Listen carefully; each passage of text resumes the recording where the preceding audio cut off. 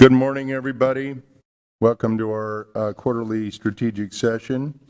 We're going to jump right into it. We've got a number of things to discuss today. Scott, let's get going. We're going to start with the Central Iowa Shelter and Services, I think. Yeah. I'll go ahead and have Melissa come on up. It's really just a series of updates that we have for you this morning. And we're going to start with one of our outside agencies that we partner with pretty closely. So, Melissa? Good morning, everybody. Well, I thought I would start this off a little bit different. Is Josh here? He is here. So we're going to wait just a second. I'll do this a little bit later on. But we decided that in order for people to truly understand the amount of courage it takes to come in the door at CISS, that we would actually give you an experience. So while I appreciate the fact that this is a 4-hour meeting and you want to be gone by noon, the reality is I actually have a 15-passenger van waiting outside for you. Inside that van, what we intend on doing is we intend on heading out to a ropes course, in which case I'm going to give you a helmet and a harness and ask you to climb a 60-foot telephone pole and go ziplining into the woods. Now, if your heart's not pumping just a little bit yet, I appreciate the fact that there are also people online watching, so go ahead and get your stuff ready. There are people online watching today, and those people that are online watching today, I'd like you to do me a favor. I'd like you to take out a sheet of paper, the plain white sheet of paper if possible, and I'd like you to grab a pen and paper, and I'd like you to do the exact same thing, only this time I want you to draw the house you grew up in.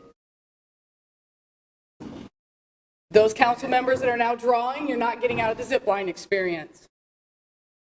So here's why I bring this up. Because there's an element of choice that takes place when someone's experiencing homelessness. There's an element of choice that has to look at the internal values that a person has, as well as the external pressures that our community places on a person. So you think I'm kidding about the 15-passenger van. Look out the window.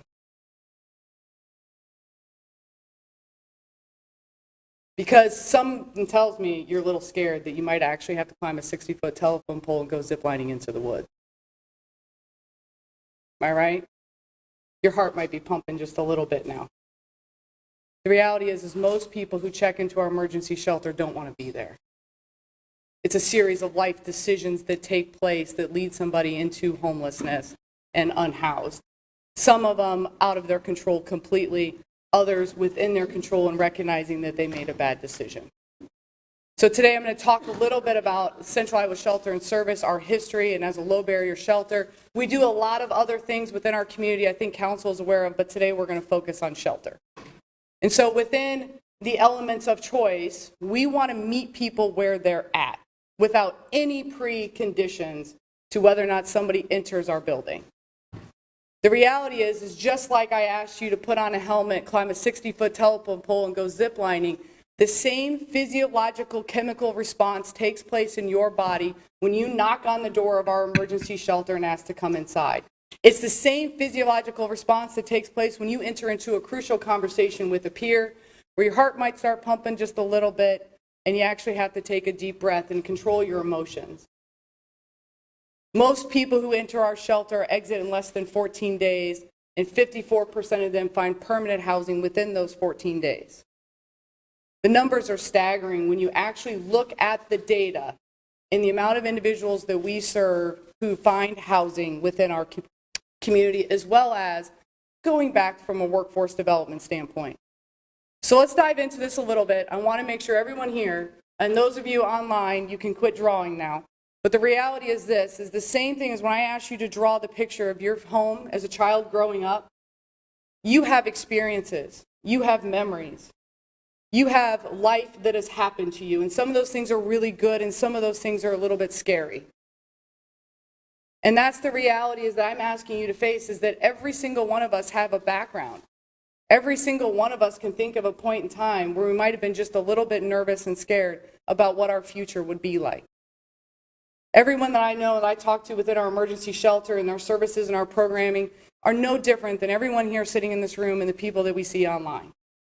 They have the same dreams, the same aspirations, the same goals. And they don't want to be inhibited by a bunch of rules or laws that don't allow them to necessarily reach their purpose and their passion in life.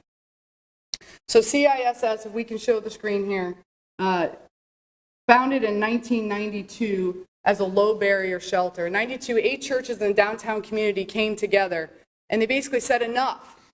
5 people had perished on the streets of Des Moines, all after being denied shelter from other organizations within our community. Those 8 churches used to drive around in vans and pick people up off the streets, and they would rotate from church to church to church across our community to shelter adult singles, especially those with mental health and substance abuse. As it evolved in 1995, Bill Knapp built the original shelter, the first shelter on Mulberry Street, which is directly across the street from where we're at in D-Mark's former facility. That facility was only opened during the evening and had 100 beds. Evening churches and meal groups came and provided meals in the evening time, and they still do that today in order to provide substance and food for individuals, a healthy, nutritious meal at least twice a day, dinner and breakfast. In 2010, some of you were a part of this discussion, but there was a discussion obviously about moving the facility, knowing we needed a larger facility to accommodate the growing population in central Iowa, and originally that was designed to go to Keogh Way. Again, I know there's people watching online, and that's its own another post-traumatic stress right there for those people that were a part of that agenda item. But in 2010, that project was shut down, and it was determined, and God willing, nationwide, as well as the fire department agreed to be our neighbors. And Mayor County, I think you probably remember this, they moved and built the facility that we're currently in today. Jim County stepped up along with several other community leaders and built that facility to be 150 emergency shelter beds and an all-inclusive one-stop shop for anyone marginalized by our society. We are designed to be a low-barrier shelter, and we're going to talk about what that means. That all-inclusive includes a clothing closet, a food pantry, a computer classroom in order for people to fill out job applications and housing applications to help get their SNAP benefits, Medicaid, Medicare, Social Security income, Social Security disability income. Anything that you can do online, that computer lab can be utilized for. We provide breakfast, lunch, and dinner, and 2 meals, 2 snacks throughout the day, on top of what we do within our community kitchen meal program. We also provide 3 job training programs for those who immediately want to get back to work within our facility as a low barrier employer. We also partner with people out into the community who are looking for people and employment. In fact, our downtown neighborhood has been phenomenal. I cannot thank our neighborhood community leaders around us, both small business and big business, to really helping support and lift up individuals who are looking not only for housing, but also looking for a workforce within our community. So as a low barrier shelter, in our mission, I want to get into a little bit about what that means. So there are 5 key pieces to it. The first one is we take a housing first approach. We want to make sure that we have safe and appropriate diversion and rapid resolution. We are immediate access to the low barrier, so very few rules upon getting into the facility. Housing focus with rapid exits. And the last one is data and to measure our performance. And we're going to talk about each one of these 5 bullet points. The first one, housing first. So we want this to be as short a stay as possible. And I think that's something we can all agree to. We want it to be one time, and we want to make sure that we provide immediate access to housing, which is also why we have the 81 apartments above us. So those 81 apartments, in partnership with Des Moines Municipal Housing, as well as the VA, allows us to house people quickly, especially those that have high barriers or high vulnerabilities. Those apartments have been 100% full for almost 2 years now. As soon as those 24 units were built and added on to our facility, within a short period of time, we worked with the housing agency and those units were filled.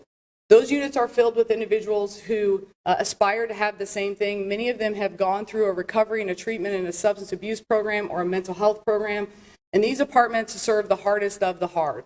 So we want to make sure that when individuals first start experiencing homelessness, that we have immediate access to our emergency shelter and then get them into intake process.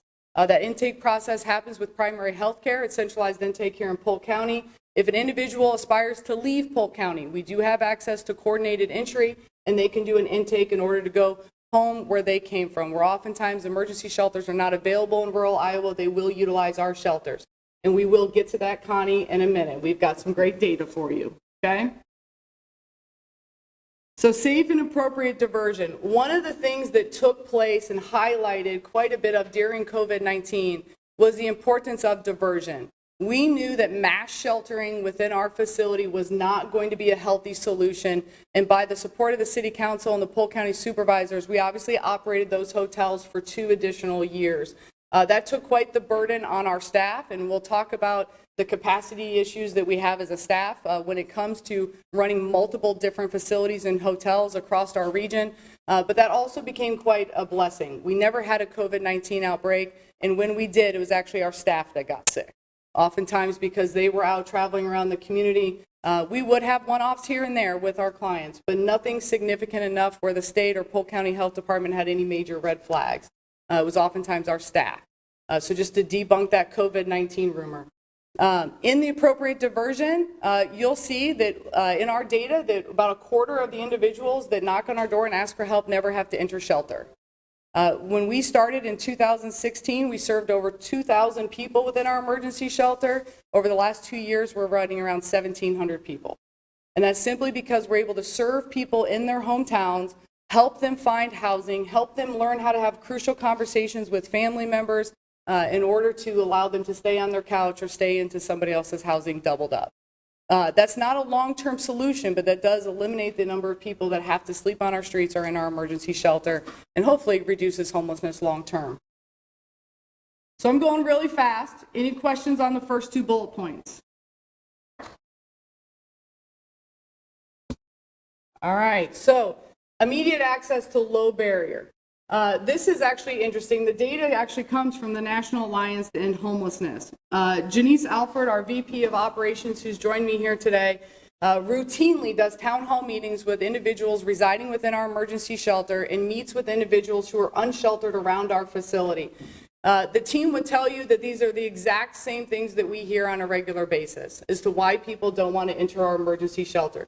The too crowded might be true in other facilities, it's not in ours. Over the course of the last 2 years, we have had less than 150 people in our emergency shelter, and we've had beds available. Janice, you have the data for today? How many are in our shelter? 165. So now the temperatures are getting colder. You are going to start seeing more and more individuals come in, and our building was set up for overflow. So while we have 150 emergency shelter beds, to be honest, not everybody wants a bed. Sometimes people have a bad back. Sometimes people want to get up and move around a little bit more, and they don't want to disturb other people. So we allow them actually to sleep in chairs. We have 15 chairs that are in our North Lounge, and by the blessing of Prairie Meadows, they've allowed us to purchase another 90 chairs in order to ensure that they're medical grade chairs so that we can continue to meet your overflow needs within the community. Our day room, our community kitchen program is also equipped to allow individuals to even sleep in our day room if the beds are full and the chairs are full. Okay, so overcrowding has not been a recent issue of CISS. It was an issue when I started in 2016, 2017. The data, what I'm about to show you here in a little bit, would show that we would have well over 230 people in our emergency shelter.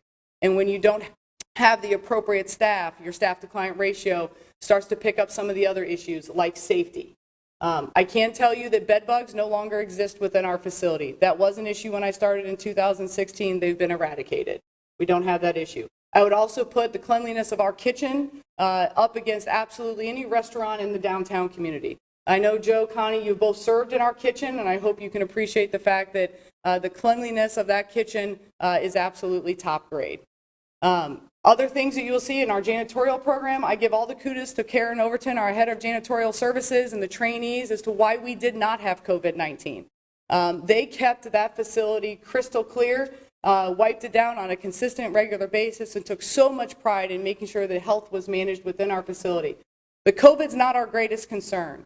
Our greatest concern is hepatitis, tuberculosis, flu, strep throat. And so while you wear masks because of COVID-19, we wear masks because we want to make sure that we're not spreading other diseases and illnesses throughout our facility. When COVID started, we already had the masks. We had the masks because we were prepared for the flu and for strep. And so some of those things that we look at on a regular daily basis sometimes are often forgotten. Okay? We offer flu shots in the building 2 times a year, and then as needed, we allow people to get up to Polk County Health Department to get a flu shot if they're interested. We'll talk a little bit about safety. I know that's a concern that consistently comes up. People say they don't feel safe within our facility. We have a Des Moines officer that for the previous 5 years prior to COVID-19 was in our building for 4 hours every single night. Unfortunately, we are not immune to inflation. We are not immune to the rising costs that it has to have an off-duty officer within our facility. Our clients appreciate that. They have a direct opportunity, especially if they're a victim of a crime, to report something to the officer, and it's actually done a great job towards community policing. Those individuals have relationships with them, and when they see them out into the community, whether they're panhandling, whether they're tent camping, they've already come to know them and have a great relationship so that they can report any safety concerns directly and immediately, and we can handle those things. As far as theft within the building, let's address that. I can't put cameras in dormitories. I cannot put security cameras in bathrooms. Most of the belongings that are stolen within our facility are oftentimes in the dormitories. So we say, okay, we'll provide a padlock if needed to individuals to lock up their belongings. Except one of the things that has been highlighted is it's really easy to put a padlock inside a sock and use it as a weapon. So things that we do to help support and to provide rules and safety and security, unfortunately, we have individuals who also take it the other direction. And that's something that our team has to routinely and regularly balance. And so we lock the dormitories, and people can only get into them during those overnight sleeping hours or shortly after lunch if they need to go in and grab something, so that it's supervised by our staff during that time. As far as theft of other belongings, we respectfully ask people, if you're going to carry a backpack with you, please keep it on you at all times. Don't leave your backpack on the floor and walk away. If you're going to plug your phone into the wall, please don't plug your phone into the wall and walk away. You're going to have to stay there next to your phone while it's charging. And so we can routinely ask people and remind people of this, but unfortunately there are other individuals in our community that take advantage of those things. Okay? But this data that you see from National Alliance to End Homelessness is no different than the concerns that Janice and our street outreach team share on a regular basis, and I don't believe it's any different than the report that was just done by Drake University that's still being wrapped up. So immediate access to low barrier. The shelter is open 24 hours a day, 7 days a week. People do not have to line up to get a bed each night. Check-in is between 3 and 6. As long as you're there between 3 and 6 to check in for your bed, then you're guaranteed that bed back. What we do ask is if an individual is working late, that they just let us know. We document that and so that we can make sure that if they're in after 6 o'clock, that they still have a bed and that they have a hot meal. We do also do the same thing early in the morning. Okay? One of the things that we look at as well, no drug or alcohol testing to get in, no criminal background check to get in, no income verification to get in, and you are not required to be housing ready. What that means is you do not have to have a driver's license, you do not have to have a birth certificate, you don't have to have all those things in order to be housing ready. We will help you get them and acquire them if they're needed. Okay? So I want to be clear, we are open to everybody. All right? The simplest way to explain our rules is just be kind to one another. Be respectful of one another, especially when you have so many people within a congregate facility, and especially those who come into our streets, off our streets, in order to take showers, to grab a hot meal, especially if they want to stay unsheltered. Okay? So I want to be clear that just because we're low barrier does not mean no rules. Okay? We also talk, I'm going to pause for a second before we get to this one. We talk a lot about compassion and accountability. Okay? We cannot bow down and have unlimited amounts of compassion. We are going to hold people accountable. But one of the beautiful things about compassion is that we can meet you where you're at and what your goal is. If you walk into our building and you say, hey, Miss Janice, I just want a job. If you can help me get a job, I will take care of the rest of this on our own. The first thing we're going to do is get you with our job coach. And he's immediately going to help you get back to work. We just recently had an individual who was in our facility for 90 days, which is an arbitrary number, and you'll understand why in a second. 90-day length of stay. He was in for 90 days. He worked full-time that entire time. He saved $3,000, and he paid for his own security deposit and first month rent, and he's stably housed. Because that's what he wanted. He didn't want us to just house him and figure out the rest later, which is the housing first approach. So we met them where they were at, their choice, and we helped lean into that and help him get that because he wanted to do it on his own. Okay? We have some individuals who come in who have a Social Security income. Unfortunately, we don't have enough nursing homes sometimes to take the individuals that we're serving. We have a young lady, not exactly young, but she has $1,700 a month in Social Security income. She wants nothing more than to move into a long-term assisted living facility. Unfortunately, our staff has to play that role. So while they're social workers, they also provide nursing and medical care, even though that's not in their job description. Okay? We have individuals who just can't find affordable housing that make $2,400 a month in disability income.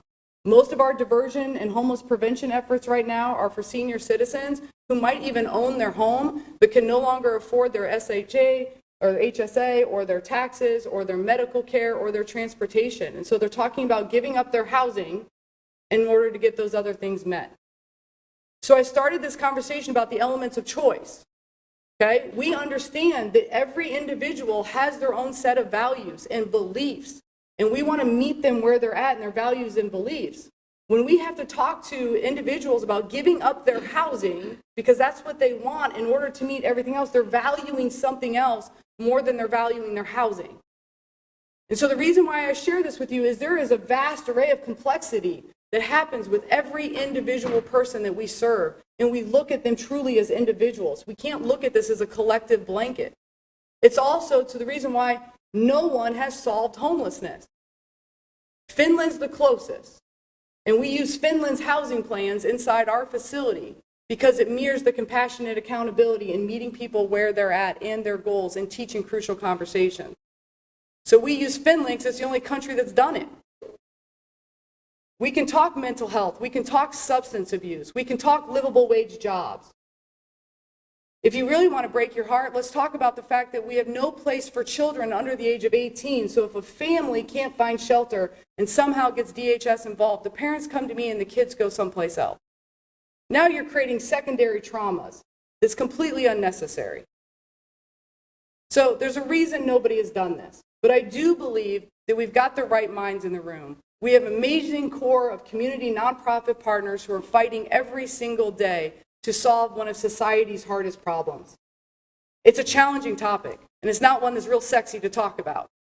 But the reality is everybody here in this room most likely knows somebody who struggles with mental health or substance abuse or struggles every day to make ends meet.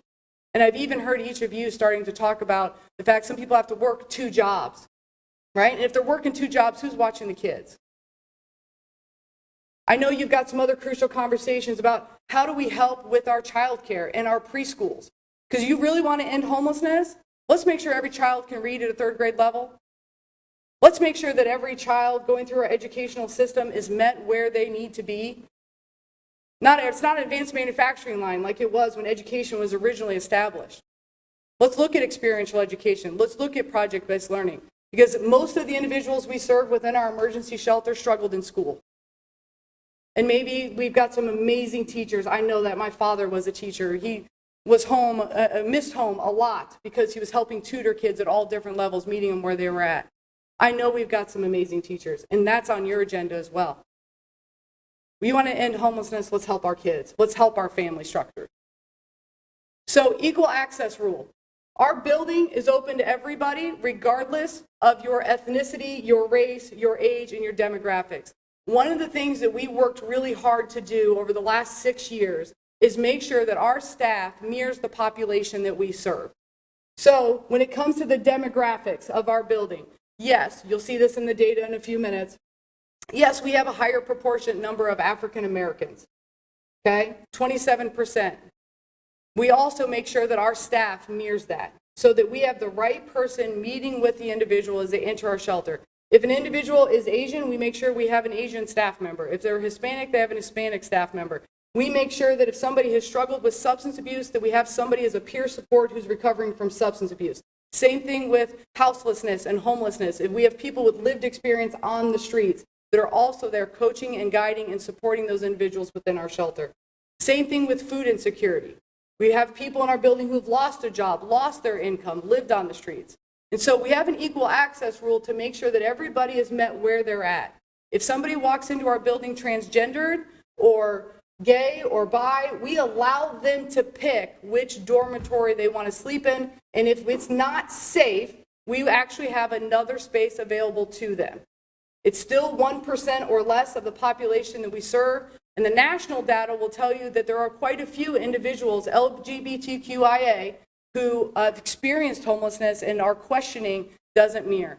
We really appreciate the work that Homeward and the Institute of Community Alliance and the state of Iowa is doing on DEI, making sure that the questions that are being asked within intake processes don't create any barriers or stigma for people entering our emergency shelter. So that work is actually being done by Homeward, and I appreciate Angie coming today, and that's a big part of making sure that what we're doing within our shelter and within our programs allow access for everybody. Okay? You have a question? Yeah, I just wanted to clarify, first of all, it is split by gender, but you said there was a third space? Mm-hmm. So fourth space? Mm-hmm. Okay, so it is still split by gender, though? Yeah, so traditionally, male-female.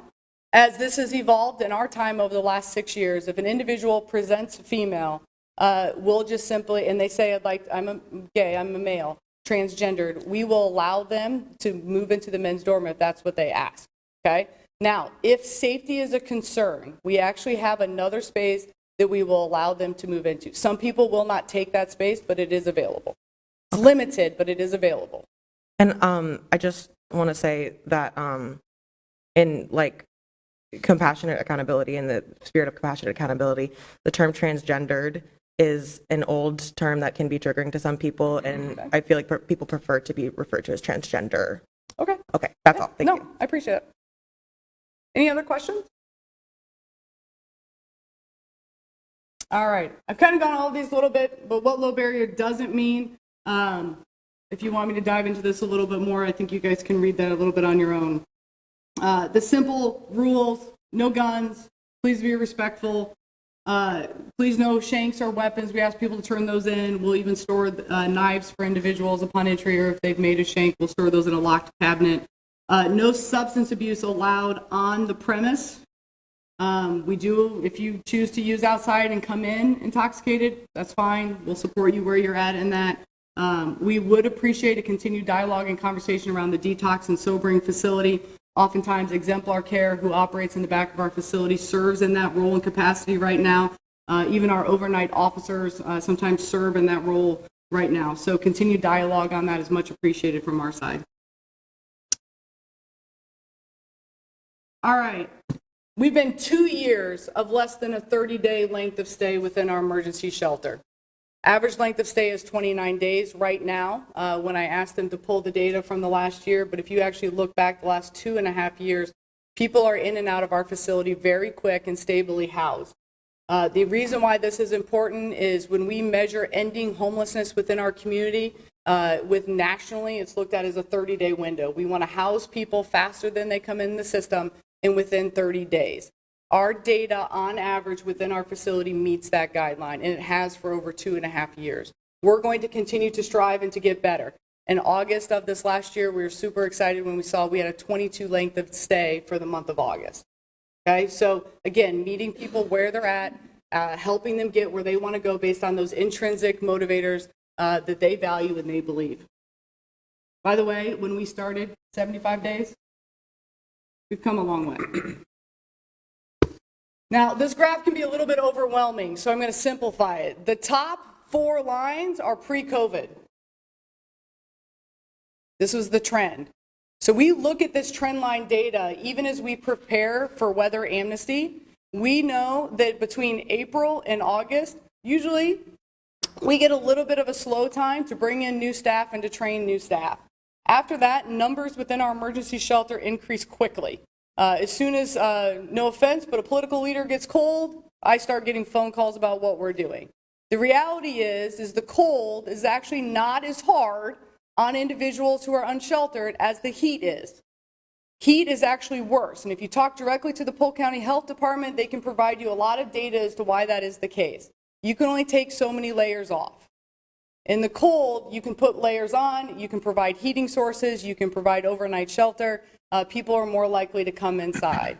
But wanted to share this data because I think it shows the impact that the CARES Act funding in particular, the impact that our community partners have done on eviction court, the impact of our youth homeless demonstration grant, and our other community partners' efforts through the CARES Act funding and the ARPA funding that have been available have drastically reduced the number of people staying within our emergency shelter. On top of that, our homeless prevention diversion efforts as well as the compassionate accountability that comes with a housing plan, has really helped drastically reduce the people we serve.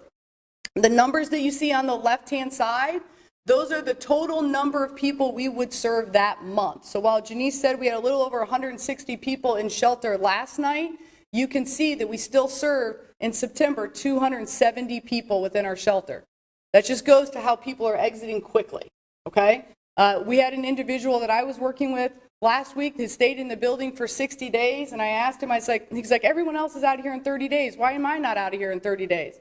And when I asked him more questions, what I found is this gentleman was working 70 hours a week. 70 hours a week for another organization within our community to save the money. And I said, hey, how bad do you want housing? When's your next paycheck? They got him into housing the very next day in a 2-bedroom, 1-bath apartment in Carlisle. He just had to work on his housing plan. He mentally, emotionally had to be ready. We were ready for him. We had housing lined up. And he got his next paycheck and he's out. Okay? So, yeah.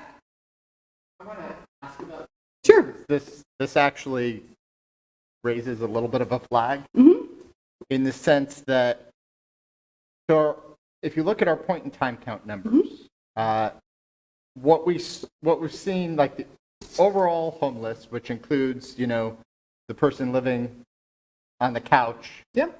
the person in a shelter, and the unsheltered, that hasn't been high. I mean, we're sort of in the range we've been in.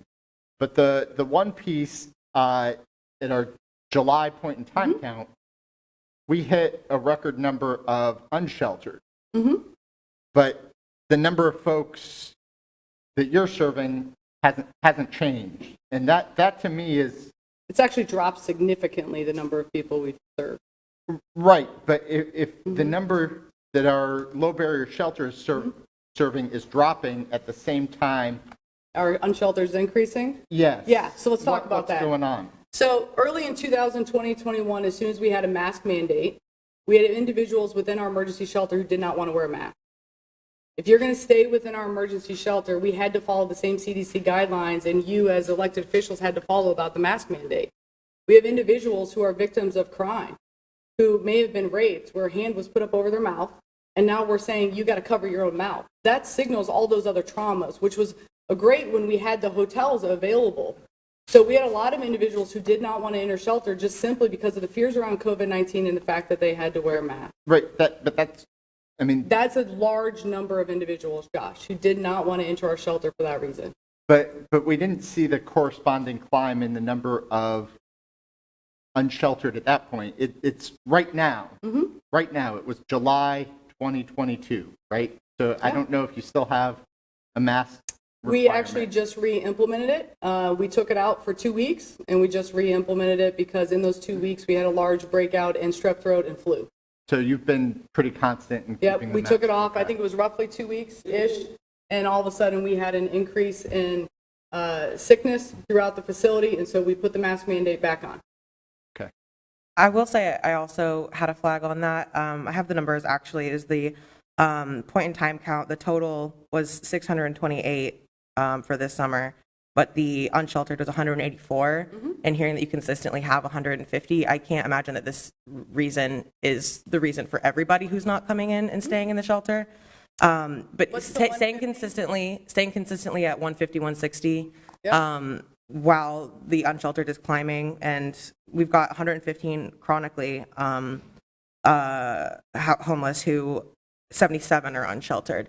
And so those numbers did raise flags for me as well when I heard you say that the amount of people that you're serving has stayed even, but that, like, it doesn't seem to line up with being low barrier. So these are just shelter numbers, first of all. These are just people who've entered our emergency shelter. That's not the people we are serving unsheltered or through rapid rehousing or through the other 15 counties that we manage. Today, I'm only focusing on shelter. So while I appreciate and I see the same trends that you guys see, which is why every single program we have mirrors both street outreach and emergency shelter. So whether it's a program focused on substance abuse or reentry from prisons or rapid resolution, rapid exits, everybody's responsible. Our veterans programs, everyone's responsible for street outreach and emergency shelter to continue to break down those barriers and to welcome people into our facility. I can't control whether or not somebody wants to come in or doesn't want to come in. We can continue to offer these things for our community, offer these things for our clients, but the reality is I can't force them to come inside, nor am I going to force them to come inside.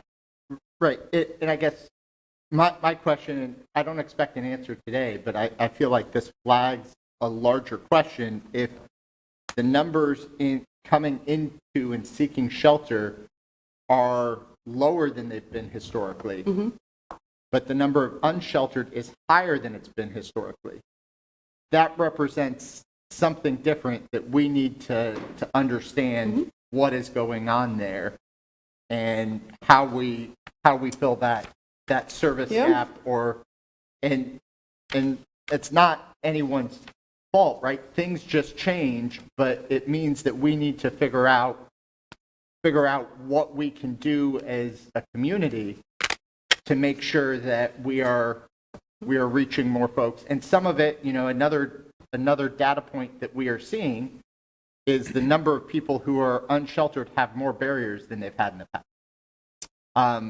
I would say your chronically homeless numbers are still inaccurate. When we have access to both centralized intake and coordinated entry, somebody may present as first-time homeless here in Polk County, but are chronically homeless across the state of Iowa.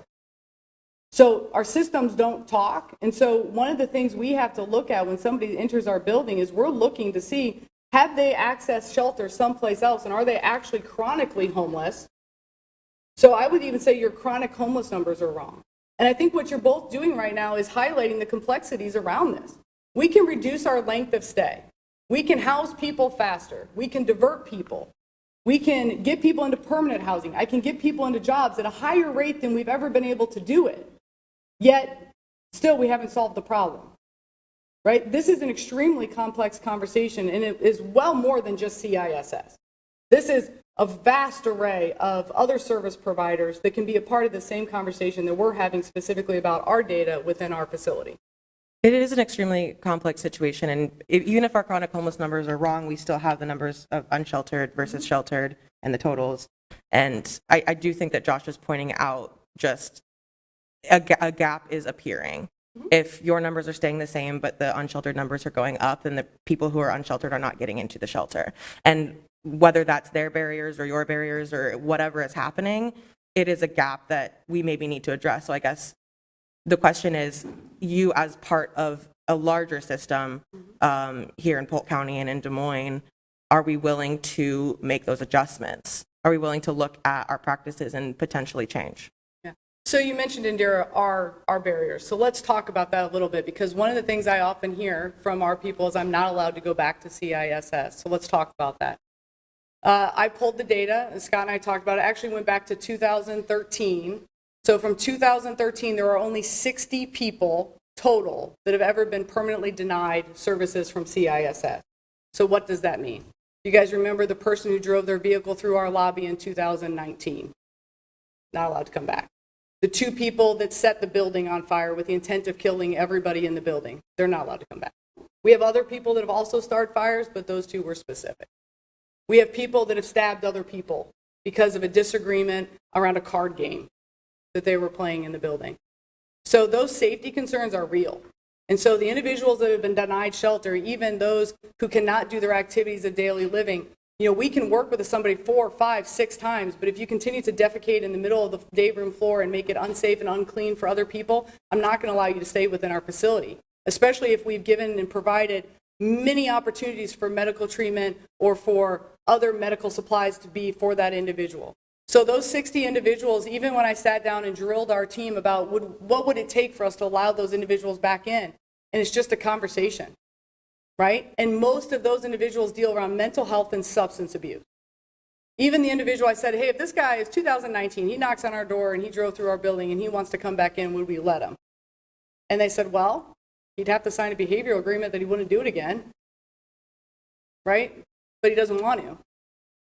And you and I have had that conversation about specifically the people who are no longer allowed in the shelter.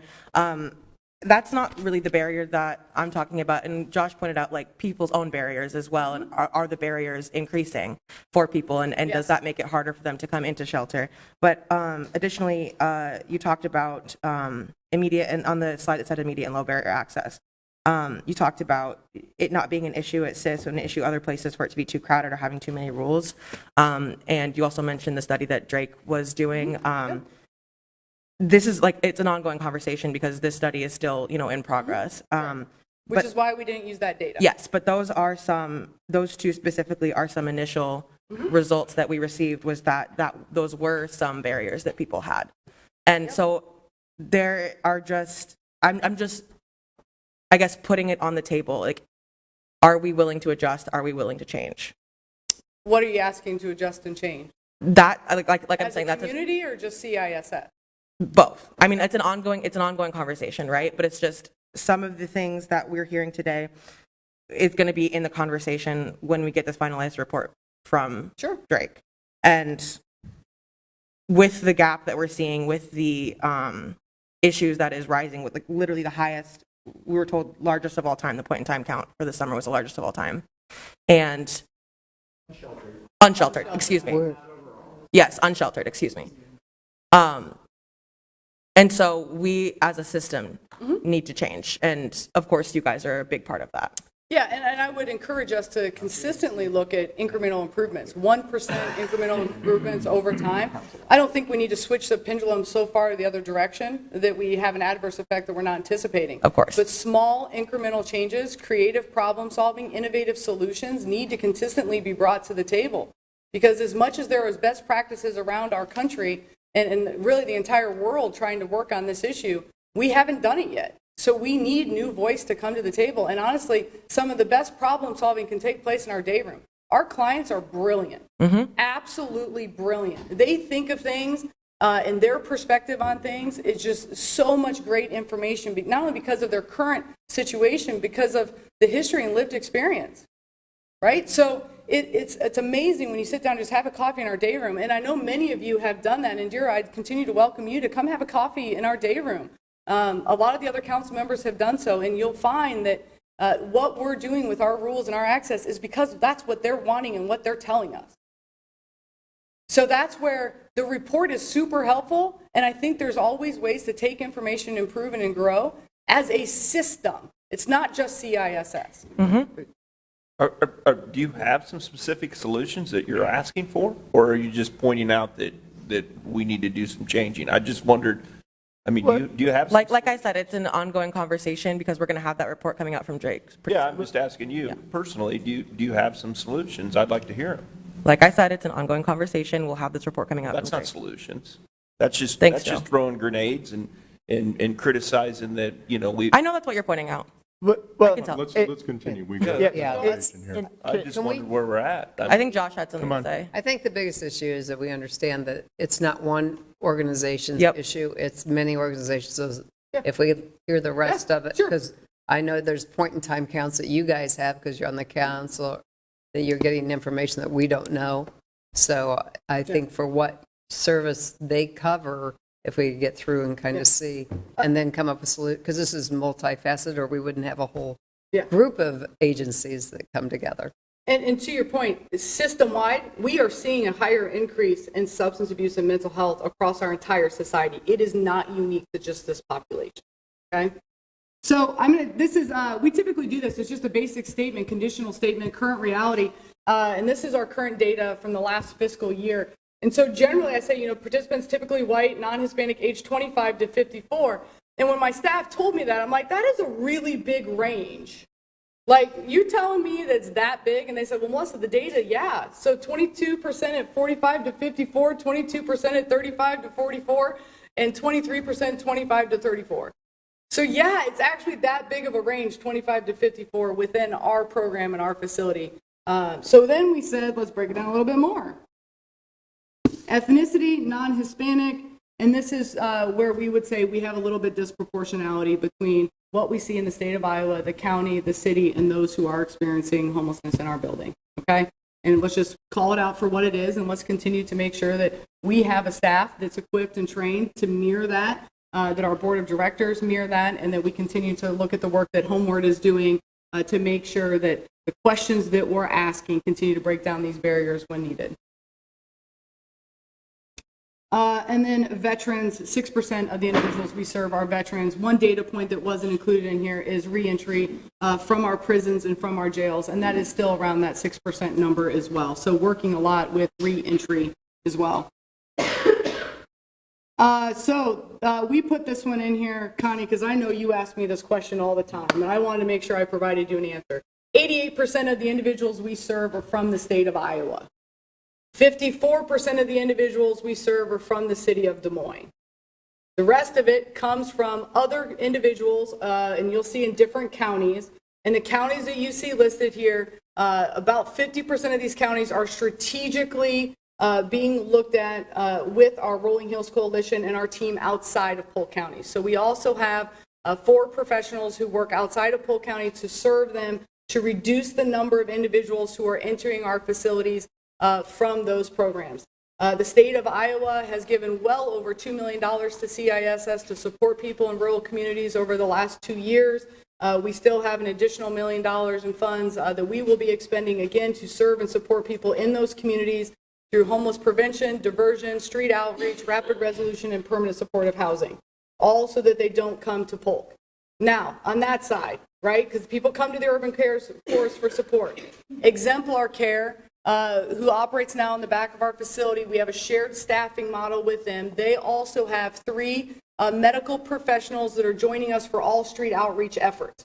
So they are going to hotels with us in these same rural communities, just like they're going to camps with us here in Polk County, so that we can meet the medical needs of the individuals that we're serving as well. So it's a shared staffing model when it comes to street outreach efforts, which allows us to go further when it comes to 2 deep leadership. I don't have to have 2 street outreach workers. I can have one of theirs and one of mine. Okay? So I wanted to highlight this. As far as funding, a lot of the other community municipalities also contribute to CISS's general fund. And they look at the zip code data, and what they're doing is they're looking specifically at how many people that they serve from their community, and most of them go well and beyond what I'm even asking for. The city of West Des Moines, for example, gave us $25,000, which was roughly $1,000 per person that we serve from their community, which exceeds the 29-day length of stay, get them housed, and that meets that financial need. Okay? Which one? Local residents. 54%, and the don't- next slide will show you your breakdown. Oh, there we go. Wait, Okay. can you go back? Yeah. So does Warren County and Marshall County and Webster County and all of them? The counties do not give hardly any funding to CISS, and I'm just saying counties in general. So From operational. how standpoint. do they get there? How do they get? How does someone from Blackhawk County, is the sheriff bring them? Variety. It could be the sheriff, Or they could be just a come police along. officer, could be And they just- another social worker or housing agency that brings an individual. Could be somebody from a church that's just a concerned citizen. What's that? It could be DART, right? It could be a variety of different ways that an individual gets to Des And they're Moines. just dropped off at the front door and, Usually, they're just dropped off. Denise is laughing because there's a lot of skid marks out front of our building for people that have just been dropped off, and then the people run away pretty quick. I will say that these strategic partnerships, Powashik County, I'm going to call out specifically, you'll see them on the list. They have actually done a phenomenal job, Powashik County and the city of Grinnell, of being proactive in supporting unsheltered individuals coming off I-80. The city of Newton is another great example. They've done just a terrific job. They've even hired social workers as a part of their law enforcement to address housing needs for individuals who are unsheltered, unhoused in our community. So there's been a lot of great efforts that have taken place in these communities as well. I-80 seems to be a big corridor, obviously I-35, so we do get a lot of human trafficking. A lot of human trafficking passes through this corridor, and we're able to intercept a few of those people that enter our emergency shelter. Our team is really good. They're victim advocates. They know how to identify it and address it and serve that. But that's another big need of where we see people coming. Do all the metro communities contribute to CISS? Not all of them, but if you'd like me to rattle them off, I can. No, I just wondered which ones didn't. There are 3 that I can top of my head that don't. Okay. 3 communities that don't contribute financially. Three Polk County communities, 3 Polk County. 3 metro communities. Metro, I mean, that just- don't. metro communities that don't contribute. I'd like to hear who they Well, are. they know who they are. So Okay, good. city of Ankeny, Okay. city of Johnston, city of Urbandale. And I imagine no no police officers are dropping anybody off at your front door, right? From either one of those, Any of those those three communities. communities, correct? And I'm looking at you. Yeah. Look at her for the non-politically correct answer. Yeah, Yeah. that's why I looked at her. No, it's just, I think it's a reality that we, again, It's a trying to solve reality. the issue of what we're talking about. It's multifaceted, which takes dollars, and every community should participate. Yeah. Well, and I think there's a misnomer that if somebody contributes capital funds, even if they contributed capital funds through 28E agreement to our shelter when they were built in 2012, that's great, but it doesn't support ongoing operations for they continue to drop individuals off at our facility. So it's kind of this misnomer that just because you provide capital funds doesn't mean that that's going to support it long-term operationally. Other services. Or that other people need services. within their own community. Correct. Yep. Yep. We do zip code data. ICA writes us a special, Institute of Community Alliance, I apologize, writes us a great report that we can look at and share that information with you guys on an annual basis. I share it with all the other municipalities on a regular basis. Connie's usually the only one that asks me for it, so I think it was a point Yeah. that I hung out that everybody has a hand in it. everybody has a hand in this. Everybody's involved. So this is Linda. I think the slide- Do you mean everyone should be involved? let's not should on ourselves. Okay. Okay? Okay. Yeah, everyone needs to be involved in this conversation. If for us to truly come together as a community to end this as a community, everyone needs to put their hand into it and make sure that they're a part of the conversation, right? It's not one agency, it's not one community. This is something that we can all genuinely come around and do. And if you travel to any other municipality, you're going to find that we are actually doing really, really, really well compared to other communities. In fact, we're having lots of conversations with the regional about how we're able to do what we're doing within our shelter and being 2 years plus under 30 days. But the reality is we see it every single day because your shelter is in downtown Des Moines, right? And so you're going to see it more in downtown Des Moines. The further you get away, the more hidden it becomes, right? So it's not that they don't have homelessness, it's just more hidden because you're not right next to our facility in downtown Des Moines. Zip code data, I think this answers your question, Linda. So this is specifically to Polk County. We didn't include anybody that had less than 5.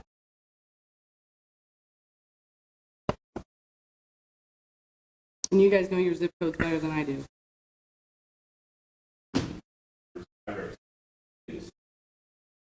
Mm-hmm.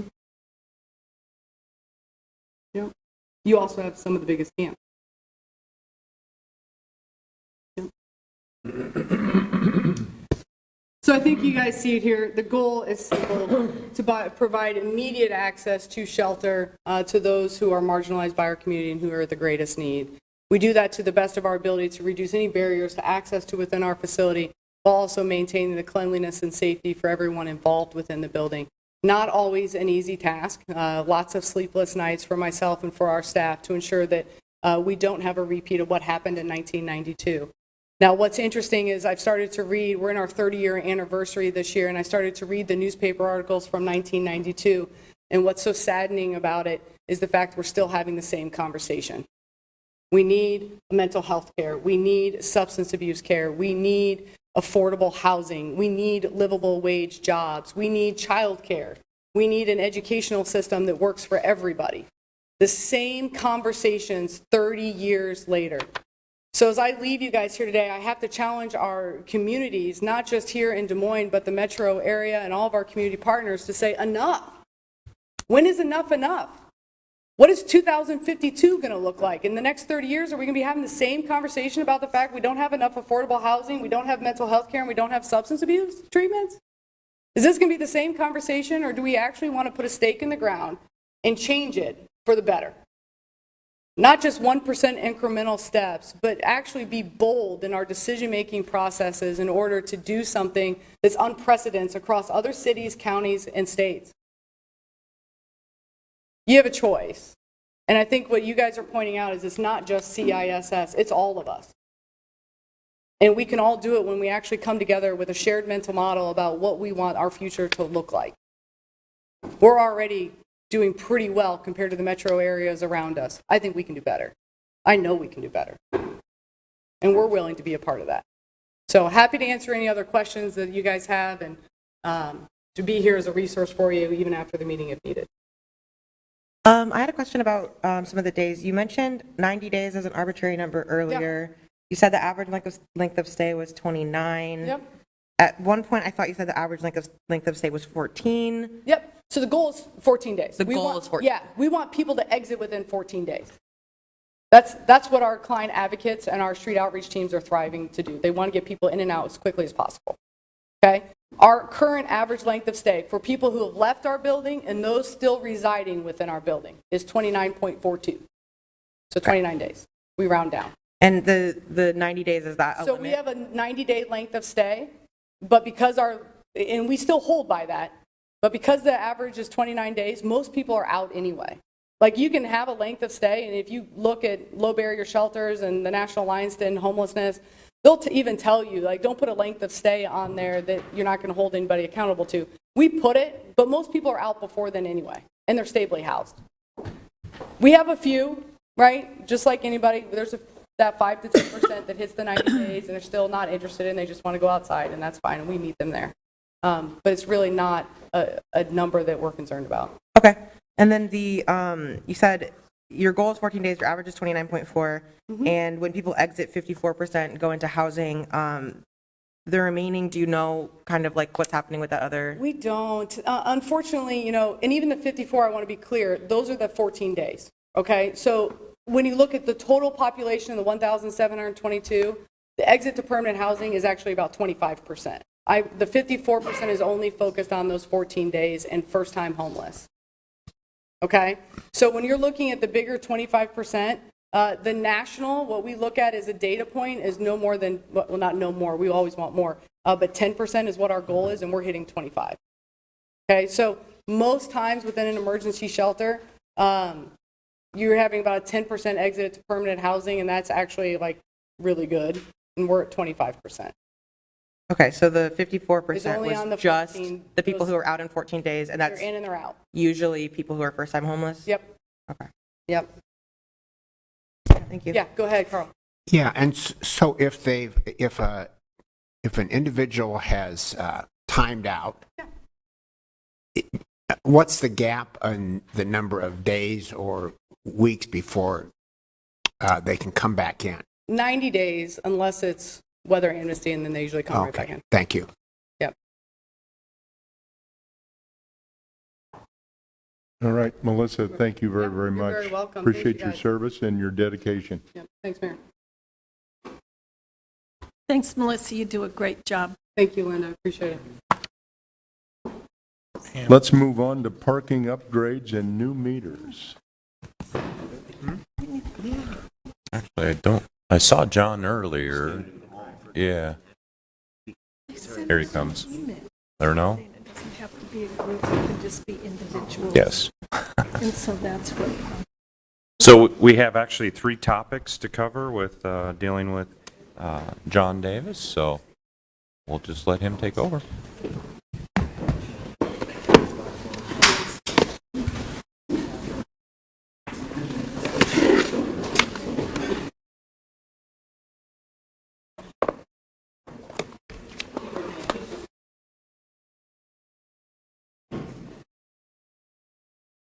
Good morning, Mayor and members of council. My name is John Davis. I'm the city traffic engineer. And this morning, as Scott indicated, I'll be talking about 3 topics. The first is one of my favorites, parking system update.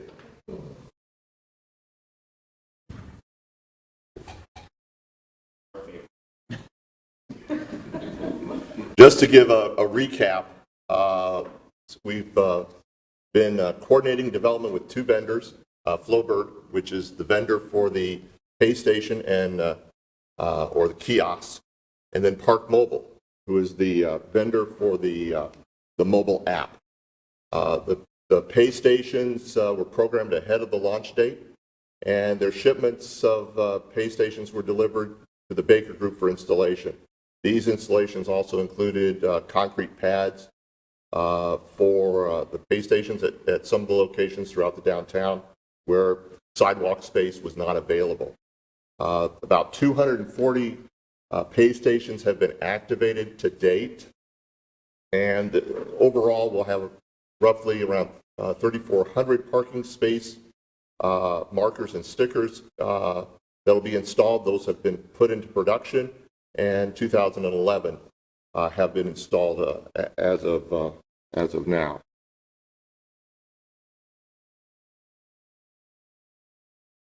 The Park DSM mobile app, which is what we call, or our white labeled Park mobile application, has been available for download on the Apple and Google app stores. And the use of that app started with the conversion of spaces in April of this past year on a block-by-block basis. We also communicated the new system and pay app through our website, social media, and media outlets, as well as distributing materials to businesses and community partners. One item to note that we discontinued the smart card replenishment back in December of last year, and but the cards are still usable at the meters that are in the East Village right now, those that are enabled to use smart cards. And that use will cease once we pull out the very last meter. And we started the announcement of that program, or the retirement of that program, over a year ago in August of 21.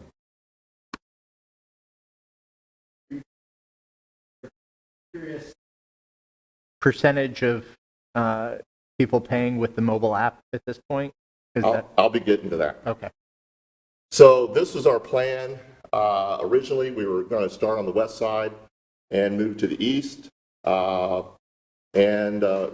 was varied a little bit in that the plan was to not completely do everything on the west side, but do the bulk of the west side, then the East Village, and then pick up the balance that hadn't been done in the west side. So far to date, you can see in the purple, those are the metered spaces that are being controlled by the new system. It accounts for about 2,011 spaces and roughly 240 pay stations. We will ultimately have somewhere around 400 pay stations that will be installed once the final phase is completed. So phase one is pretty well done, and we're moving forward.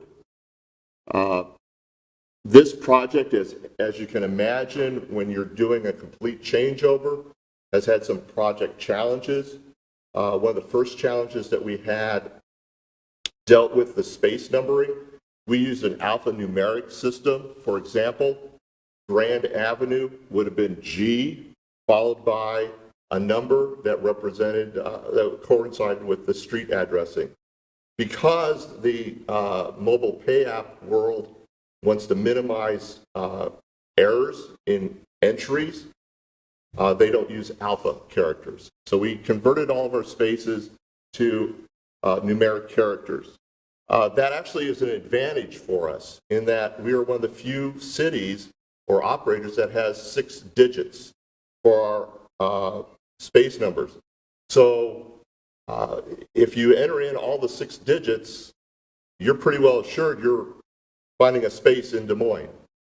There's a few spaces in Washington, D.C., for some reason, a legacy system that have 6 digits, and we've been getting payment from some spaces in Washington, D.C. It's amounted to roughly about $170 a month. The curious thing is that the spaces, I've seen people initiate a parking session, extend a parking session, and then make a new parking session in the afternoon. This is back in January, before we even converted any of our systems, so it wasn't even available to our parkers in Des Moines. So I'm not sure what the level of enforcement is in DC that does still allow that to occur, but that was one of the advantages. The thing that people have to watch out for when they do use the mobile app is if they try to enter in a number that is on our individual meters, that is anything less than, and those are typically 4 to 5 digit numbers, they will pay for parking someplace in the United States. Likely suspects are Milwaukee, Wisconsin, Tampa, Florida, Phoenix, Arizona, or Sacramento, California. But the app does indicate where you are parking. But if you're in a rush, you may miss it twice in the app. So it's the beginning and at the end, right before you finally make payment. The other challenge we had was in the sign marker fabrication. Unfortunately, we were not immune to the supply chain delays that occurred because of the global pandemic. We also had issues with theft. For some reason, someone coveted our stall markers more than we did, and they were the very first shipment of about 150 markers was stolen someplace in transit from Florida to here. As far as I know, those markers have never been recovered. Flowbird, our vendor, did file a claim with the carrier, and I've not heard that they've ever found those. The other issue that we had was in hardware. There were some that the push button, the start button, or the wake button, you might call it, that's on the machine, you press it. There was I'll call it a design flaw with it, in that it attaches to an adhesive by an adhesive to the back of the faceplate.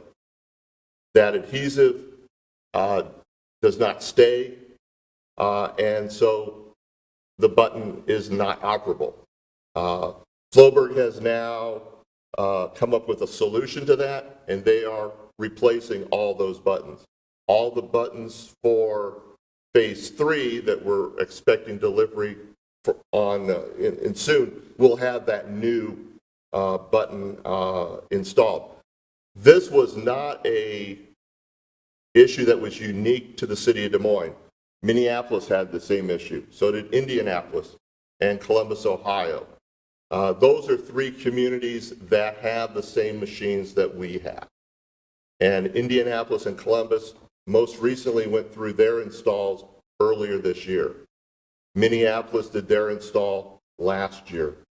And they've had the Flowbird product for over 10 years prior. So we've been gleaning a lot of information from the city of Minneapolis staff as far as issues and the like. Unfortunately, we also had some issues with door sensors that drained batteries. We had some credit card terminals that did not operate well, and some challenges with cellular communication. Are we still experiencing any of these issues? The good news is, no, not to the and not to the scale that we had. So I'll get to that in a little bit. Okay. There were also some software issues. At times, the machine struggled to process credit cards.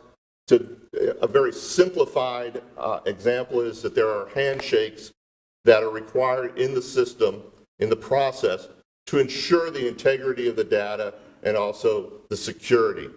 And when these handshakes do not take place in a timely fashion, the machine says, no, I'm not going to accept this transaction, or it will say, we no longer have a credit card reader that is operable at this pay station. And in essence, the machine becomes a coin machine only. Some of this is a timing factor and what else is happening with the machine.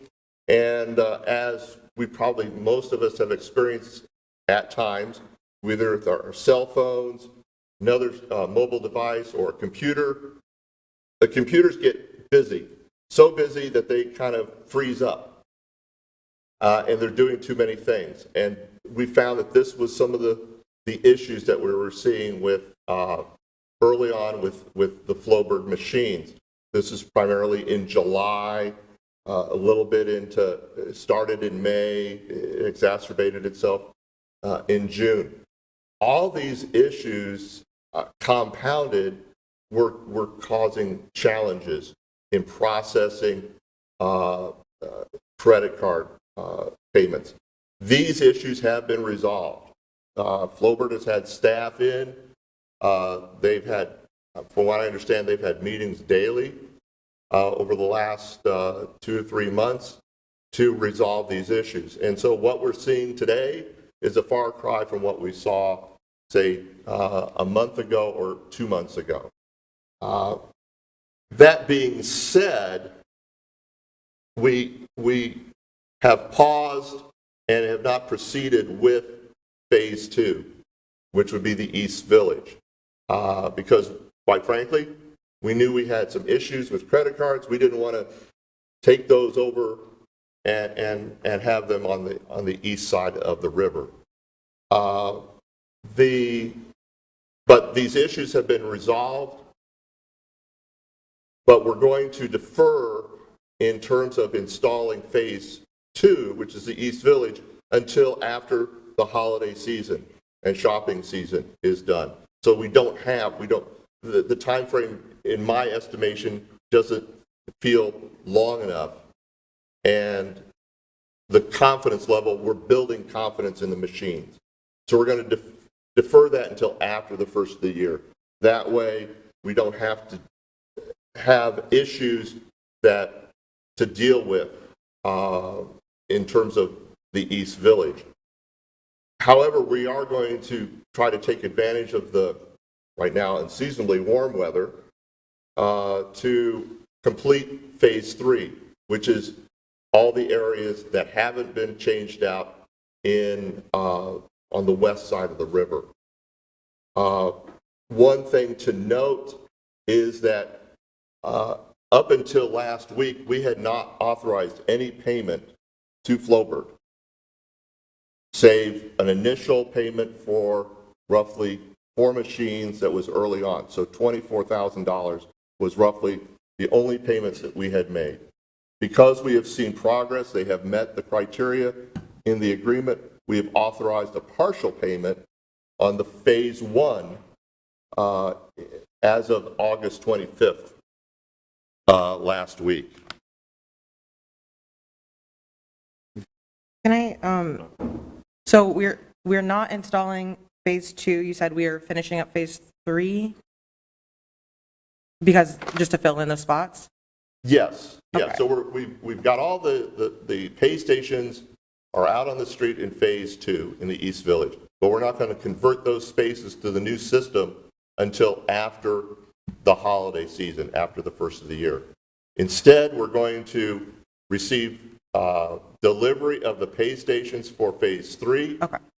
And convert those probably over the next month and a half, roughly, depending on weather. So software and hardware issues, we're not having those issues anymore, or is it just lessened? You'll still have some issues periodically at some of the pay stations because that's just the nature of the device. You're dealing with a device that is cellular communicated, so you have what's happening with the cellular network, and then you have essentially a very hardened computer that is out on the street. So you'll expect some issues. You may have some coin jams and the like, but to the degree that we were seeing, where we were seeing at some stations that more credit card transactions were being rejected than were being completed. And in some, no credit card transactions were even being accepted. Okay. Those we're not seeing. Okay. And some of those, you do expect some credit card rejections because of error of the individual placing their credit card. Maybe the credit card is not valid. It maybe doesn't have sufficient funds. There are some of those issues that you will see, some of those rejections. Because I just have seen just general chatter about, people being frustrated with the new system and it not working for them consistently and things like that. So I'm not saying that that's a whole system-wide issue. I wanted to kind of get the idea of where we were at with that. I guess I'm just wondering, how do we deal, two-part, how do we deal with when the new pay stations are being installed? when the time before they become operational, in between when the old heads are coming off and the time they become operational, is there enforcement during that time, or we just kind of pull the enforcement? And then when something is not working, how do we deal with enforcement, parking enforcement, when somebody has had an issue? It depends on the issue. Typically, when we start the conversion process, we'll still have enforcement because there are other things that we monitor in terms of enforcement. We're going to look and see, is someone parking correctly, Okay. positioning their vehicle in an appropriate fashion. Because sometimes you get a parking ticket not because you haven't paid the meter or you're overtime, it's because you're occupied 2 spaces, and you shouldn't have. But in terms of looking at the meter or the time, if everything's okay, then that's fine. But if it's not, we'll gauge it on a case-by-case basis. We may be a little bit more lenient, or we were when we first started out. But now we've had about 6 months worth of use of that. So I think people have gotten used to it. But we also, whenever we get an appeal, and we always encourage folks that if they do get a ticket to appeal it, we look at that and we'll look at the data about that machine or the machines, the pay stations that are in that area to make sure that they're all working correctly at that time. Because you may have had a transaction occur right before the ticket or right after the ticket, so it kind of seems to make sense that it probably was working there. But we look at it on a case-by-case basis primarily through the appeal process. Okay, so if somebody has an issue with the machine, they have to just receive a ticket and then appeal to people to report that issue, or is there a different way to report it? There's a way to report it. Every machine has a phone number on it Okay. that they can report if there's an issue. And we encourage people to do that, as we have been with the individual meters. There are phone numbers on each of those individual meters to let people know who to call. And they will be calling our offices. We'll record that, and we'll have a technician go out and check it. But we also record that so that it's available to the clerk's office so If that there's an appeal. in the event an appeal is made. We also try to talk through people what their different options are, because there are other options besides the pay station that they can use to pay for their space. Okay. And how quickly does a technician get out when you guys get a report? I'm sorry. Sorry, how quickly is a technician able to come out when you get a report? We try to get it the same day, they're out on the street throughout the day. Okay. Thank you. All right. One of the project successes that needs to be mentioned is the mobile app. As I said, this was installed or activated at day 1, which for Park Mobile, they had never done an installation from day 1. They've always come after the fact. A city or community has changed over to a new parking system, or they have an existing parking system, then they bring in the mobile app. We brought the mobile app in from day 1, and it proved to be a very good move and to our advantage. By and large, we've not had any issues with the mobile app. The advantages of them is that it does allow the user to have a map of where spaces are, and they can find their space number on the map that's on their device, and that can easily help them to create a parking system or a parking session. We did have a little bit of a confusion. We have a QR code that's on the machines. It's also on the space markers. It is used to direct people to the city's website for information. It's not for payment. A legacy version of the Park Mobile app had a button, if you will, on it was in the app that allowed someone to press. It would open up the scanning app on your smartphone if you were using a smartphone, and you could import a QR code. Well, the industry has moved away from that. Most vendors or most operators are no longer using a QR code for an individual payment means or to identify a zone. And Park Mobile actually moved away, and the current version of the app that you download or is upgraded, and this is system-wide for them. This is not only Des Moines, would be in Milwaukee, Iowa City, St. Louis, Ames, Minneapolis, or any generic app will not have that feature anymore. We lobbied hard to get rid of it because it wasn't benefiting us and causing more confusion. The other thing to note is that we expected a usage of about 20%. Park Mobile thought that that would be they would be excited about that. It took Minneapolis, they'd had their app for about 5 years. They finally reached 30% during the pandemic, and from the get-go, and I'll touch on this a little bit in a few moments as well, we're up to roughly 50% and higher of the transactions being made through the mobile app. The other advantage of using Park Mobile, if you travel to Ames, to Iowa State, and now to Iowa City and the University of Iowa, they are all now clients of Park Mobile. So you can use your Park DSM app in any of those communities. You don't need to have another app, Park, in those at either the two institutions or the two communities. We had I think, a rather robust communication plan. This was and facilitated over 10,000 mobile app downloads in the first month. And as I mentioned, the utilization of Park DSM has been the highest that Park Mobile has seen. And they've really looked at us as a model for future launches of their of other apps. Some of the utilization could be because of the issues we had on the hardware piece. Oh, yes. Yes, definitely. So maybe that piece isn't a model, but on the whole, I've had very good feedback on the mobile app, and that has been a upgrade that I think folks have been pretty happy with. So glad to see it getting good use. So as far as the transaction percentages, looking at really the month of August, September, and into the very first week of October, we were seeing total transactions around 253,000 or so.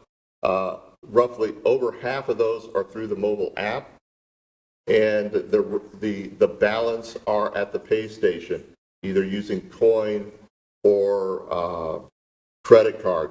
The aborted transactions are either when someone either couldn't make a payment using their credit card, or they decided for some reason to cancel it. Or cancel the coin. So any activity is recorded in the system, and we have an idea of what that rejection might have been. Roughly, we're seeing on a month-to-month basis between 50 to 60% utilization using Park Mobile. That has been as high as on any day. I recall seeing 70% of the transactions. Again, that was in fairness because credit cards at the machines, some of the machines are the high leverage, high volume machines, were not necessarily being consistent. But what we're seeing in coinage is about what we expect, which is roughly around 12%, 13%, and then the balance of credit card usage at the pay stations accounts for around 28 to 30% on a monthly basis. So we're seeing that people like the mobile app. They like the opportunities. They like the variety of ways that you can pay. Can you use Apple Pay on that? You cannot use Apple Pay on the mobile app yet. Okay. Our folks in Treasury could explain it much better in the process, but they're anticipating it to be certified with our credit card processor sometime in the early part of next year. Okay. Can you use a scan card or Apple Pay at the station? I believe you can Okay. at the station. Okay. Just not the app. they're two different things. I have a question. One thing sort of jumped out. So you said we know the number of people who use the actual app, like the number of individual users, and you said that was around 10,000? It's in the first month, we had 10,000 downloads. Okay. Do we know what that number is now, multiple months in? Are we at, I mean, what I'm curious about is if it's the same users that just use the app, and if there's room to grow, or, I mean, because ultimately I think the goal is it'd be nice to get more people using the app as and taking advantage of that service and understanding that piece of it. Yeah, that's something that I'd have to follow up with Park Mobile to learn what their growth is. I know that they see us as a growth area. The Iowa Event Center, for example, is going to add a Park Mobile reservation system. So your Park Mobile app will allow you to pay for parking at the event center at their surface lots. I've had conversations with Drake University. They're going to do the same for their surface lots. We are looking and working with our revenue control system provider in the garages, the city garages, to add that feature as well, so that essentially the mechanics of it is that someone receives a ticket when they enter the facility, and then they can transfer that ticket over to Park Mobile. And so they can pay through the Park Mobile app or the Park DSM app in our case, instead of having to go to a pay on foot station or pay at the gate when they exit the garage. And I think all that is great. And the ultimate goal, I think sometimes you get stories about people being confused about parking, and they'll say, I don't want to come downtown with that. And once you get them integrated into the system, particularly if it's the same system they're using at Drake or the event center or other places, we're just reducing that barrier. Mm-hmm. And that's the piece that, I want to track and understand how we can reduce that barrier and just make the experience easier for more people. Yeah. And some of it, some people might not have a smartphone or not want to use their phone for that purpose, but if we have data that can help us improve the service, let's use it. Yeah, I know Park Mobile had a representative that had a booth at the farmers market the first Saturday in October and fielded questions. So they definitely see us as a growth market from our standpoint. But I'll follow up on that question and get more information. Okay. John, I have two questions. One, do you happen to know what service fee the card processor charges for our credit card payments? That I do not know off the top of my head, but I Just at some point, it'd be nice to know what they're charging for. Pardon? I bet it's close to 3%. Okay. John, the other question, I know this has been a lot more painful than anyone expected, and I appreciate you haven't paid Flowbird until just recently. Do you know how much more staff time this is taken than projected? That I do not know. It's a challenge to identify what, because we're now kind of in that overtime area right now. Kind of overtime. Yeah. Kind of is. Well, the agreement had looked at an ending date sometime in October. That's when we thought the project would be concluded. Right, and we were attempting to spread out the payments so it was easier for our budget, but just like... I think we did. We didn't pay him. Yeah, we didn't pay him. That worked out okay, but I'm just curious how much more time that this has taken your staff to, all of the checking back and forth than we anticipated. Yeah, I don't have a ready answer. A lot, probably, I guess. Right? A fair amount, I would say. But also keep in mind that in addition to not paying for the installation, we've not paid any of the monthly charges. So that, if you're looking at roughly, it's about $9,000 a month. And we've got May, April, or maybe a little bit of April, May, June, July, August, September, roughly about 5 months. We're somewhere around $45,000.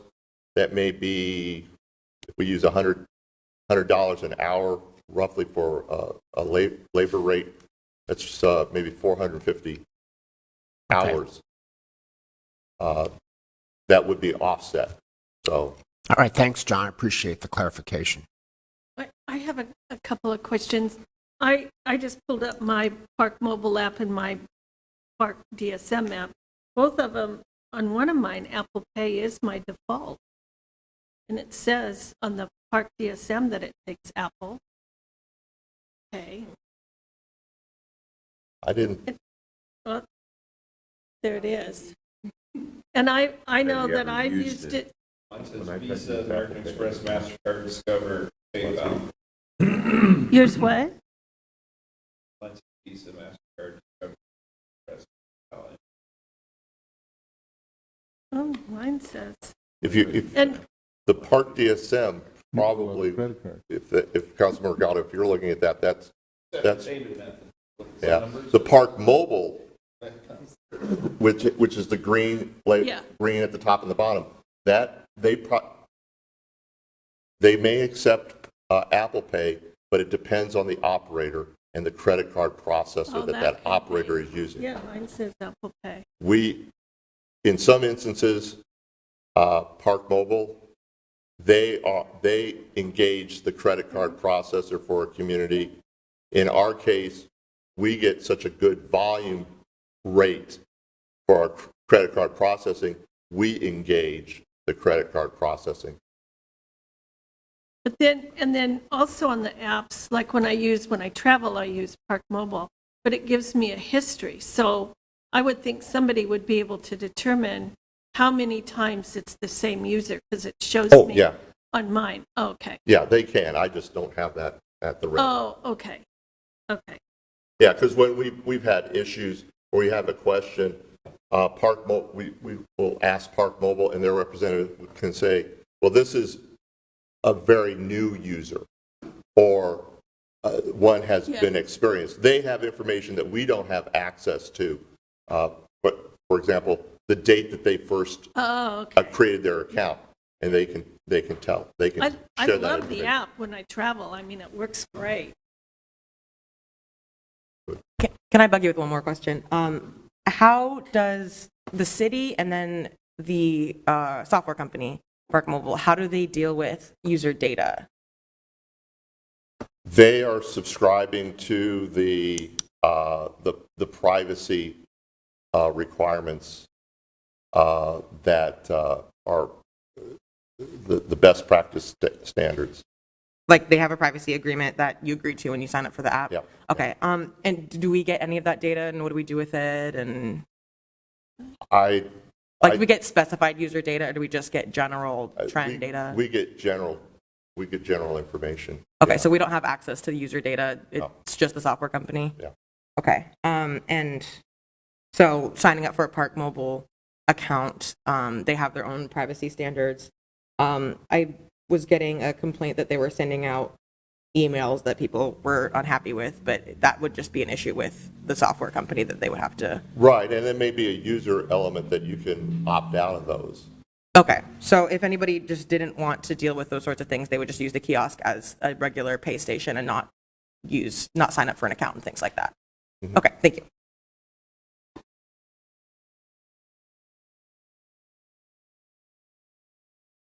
So as far as the current project status, I've already touched on some of these. We're The production of the space markers and space stickers is complete for the East Village, and we do have them in hand locally, so we know that they're not going to be attractive to anybody that might want them in transit, as our very first batch was. We've conducted inspections of the pay stations in the East Village in August and September, but as I mentioned earlier, due to the upcoming holiday season, we're going to defer the conversion in the East Village to after January 1st, and we're going to proceed with the activation and deployment of the system in the balance, which is the phase 3, which is really those meters that are primarily 25 cent an hour meters on the west side of the river. So if weather remains reasonable, which we know that the likelihood of that may be a challenge, but we're anticipating that the full conversion will be completed by end of January, early February of next year. So people can continue to use their smart cards in East. Yes. If they have money on it, Yeah. you can't reload. Yeah. That's correct.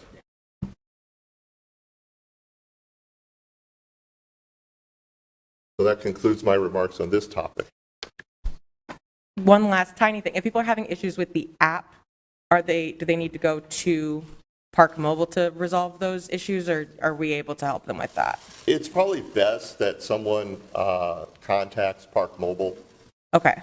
and to resolve it, because many times that is the best source. We have had, but if someone is not completely satisfied, they can certainly call our office, and then we will communicate with Park Mobile Okay. with the specifics. Okay. Thank you. Any other questions? I want to thank you very much for working on this and getting this implemented.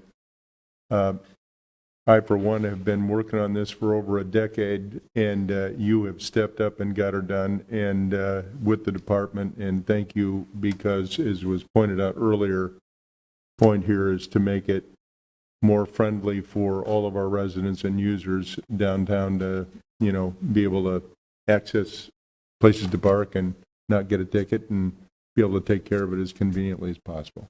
So thank you. You're welcome. Let's move on. Traffic calming. All right. So on the next topic, traffic calming. About 5 years ago, the city, as I understand it, because I've only been here a little over 3 years now, implemented a traffic calming program and a policy. And so we thought it would be best to kind of take a step back, review the progress to date, the program, and see if there's any need for tweaks or modifications to it.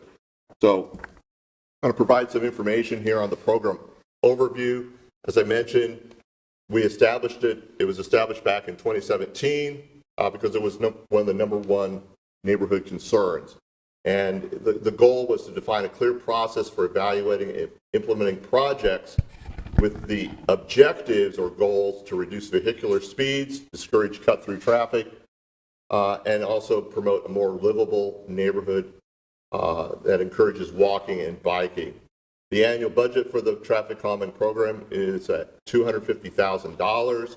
This includes evaluation and studies conducted to validate the complaints or the concerns that staff receives, and also the construction. So the $250,000 boils down to maybe about $160,000, roughly, depending on the complexity of the project.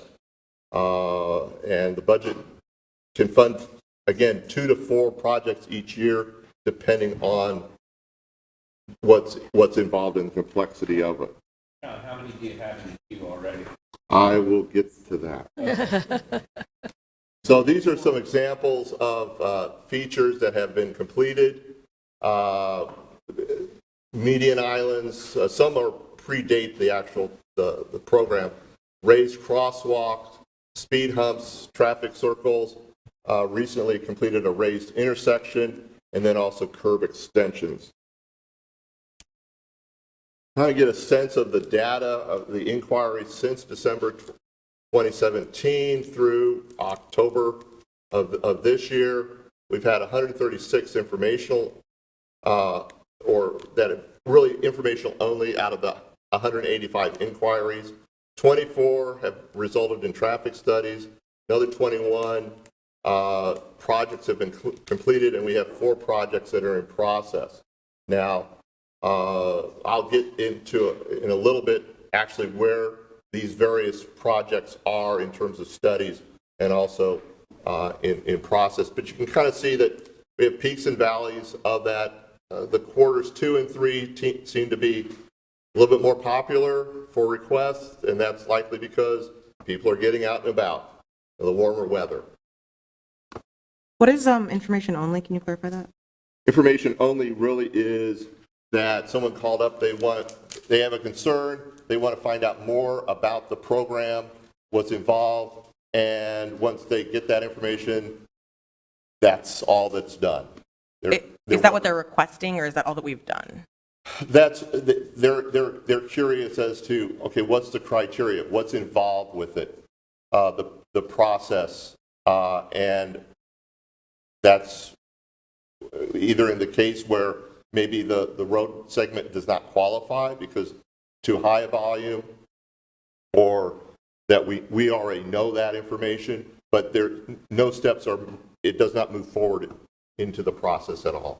And that's just based on our limitations, or sometimes It's more that it's in some cases it's a decision of the individual who's calling, or okay.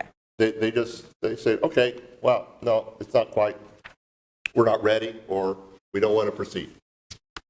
Okay, so but that includes requests that we, like you said, things that don't qualify, or maybe it's just something that we haven't gotten to? No? No. Okay.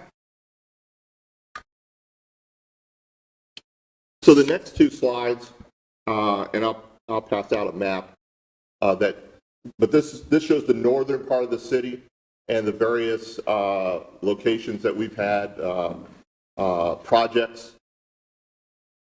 And this second one is the southern half of the city.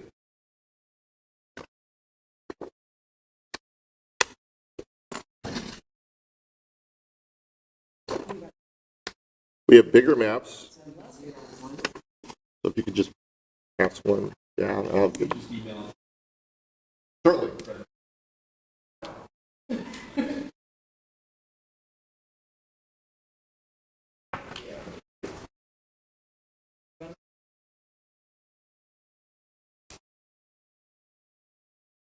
But this just gives you an idea of where the various projects have been implemented, are in progress over the course of the program. So once the traffic study's done, is that just, then it goes into the queue? Because you, okay. Yeah. So this slide shows a little bit about the construction costs that we've been seeing. The projects where the cost estimate is grade involves more work than just traffic calming, and it also involves funding that are beyond the CIP sheet that we have, just that we use for traffic calming measures.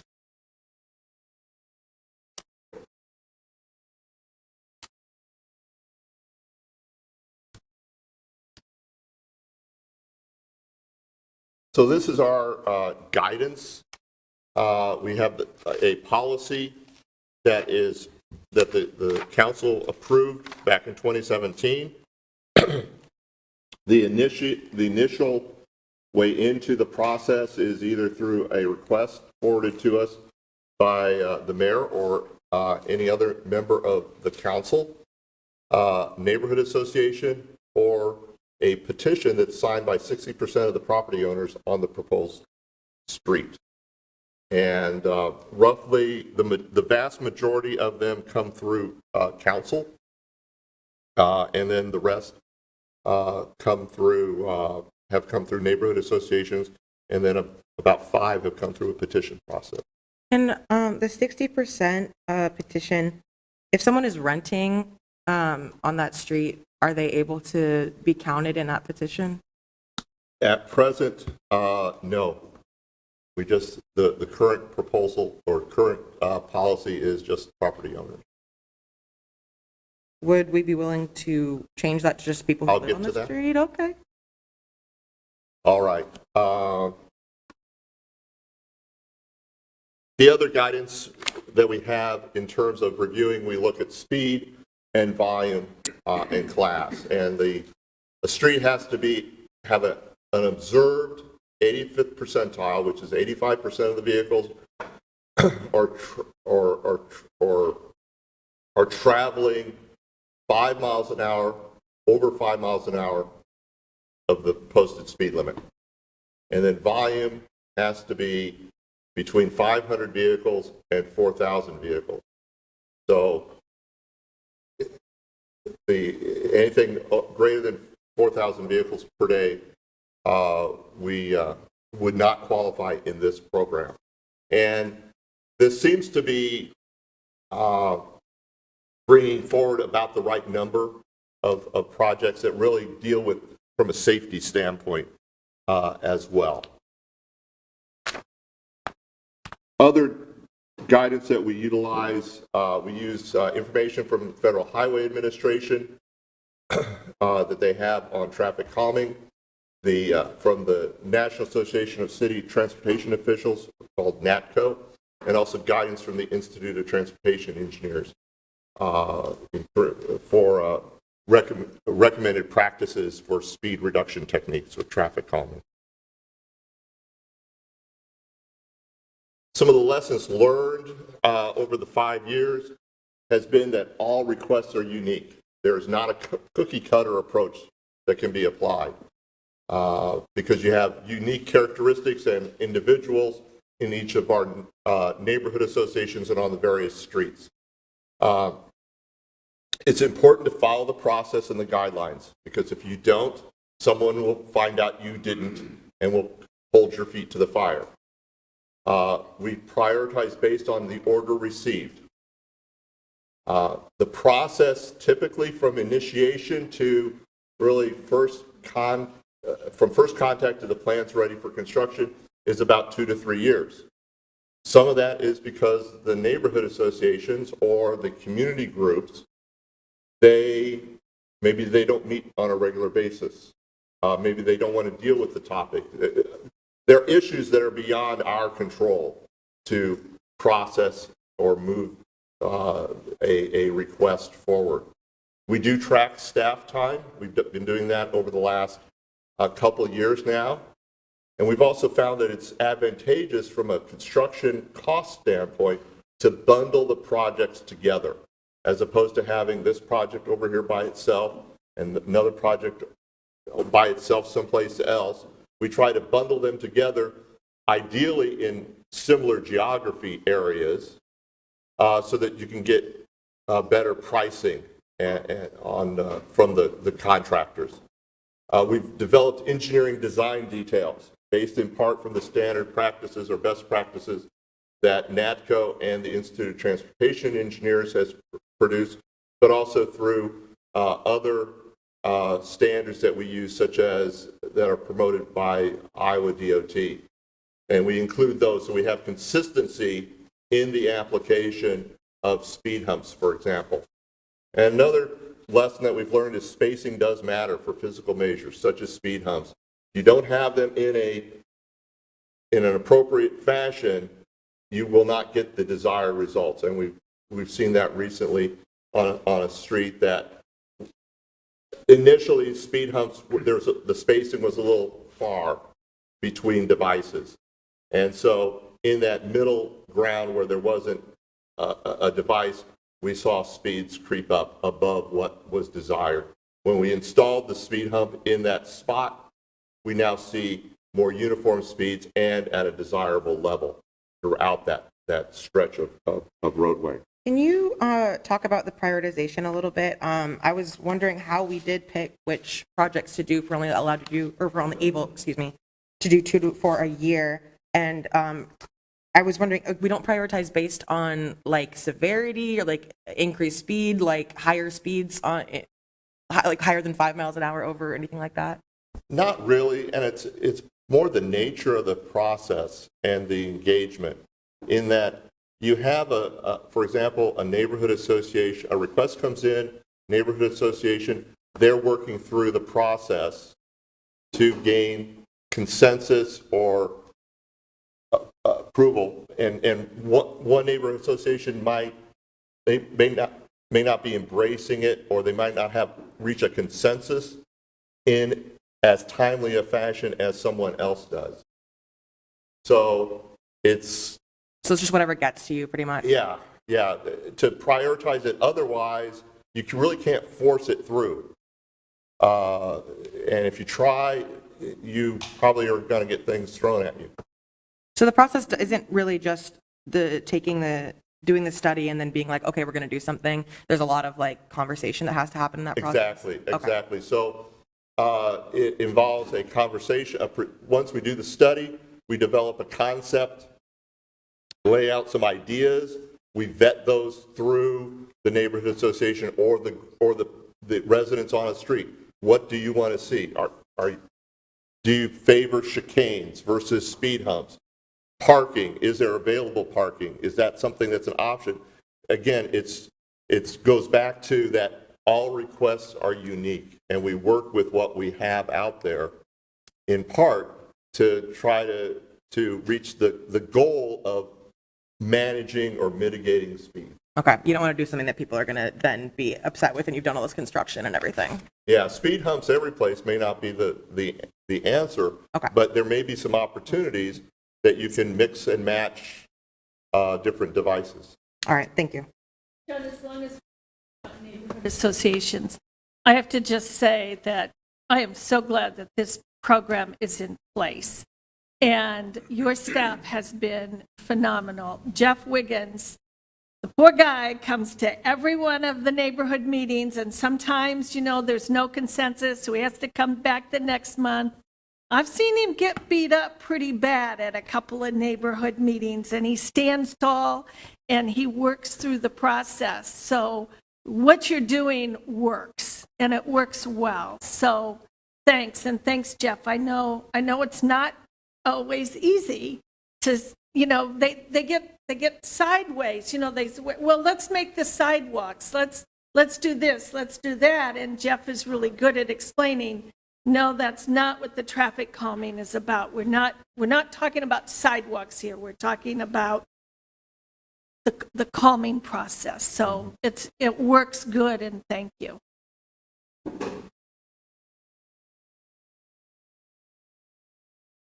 So again, in review of the program, some of the challenges are that the CIP sheet that we draw funds from or use to account for them also commingles funding for other studies. So it's not completely dedicated to traffic calming activities. We will use a combination of in-house versus consultants for the study. Consultants allow us to get more in detail, but they also are a little bit higher cost than in-house staff. We've learned that these measures are typically not applicable to higher speed and higher volume streets, and that there's more projects than are available for the funding. So here's what our current backlog is, work in progress. The first line, the study phase, those dates are looking at data collection years, and then the next 3 bullets projecting out those years to where construction might take place. So we've got 4 that right now are pending construction on 56, East Douglas, Guthrie, and High. We've got 6 that are in design, and so we're projecting right now into 2024 in terms of project work. So John, well, maybe this is a question for Steve. When you go working on your budget requests, are you going to be requesting more for traffic calming projects? More dollars? I mean, if you had more dollars, could you do more and speed this up? Yeah, speed up the slowing down. Yeah. Yep. Honorable Mayor, Member City Council, Steve Neighbor, City Engineer. I think we will continue to evaluate it, and as more requests come in, we would put them in, consider maybe requests in those more outer years. It does take, roughly 2 to 3 years to get to a construction project. Right now, the 2 to 4 seems to be what we're doing. Some of these up here, actually, we have requested funding for larger scale projects. So we have actually requested. So East 22nd is one, for example, where it became a larger calming project. So we actually didn't draw from the funds and requested separate amount of money for it. So I guess to answer your question, we have actually already for some of the isolated larger projects. So we didn't draw away from the smaller projects, but we will continue to evaluate that as we move forward. Okay, let me try it a different way. Yeah, if you had more dollars for traffic calming projects, is there an appetite from the residents to do more?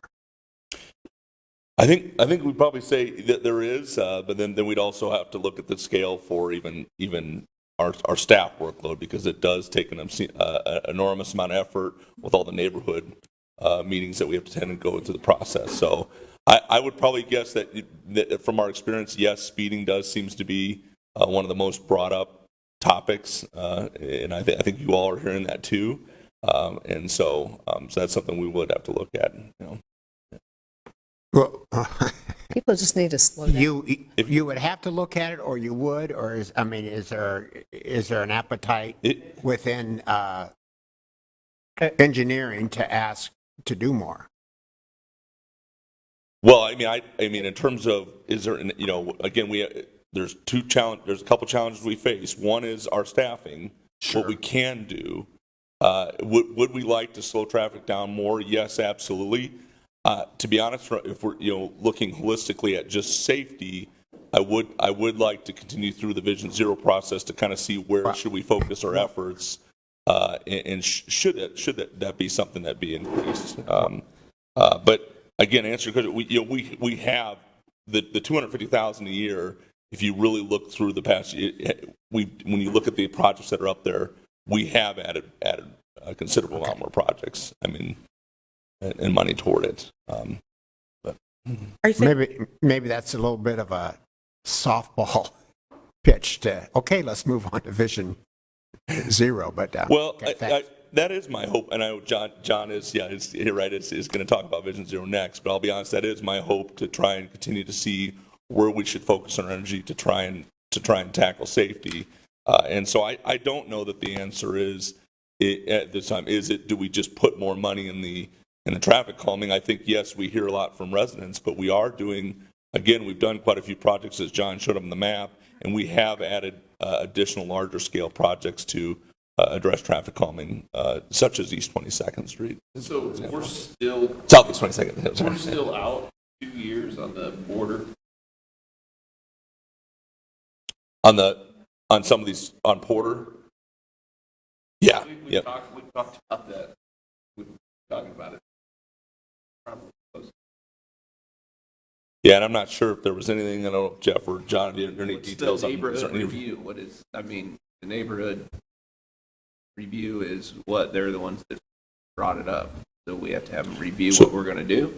Yeah, that's typically the process is the first a concern is brought forth, we evaluate is the concern validated, and then our staff develop what could be some options to remedy the issues, and then bring them back to the neighborhood. And as John mentioned, that some of the neighborhoods do maybe not agree with all the different measures or want to talk about them some more. I'm not sure about Porter, but we have had. Combined neighborhoods now. That's part of the issue. The neighborhoods have combined to one. Yeah. So we'll need to get that in front of them sooner. Okay. Sometimes I'm shocked, as I think Jeff was. We had one street over in my ward, East 29th. It would have been the perfect traffic calming. He had a great plan, and the neighbors sent their postcards back saying, we don't want any changes, which completely shocked me. Why would you not want traffic to be calm? But that's what they did. Yeah, we had multiple Yeah. neighborhood meetings on that, and then that's when people talked about they didn't want the space restricted. Some of the residents brought up something, I guess they had boats and they were backing out their boats and they wanted the space to. So to clarify on Linda's point, it's 60% of property owners in the area are able to initiate a request, but it's also required for 60% of property owners to accept a traffic calming measure? Okay, thank you.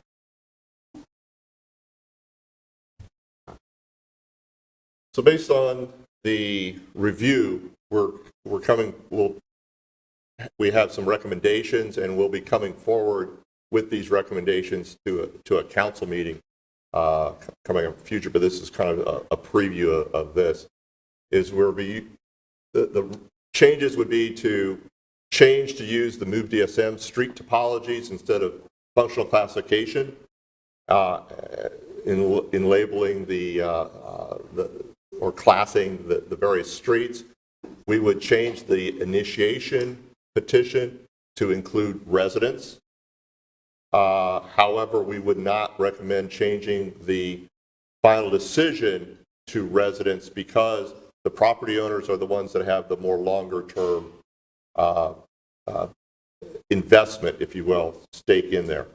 But that being said, we are going to modify or clarify that our data collection effort is more as at least 48 hours instead of a representative time period. We have different equipment now, so than what we had 5 years ago. So we place these devices out, and we are able to collect a larger amount of data. We only do it during the week, or you do it on the week?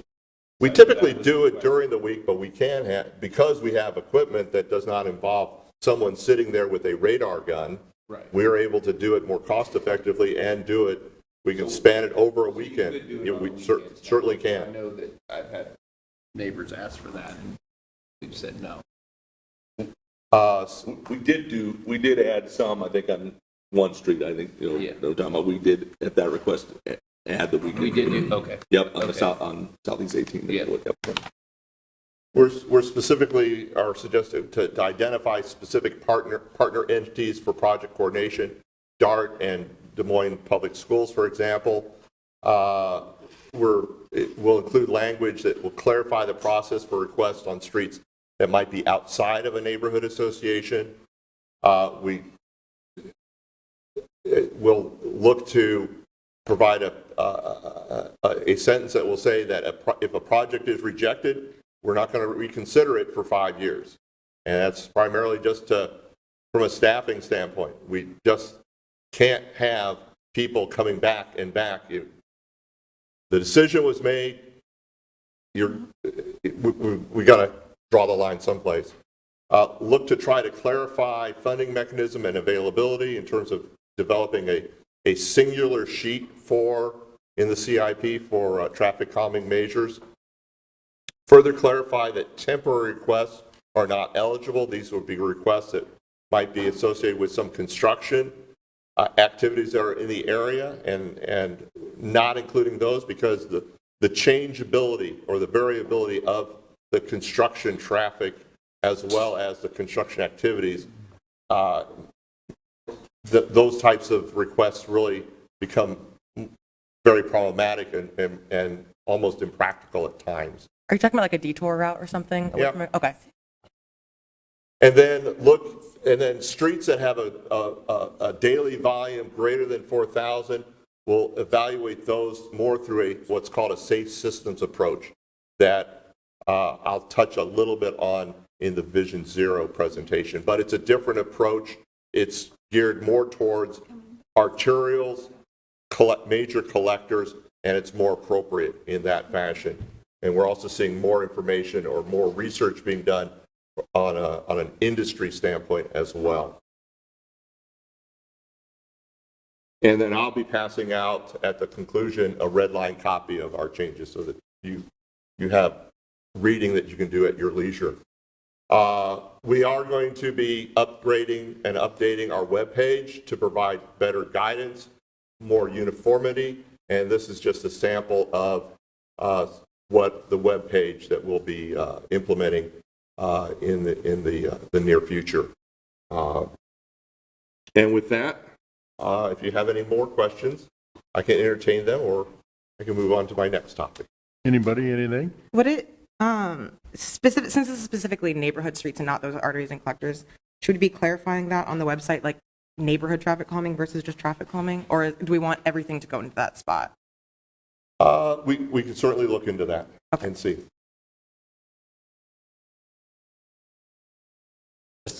Say a thank you on this. I echo what Councilmember Westergaard has said. I mean, I think this is popular with our residents. I think it is consistent with what we're trying to do with Vision Zero as well. So I am supportive of this program, and I think to Councilmember Voss's point, maybe we should have a larger conversation about this in the context of our budget. But this keeps our residents safer, and I think it enhances our neighborhoods as well. So I see a lot of value in it and a lot of positive feedback from the results of it. So we should, I know it's tough work too, because it works to get consensus with the neighbors, and Jeff is on the front lines doing that, and it requires a lot of staff time, but I think the investment is worth it. All right, let's move on to Vision Zero. All right, and just before we move on, would like to recognize Jeff as Councilmember Westergaard and Mandelbaum have. He does a yeoman effort. Sometimes he needs battle pay. Yes, he does. So the next topic, which is kind of a companion of traffic calming because it deals with safety, is Vision Zero. We're in the process of that, but just to make sure everybody in the room is on this, has an understanding of what the Transportation Safety Action Plan, or Vision Zero, is about, is that it's a development of a plan that will help that is envisioned to end traffic-related deaths and serious injuries among all streets users in the city in somewhere in the 15 to 20 year time frame. Prioritizing safety and accessibility in street design for people of all ages and abilities, and it will require collaboration and leadership to improve mobility through engineering, enforcement, education, evaluation, and equity. And the action plan will approach is an approach to safer streets that supports the common good and enhances the overall quality of life for residents and visitors of Des Moines. And the plan will include community engagement and public outreach. So to give you an update of where we are on this, right now our consultant, which is Tool Design Group, has been engaging residents and citizens and other officials since June of this year. We've had a number of, and they've also done some analysis of our crash data. So what I have here before you is just a sample. It's our high injury network map, and we'll email the map in greater detail so that you can dig into it. But if you simply go to the website dsm.city/Vision Zero, you'll find all the information. Essentially what the high injury network does, it's a tool that helps us to identify those segments that are have a greatest crash risk in Des Moines. And it's created by weighting the severity of the crash. So, for example, a fatality or major injury, severe injury, would be weighted with a 3. And then other crashes are going to be weighted with a 1. So you multiply that, the number of fatalities by 3, and the number of all other crashes or property damage or low severity by 1, and then you use that analysis to identify, through use of a sliding window analysis, where the hot spots are, or where's the density of that is. And the ability of this will allow us to focus resources in areas to eliminate crashes that kill or seriously injure people.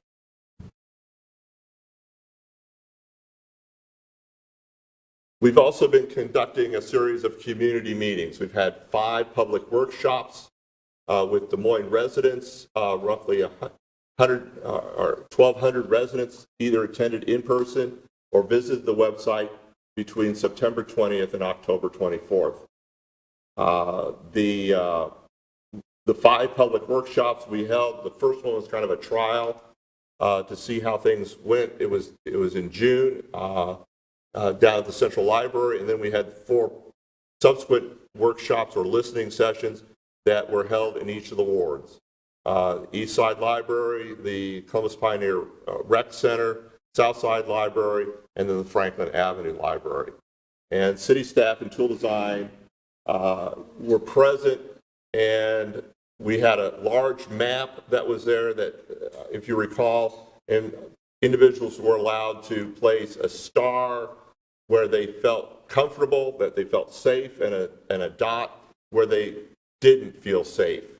We also had a virtual version of that online that is you can still view, and individuals were allowed to put comments to either their star or their dot, or in the virtual sense, it was a thumbs up or thumbs down emoji.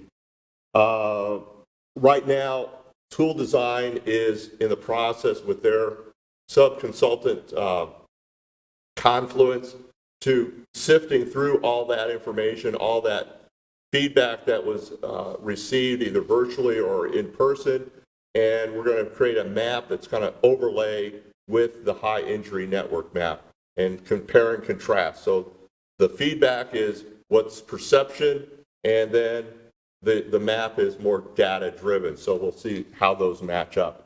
We are also planning to have discussions with Iowa DOT and the Governor's Traffic Safety Bureau staff so that we make sure that whatever our plan creates, it is in sync with what the state strategic highway safety plan is, as it relates specifically to the interstate system, but also the U.S. and state highways and roads that travel through Des Moines. Right now, we're looking to, as I said, we're analyzing the data, assessing it. We'll likely develop some early action plans. We're assessing best practices and also existing policies that are in place with the city. And we will likely have a couple more public meetings, depending on how things progress over the next month, maybe in December, but more likely in January after the first of the year, once everybody kind of settles out of all the holiday festivities and busyness that occurs at that time. And this will be another opportunity for the public to get out and see the action plan or what's the framework that's being proposed and how the feedback relates more specifically to the data points that we have through the high injury network maps. We'll also have work sessions with the Transportation Safety Committee, and we'll come back to this group to present and discuss the findings and the elements of the action plan, looking at plan and adoption sometime in the first quarter of next year by March of 23. And again, we have more information that's available on the website, and here's the web address. We think timing-wise that this will position us well to make an application for implementation funding, grant funding, that is anticipated to have a deadline of the fall of next year. The Safer Streets program that USDOT has, it's a discretionary program. We are very well positioned right now from a timeline perspective to look for implementation grant monies come September of this year, coming year. And with that, I'll entertain any more questions. But I don't have another topic after this. You want to do the budget? John, how are you working with both Des Moines Public Schools and all of our private or parochial schools? I mean, are they getting a chance to weigh in? I know that the Des Moines police who do traffic, they say that our busiest times of the day is not the going home and, I'm sorry, to and from work, but is actually when the school's dismissed. Yes, from the public schools perspective, they have a representative that's on a working group that we have, as well as they have a representative on the Transportation Safety Committee. Okay. We have, from a staff level, we have meetings with them at least on a quarterly basis. We've been keeping them up to date on it. So those are to their representation in the development of the plan. Oh, great. They will have direct input with that. From the parochial schools, we'll need to reach out to them a little bit more, but then we will make pointed effort to make sure that, for example, the Archdiocese is aware of the upcoming public meetings so that they can provide a representative if they choose so and if that's appropriate from their standpoint. Okay, thank you.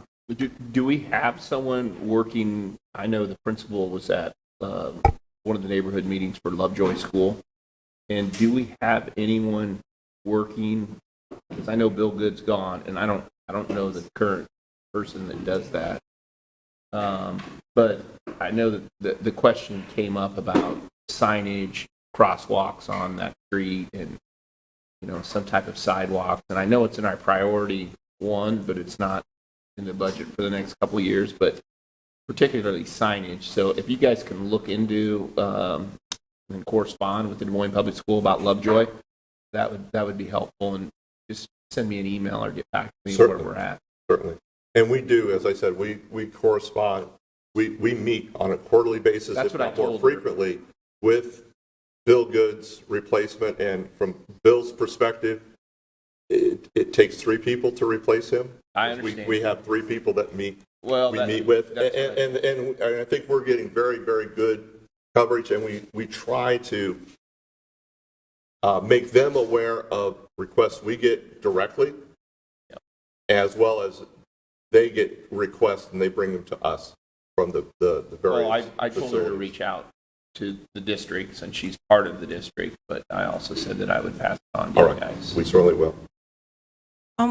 The high injury network map, when is the timeline of this data? Because there's some streets on there where like projects have taken place, like a stretch of University, for example, where we did I just forgot the name of it, went down to like less lanes.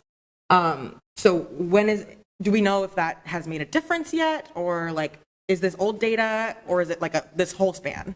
It's really a 5-year period from 2017 to 2021. There are some roadways on here that we know we've made some improvements. Hubble is one of those. So we keep that in mind when we look at the data, and we may adjust some things a little bit in that respect.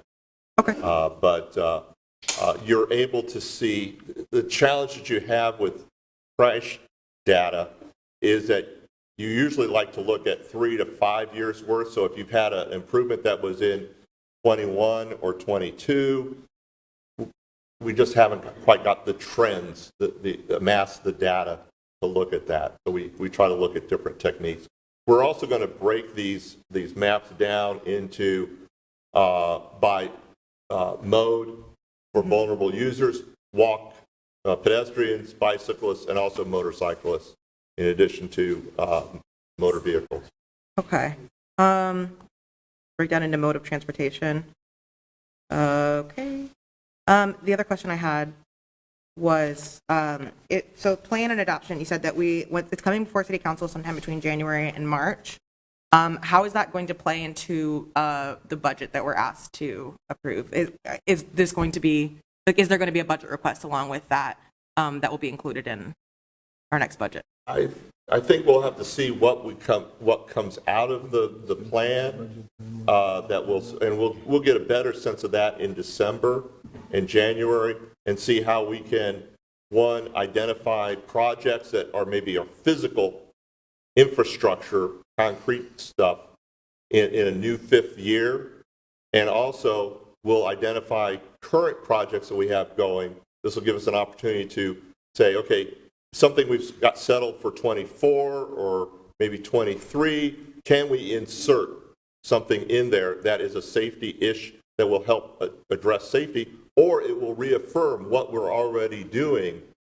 Because we have, on a routine basis, we keep safety at the forefront. Mm-hmm. This is just giving us a tool that really looks at the data and that can point things out that maybe that kind of slid a little bit or what weren't as discoverable otherwise. So you feel like we will have a good idea of what we need to be including in that budget when the plan is completed? Yes. Okay, perfect. Thank you. All right. Speaking of budget, thank you very much. We're going to move on to our budget timeline. And I see a gentleman that's approaching that I think has all those answers. So Mayor and Council, it is that time of year again, and so I've asked Nick to present just very briefly on what we're looking at for our schedule, and somewhat of a reminder that there are quite a few steps that involve the council that need to be taken into account. This is an exercise every year in essentially working backwards from the requirement to have the budget done towards the end of March. So Nick, I'll turn it over to you.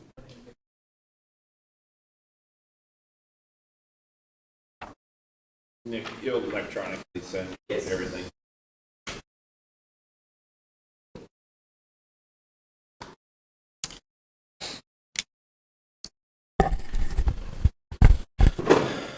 Good morning, Mayor and Council. As we kind of start off the budget that is more visual to the council and to the public, it kind of starts off with today, where we do our just discussing the timeline and what we're kind of foreseeing in this upcoming budget. As you can see, we kind of try to work back to try and get to the ultimate requirement date that we have to have our certified budget to the county auditor on March 31st. And trying to work back on that, we try to hold that hearing prior to the spring break timeframe. So with the current schedule that we have for the council meetings, that would be holding that budget hearing on March 6th. To do that, we would then have to go through the series of set hearings and hold hearings.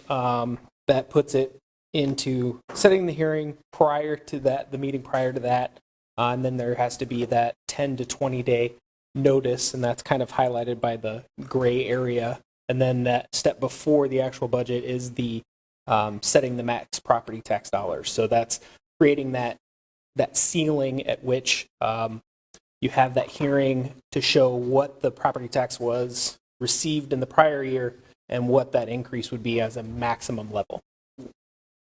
There's one thing missing, I don't know, the assessments that come out from Polk County, we'll know what the increase will be before.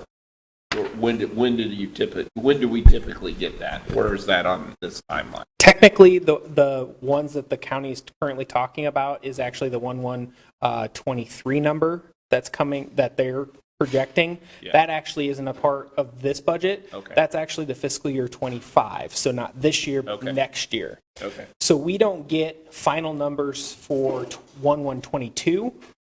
So at the beginning of this year, we won't actually get those until December as finalized numbers from the county through the appeal process and everything like that. So it takes a full year. They have legally all the way, they don't have to Yep. until December 31 to Just to finalize those. clarify, because I know there's been already talk in the neighborhoods of, going up 22%. Just so everyone realizes that Yep. is not for this current budget cycle that we'll be voting on. March That's 6th. correct. Yeah, Okay. that is absolutely correct. And one of the things that we are going to incorporate in the information that we put together is addressing that concern as well, because we are looking at trying to just talk about the 2022, 1/1/2022, that is our fiscal year 24 property taxes.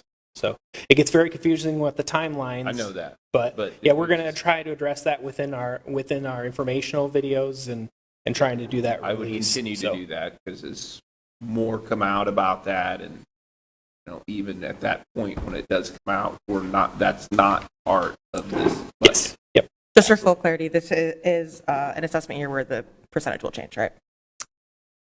Well, we're going to get the 1/1/22. We're going to have it's one of the years where the percentage changes. It's a non-assessment year. Non-assessment year. It's a non-assessment. Non-assessment year. Gotcha. Yep. Just for additional clarification, the rollback that takes you from your market value to the value that you're at, that does change their.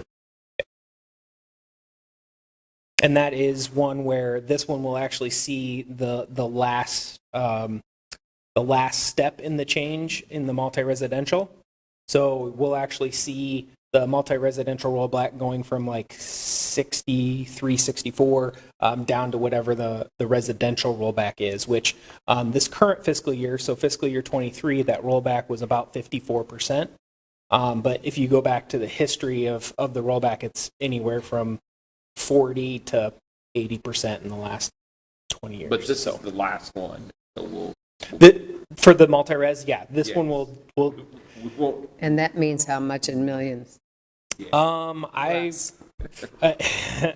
for an annual loss in comparison to what it was, which was the 90%, you're looking at probably 3 to 4 just between that. But the annual change is another $1.5 million To the budget. to the budget. Yes. So I just want to make sure. 3 to 4 everybody million. Total from because it used to be taxed at 90%. But Now you said going 3 back. to 4. I just wanted Yeah. to Yeah. clarify. Annually. Folks Yep. that are- Yep. Annually. Annually. Right. Yep. To the folks watching at home, that yes, 4 million annual. The other part of it too is as that rollback was being phased in, that drop was anywhere, it was 3.75%. Each year was dropping. This year it is not related to any level drop. It just matches whatever it is. So if we were to stay at this current rollback of fiscal year 2023, that it would actually be a drop of 10%. For a rollback on the multi-residential. And we haven't seen rent decrease to that amount at all. We've actually seen rent increase. That's correct. To clarify for folks that are listening. They will just say that they didn't raise it any higher. But Whatever- the goal of it was to keep rent at this, Well, our levy rate hasn't. right. I just realized we don't have a copy of the schedule on the screen for anybody to look at online. Here, you want to put mine down? I've got it memorized. There you go. You've got it memorized. I have a question, because it goes back to the last assessment we did was in, then last year we lowered our millage, and we said, oh, lower your bid, but they didn't thought was assessed 20.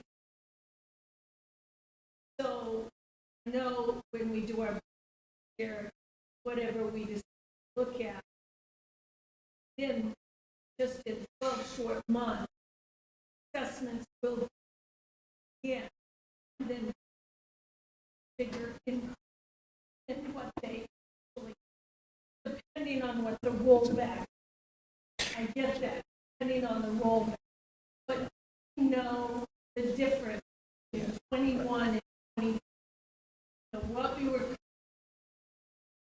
and then when the assessments ended up paying more for, look at our tax, all saw.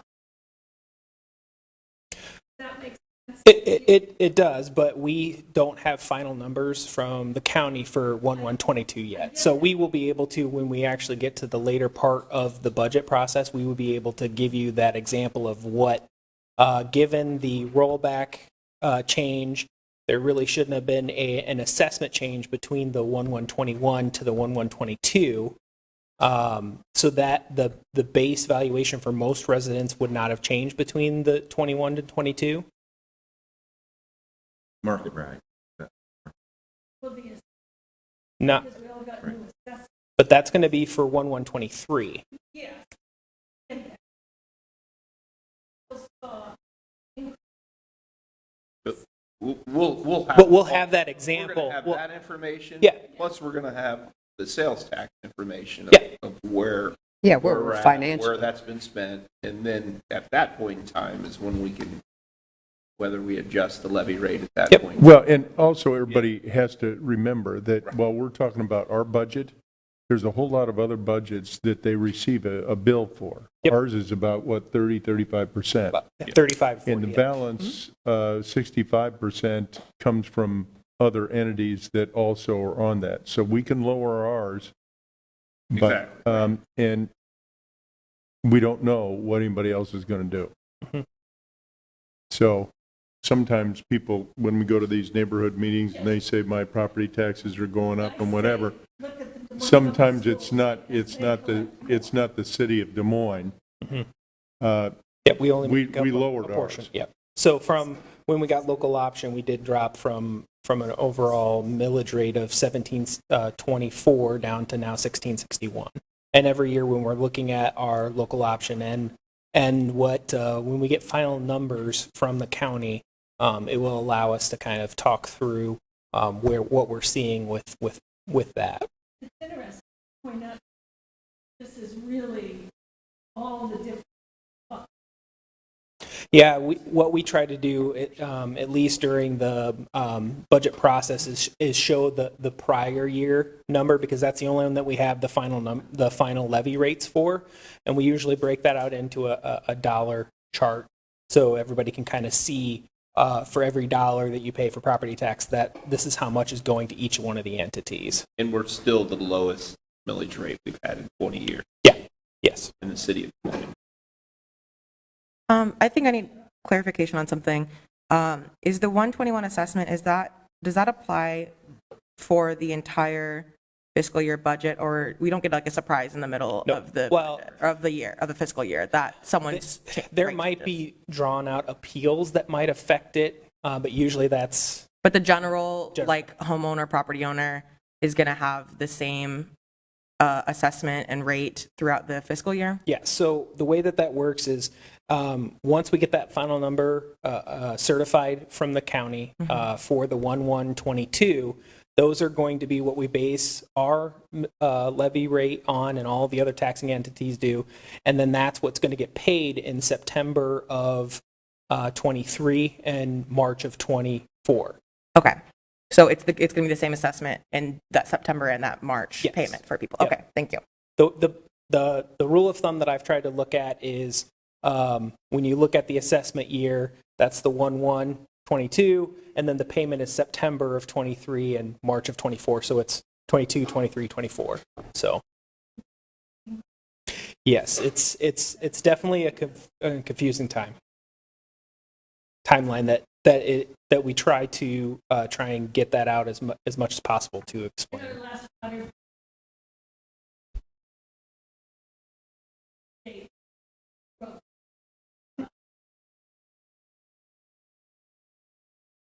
look at the water.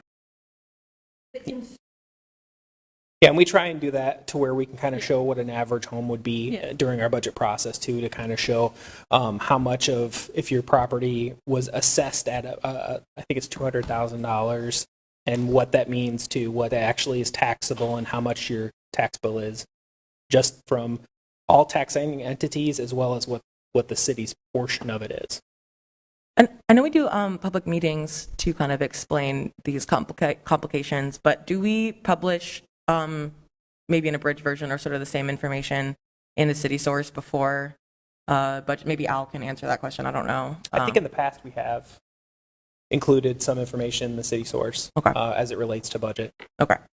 One thing that our intention, and you can kind of see off of here, is with it being kind of a status quo kind of budget with non-reassessment, we were looking at doing informative videos and then having that public input available and then responding to those frequently asked questions that we receive through that.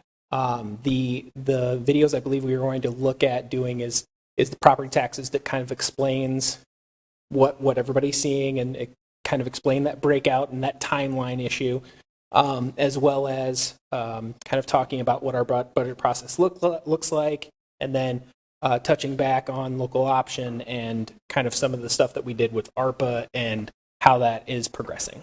So are we not planning public meetings this year? I'll let Scott talk about that a little bit. Well, actually, what we're thinking is this informational videos would be the best way to get the information out. We've also got an opportunity for Nick and I to go out and about to neighborhood requests. The key here is that when we've gone out, especially in this last cycle, most of the discussion, in fact, nearly all of the discussion was about the ARPA, or the questions from our residents. So we've got that taken care of. So I think that is what we're looking for input from council. Is you would have your workshop. Which date was that, Nick? Would be on the next February 1. February 1st. Yes, so the very 1st of February, which is a public meeting as well. But That's not a public meeting that we can receive comments at, though. So we're not planning on. We're just going to receive Correct. comments online. Is the plan? Correct. Or you guys would come to like a, like By a request. Cessna meeting where all the neighborhood leaders from by request, like the South Side or all that, they requested a specific, you would have information for them. Absolutely. Or We're always available. Right. I think that's It's not the it's information. more. We've had more staff At than meetings. people show up at any budget meeting we've ever had, Yeah. ever, in the 9 years that I've gone through this process. But, I think there was a lot at the ARPA, at the Central the Library ARPA, last year. yeah. There was, that was. I think that was the one time I think I remember that being not the case.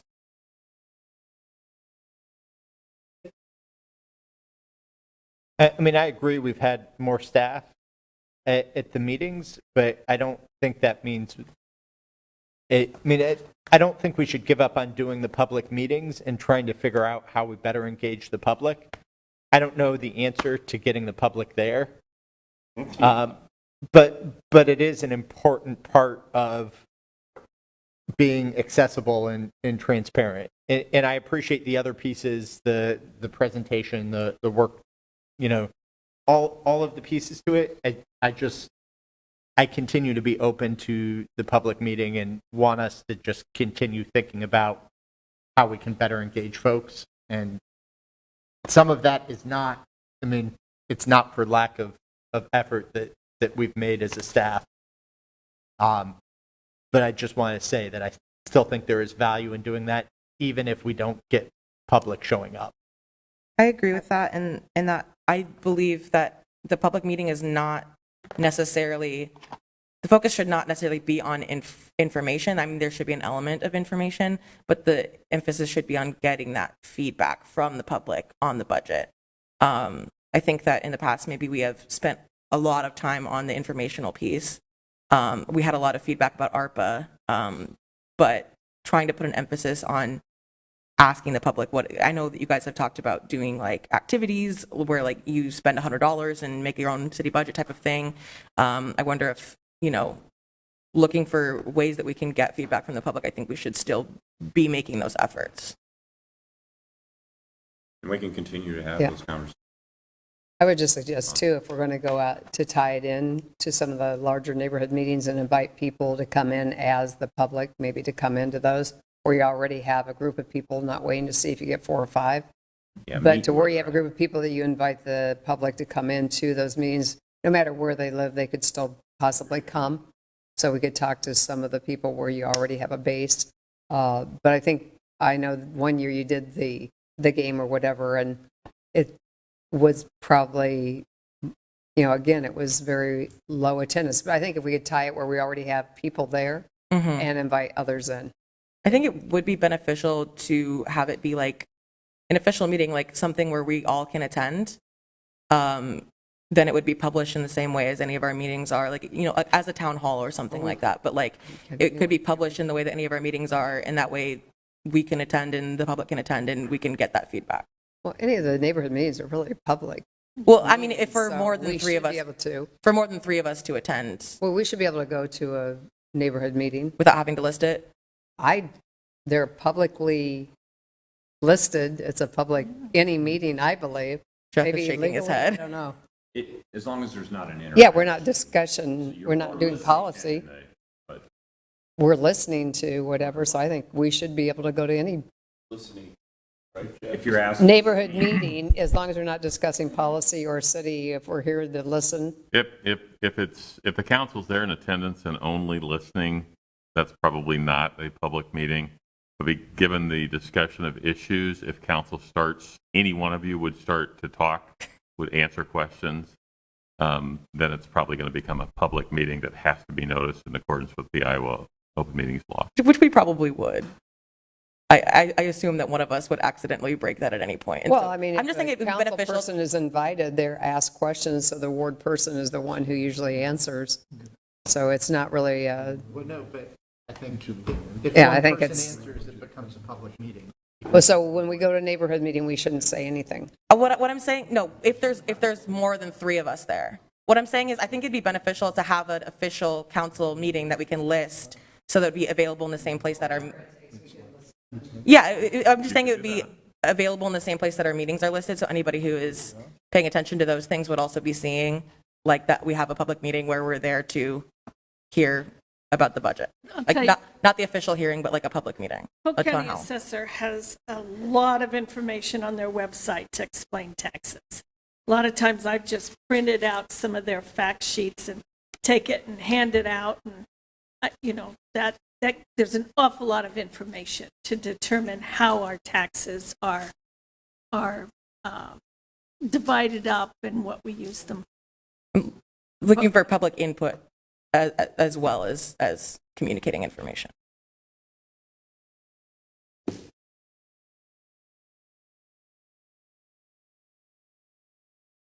okay, we'll continue to give me input so that I can put some dates on the calendars as necessary. If we have good ideas of where we know there's already going to be people, that is usually the best options.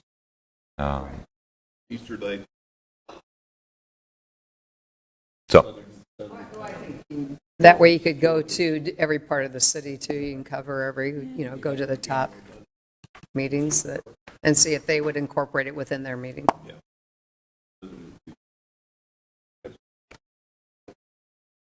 Thank you. next. But Connie, you're not thinking 53 neighborhood meetings, right? No. Just take like 4. Yeah, if you want to cover each quadrant or whatever. the We used to number do is. one in each ward. Right. Yeah, we did. And we can still do that, but like Connie said, we can include it into some of the bigger ones that have already a large attendance, and then other folks can be invited To them. All right. Equity update.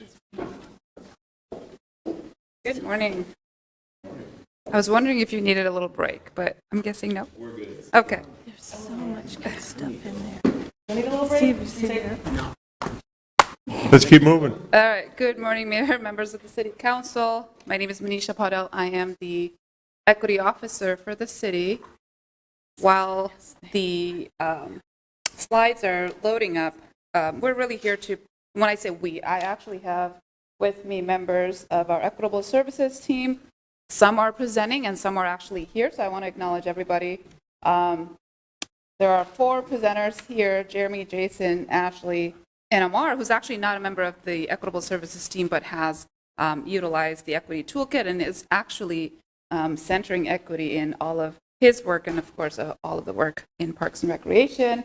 Malcolm Hankins is also a member of our Equitable Services team, so is Lisa Krabs, and then Elijah Williams, who is an intern in the Equity Office. So, I am not going to be talking a lot because I would like for my colleagues here to provide you with a brief update on how they're centering equity or how they're really advancing equity within their work in their department. As you see in front of you, this is our definition as a city that you all listened to and adopted in October 2019 when you adopted the equity framework. Again, the definition for us as a city is equity is a social condition and process which deliberately provides choices, access, and opportunities to all people to fulfill their basic needs, advance their well-being, and achieve their full potential. You may recall this illustration. If not, this was presented to you a couple years ago, where if we're not currently negatively impacted by inequities, we're still all in the same boat, and we will likely experience the impact of it at some point in our lifetime.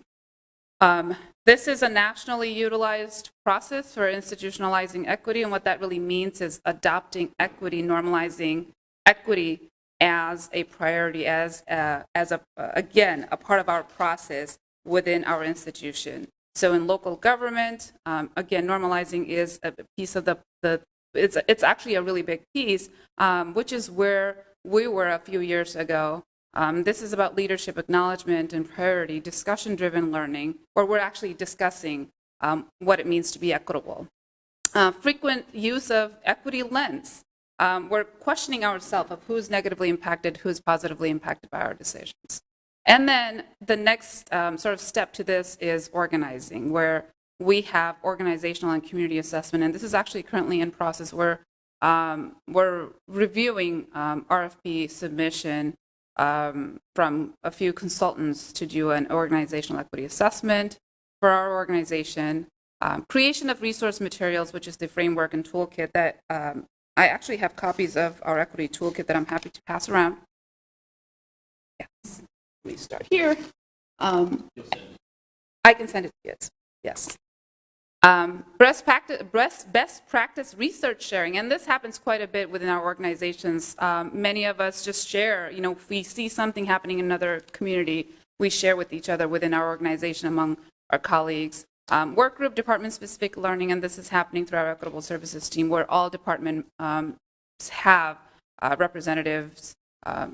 Majority, actually almost all of them have 2 representatives on our equity team. And then operationalizing, which is really creating of the action plan, which we hope to create once the assessment is done. Use of equity toolkit and decision making, and that is the toolkit that's in front of you. There are a series of questions that we ask ourselves as we're making decision, and it could be a very simple decision about something as simple as deciding to eat lunch somewhere, or catering from a restaurant. To major decisions such as budget decisions or CIP decisions. So talking in organize, the work group, department-specific learning, you said the Equitable Services team, which has representatives from each department. Do we know how those when you guys leave this work group, how those conversations are happening in the departments themselves, how that's brought back?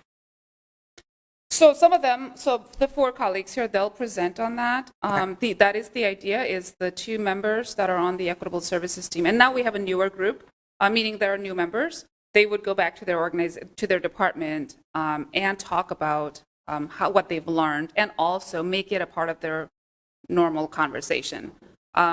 Again, going back to that normalized piece, it does take time. Seattle's been doing this. City of Seattle's been doing this for 23 years now, and they're still in the normalizing, organizing, and operationalizing stages, because we can't really leave one for the other. So yes, that is the intention, is that they go back to their department and engage in that conversation and also decision making. Thank you. Equity framework, this is what was adopted in October 2019. And then the last two pieces, which is number 7 and 8, action plan and implementation, and impact evaluation and reporting. This is, again, becoming a part of the national conversation around equity in local government, is that we need an action plan and implement that, and evaluate the impact and provide reporting on that, because we can't just create an equity plan and then leave it there. We need to ensure that the impact is as intended. So this is the equity toolkit that's in front of you, and these are just some of the questions that we ask. And I will add that the toolkit is just it's like the skeleton version, right? Each department will change some of these questions or make modifications to these questions based on their department-specific work. So library has made some changes to the equity toolkit to ensure that it caters to their work and to their needs. So it is open for modifications, and it's really a living document at this point. This is the Equitable Services team, the very first team in 2019. And then this is the new team of 2022. 3 years later, we're still engaging in conversations. Again, as newer individuals join the team, we engage in some learning process, and we'll continue to do that, because not everybody has the same shared understanding or language around equity. So we want to make sure that everybody's sort of on the same page of what it means to advance equity in local government. And this is just a very brief slide around how are we centering equity in City of Des Moines now, and these are different departments and what they've shared. I will tell you that there's more than this for some departments, and this is literally just a single 1 or 2 items that the members of the Equitable Services team have shared about either the use of the toolkit and or just the conversation around what are the inequities that may be created because of our decision, or how can we make this process of ours or project of ours more equitable. Do you know Public Works Forestry, what kind of equitable? So they're talking about tree equity. Okay. And so oftentimes we're engaged in conversation around, obviously, the equity mapping of where the tree canopy. It's not just about urban tree canopy. We're also talking about density and the types of tree and those that are prone to disease and who takes care of them, especially if it's a higher renter area. So we're talking beyond just planting trees. Cool. Oh, and so now I'm gonna ask our first member, Jeremy, to talk about climate action. Thanks, Manisha. Jeremy Karen, Sustainability Program Manager, and just to add on to that tree piece and how it ties into the Climate Action Plan, expanding the tree canopy equitably means it can help better manage heat waves and reduce heat island effects across the city, especially in communities that haven't had as large of a tree cover historically. But ADAPT DSM is the city's first climate action and adaptation plan. Historically, climate action planning a decade ago was more of a tabletop technical exercise, looking at engineering and science-based strategies that could be deployed to reduce emissions and to adapt to a changing climate. That's evolved over the last decade, and now climate action planning recognizes that the impacts of climate touch on our economy, touch on social systems, touch on the health and welfare of the community. So if you're not including equity and justice in your climate action planning, you're really failing your community in that planning effort, because you need to make sure that you're recognizing the needs of frontline community members who face the largest impacts from climate change disproportionately to other areas, and then also minority and underserved populations. And so we've committed to equity in our planning process. We developed an engagement and outreach plan early on in the planning process and have been following that throughout our engagement process and really working to build relationships with community-based organizations that can help us engage with the groups of folks that we need to hear from in this planning process. And it's an evolving strategy and one where we're,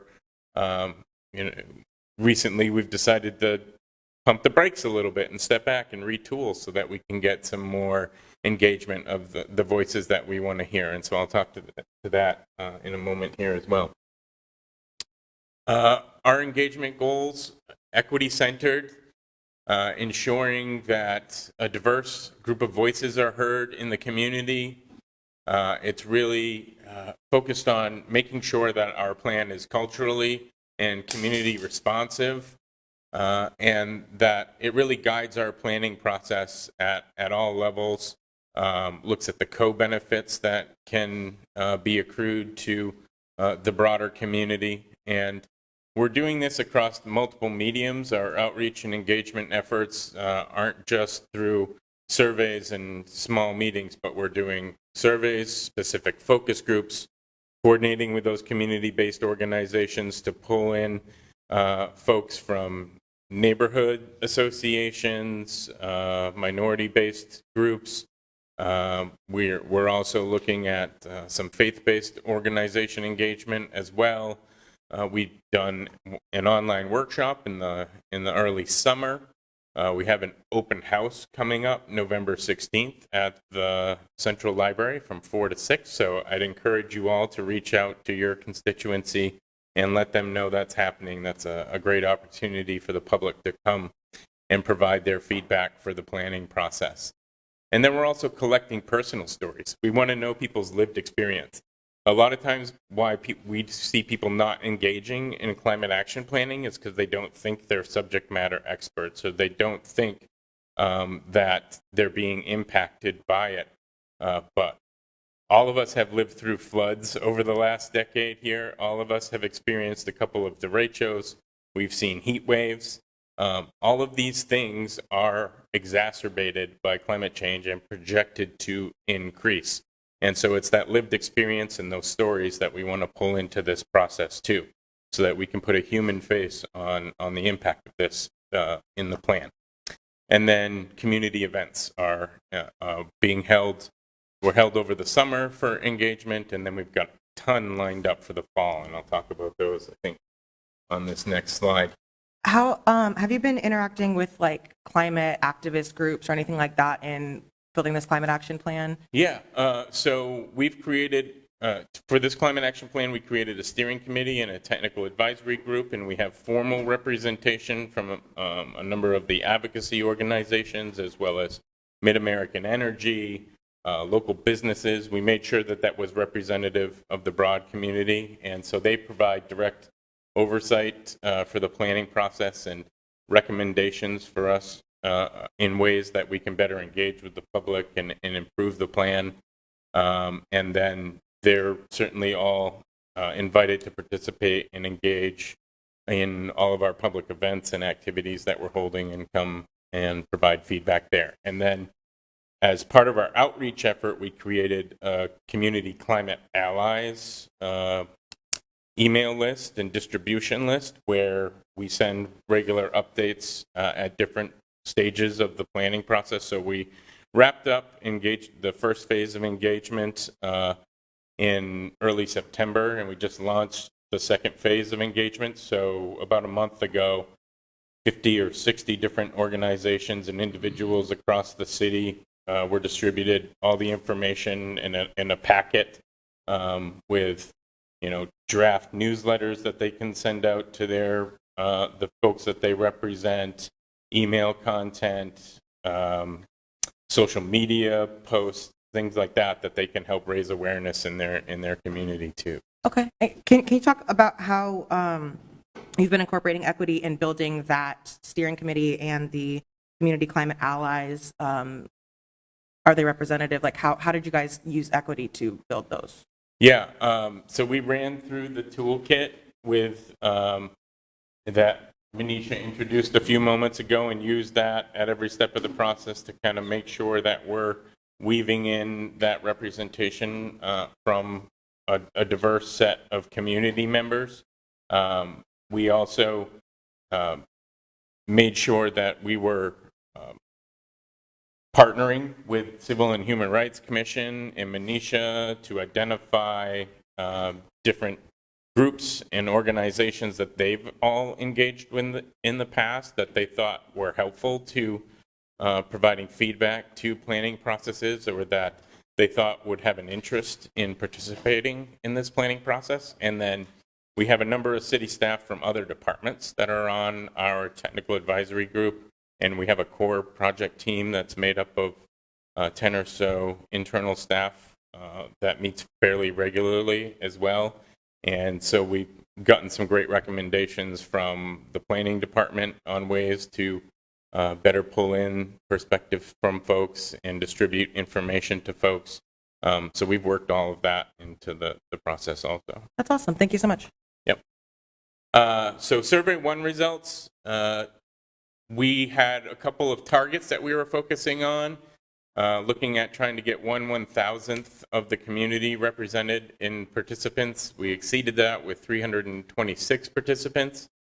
But one of the big lessons we learned is there are a lot of older white women that were interested in responding to the survey, and not as much of the youth voice or the senior voice, or as diverse of a respondent population as we would have liked to have seen. We got pretty close on that diversity target that we were aiming for, but we did have good distribution across all income groups. We did have decent distribution across all of the zip codes, but our engagement strategy for the second survey has been modified so that we can try and pull more folks into that process. We're working with the Sustainability Task Force to schedule specific meetings with different groups and help facilitate workshops, small sort of focus group workshops. And you can see a couple of the events that have happened there. The Women's International League for Peace and Freedom was one that happened just 2 weeks ago, and that one was also attended by some Drake students and by a couple of neighborhood associations as well. We also made sure that we reached the Accent neighborhood meeting a few weeks ago, and then we're working with neighborhood services to do outreach to the neighborhoods, get in the newsletter. We've sent direct emails to all of the neighborhood association leadership as well, with all of the outreach information for the plan and links to the survey. And we'll be sending one out here soon about the public open house also. But you can also see a number of the engagement events that we had over the summer and some that are upcoming here. It was really tough to engage with the student population over the summer, as you can imagine. And now that everyone's back in school, we've got probably 5 or 6 different events across the community that we're lining up with students to get youth input and feedback into the planning process. And then we've scheduled one with the Iowa Interfaith Coalition too, and are working to get into the faith-based communities. And then we're also open to everyone's ideas about groups that we should engage with and ways that we can get into organizations or populations like of the frontline communities that we want to hear from. So, Getting those emails? Do I get those? you weren't, the council members weren't on the distribution list for the community climate allies, but I am working on putting together a mailing an email that I'll send out to all of council so you can distribute that to your Okay. constituencies. That sounds like there's some really good information that we could share. Yep. But I just didn't know if I'd missed the information or if it just wasn't sent. No, we wanted to get a little further along in the process so we Okay. could package together the information and have something that looks a little more polished and organized that you can share with your constituencies. So we'll be getting that out to you either later this week or first thing Okay. next week. And is it something that we could then like take to our neighborhood association Exactly. meetings? And Yep.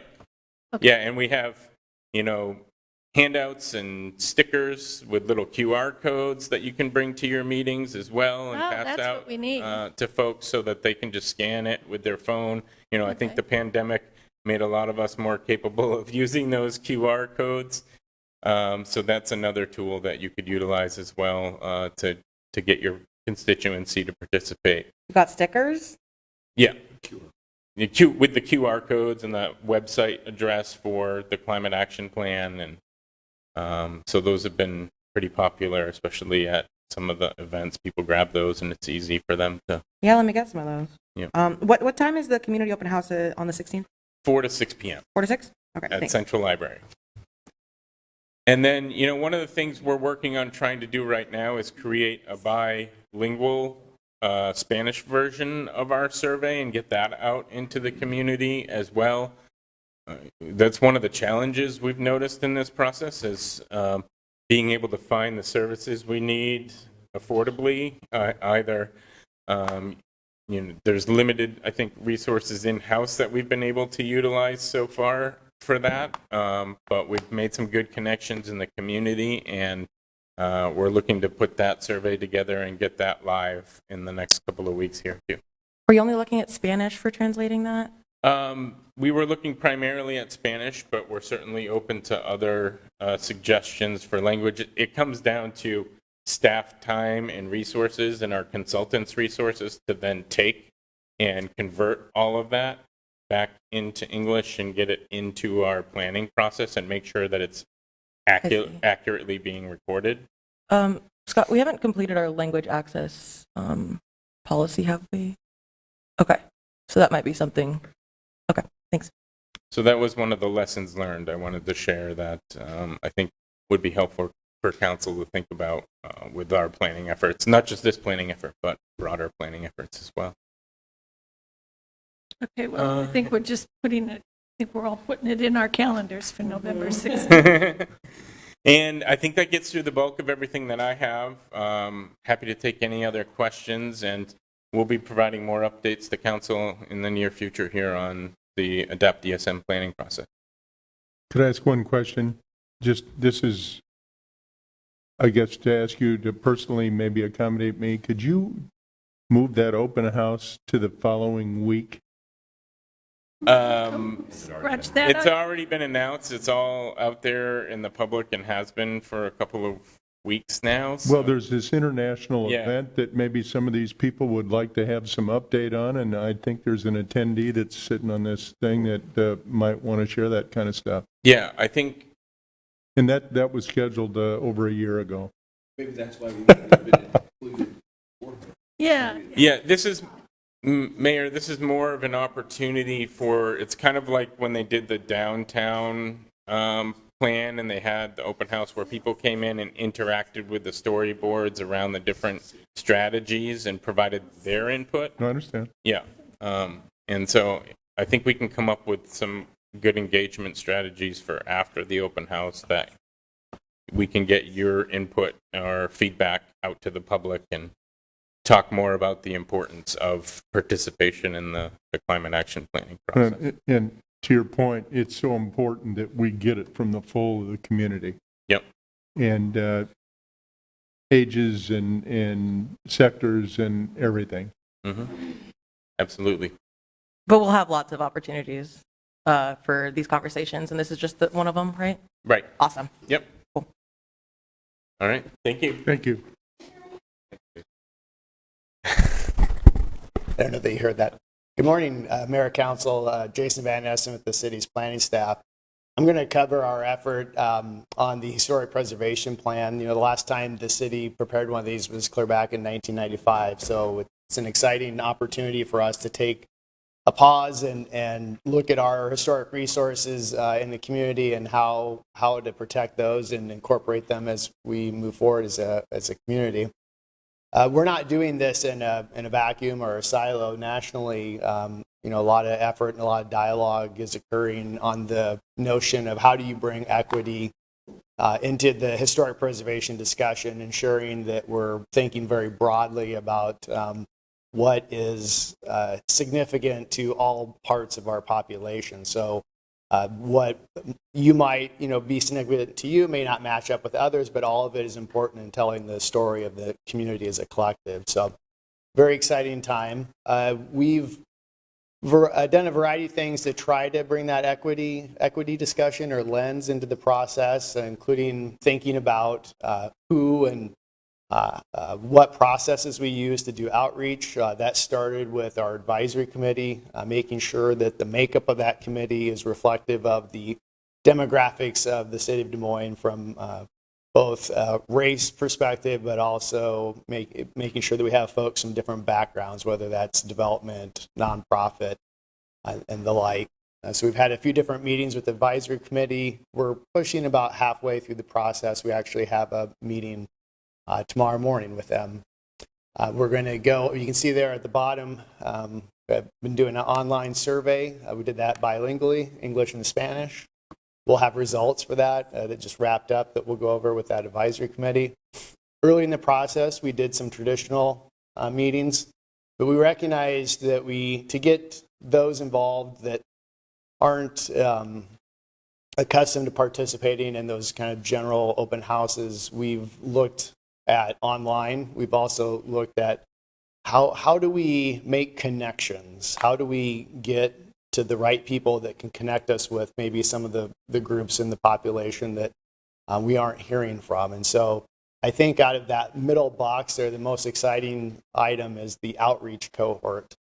And what we've done there is we've recruited about 10 individuals. A little over half of them are actually Hoover High School students that we are training to go out to their communities and ask the question of what's significant to you. And they'll bring that back to us and report to us, and it'll be part of the process. So we just kicked that off, just got that training and put that together. I'm very excited about seeing where that takes us in this process.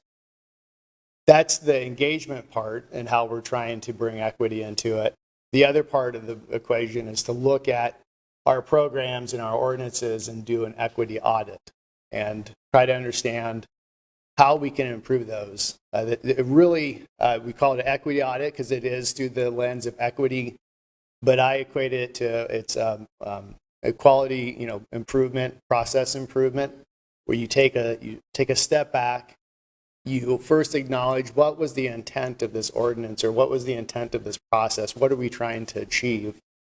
And then think through where are the challenges that are coming out of that. So we've been working on that. We will share the results of that with our advisory committee this week, and then that will kind of come up through the process. But just quickly, the things that we're touching on are the designation process for local historic districts, how we go about issuing certificates of appropriateness or that process of applying. So that's where we do the design review in the local historic districts.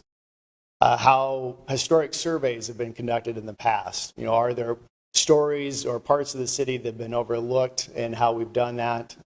We also have the demo review ordinance and how that functions. And we've partnered with the Neighborhood Services Department to look at some of their programs that touch historic resources. So that's their rehab assistance programs and then Blitz on Blight. Can I ask about the advisory committee? When you're saying diversity, is it diversity of background, economic diversity, racial diversity? Do you have an economic diversity perspective? We have, from an economic diversity standpoint, we have some folks that are from the nonprofit community that support, more entry-level housing. But the broader focus is really kind of a racial and ethnic mix, and then also just industry mix. So whether that's a contractor, somebody with historic preservation background, to bring in those different perspectives. Do you have Indigenous perspective in this process? We do not have anybody on the advisory committee. In any of the outreach, have you gotten any Indigenous perspectives on looking for input on the plan? Sure. Not to date. Not to date? I haven't really, I don't know the results of our survey and that sort of thing, but I would imagine that we probably haven't picked up that perspective there. So something we could definitely take a look at. But I don't, we haven't had any, we've had some small group meetings, none of it focused on that. And then at the larger community meeting, I don't remember getting any of that perspective brought to us. Okay. We can look into definitely linking you guys up with some people and. Sure. No, Yeah. that'd be great. Awesome. And, any suggestions that anybody has of folks that should be plugged in this process, I would appreciate hearing it.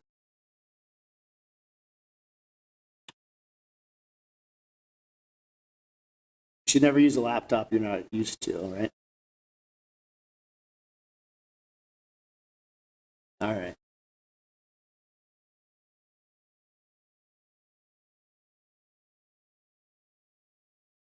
Maybe I just need to use it. What would you use? Where's the page up there? Sorry, while you were figuring that out, I All realized, we don't need to go back, but the Equity and Historic Preservation National Dialogue didn't have anything in it. I mean, is that just because we're not national, so we're not having that? No, I just, I was mostly focused in the presentation on kind of what we're doing here locally, but I did want to acknowledge that nationally, there is a lot of effort to look at how historic preservation has operated in the past. If you look at both around the country, the National Register of Historic Places or other larger communities have done analysis of their own local landmarks. For instance, I think it's safe to say that ours is the same way, and the fact that those designation processes, there's an overrepresentation or are predominantly high-end architecture, and they're listed more about the individuals, which typically are white male, that funded those endeavors or were the architects behind designing them. So, there are some communities in the country that are doing survey work that's focused on, the Hispanic community or African American community, and just going through the process of kind of documenting what stories haven't been told yet, and what buildings and places haven't been designated in a way that protects them for the future. So I imagine those kinds of things will be stuff that we'll be doing as well. But that's just in a brief nutshell kind of what's going on countrywide. Well, it's great to be part of that national trend. Yeah, absolutely. I think moving forward, there are a couple things that we're going to have to keep in mind is, that outreach cohort was, I think, a really important effort, but it took a lot of work for us to get to the point where we were able to find individuals that we could partner with to get out in the community. And a lot of our early struggles in doing that was kind of building that rapport, making connections, and that kind of lack of trust in our process. So I think it's going to be really important for us as we move this plan forward that we look at some of the implementation activities that come out of it, and we follow through with actually doing those things. And a lot of those are what I've just mentioned, the survey work that looks at some of the communities that haven't been identified as far as historic resources, and just following through, keeping the dialogue going. On the audits, I think we will be making tweaks that some are small, some perhaps greater, but it's until we have the plan completely finalized, it's kind of hard to say. I think low-hanging fruit type things would be to have information in multiple languages. Right now, the application process for certificate of appropriateness, for example, is only in English. Things beyond that, may encompass, funding programs that can help folks through the process, or seeking grants from the State Historic Preservation Office to do survey work, for example. And with that, if there's any other questions, I'd be happy to answer those. Otherwise, I'll turn it on to the next presenter. Hopefully, they know the computer a little better than I do. But the mouse is black, so it kind of blended in down here. I'll just say I'm really excited for how you guys are approaching this, and I'm really glad that you're taking an equity lens with it. Thank you.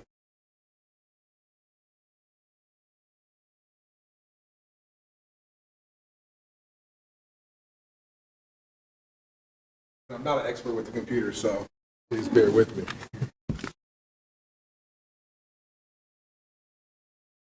Go. All right.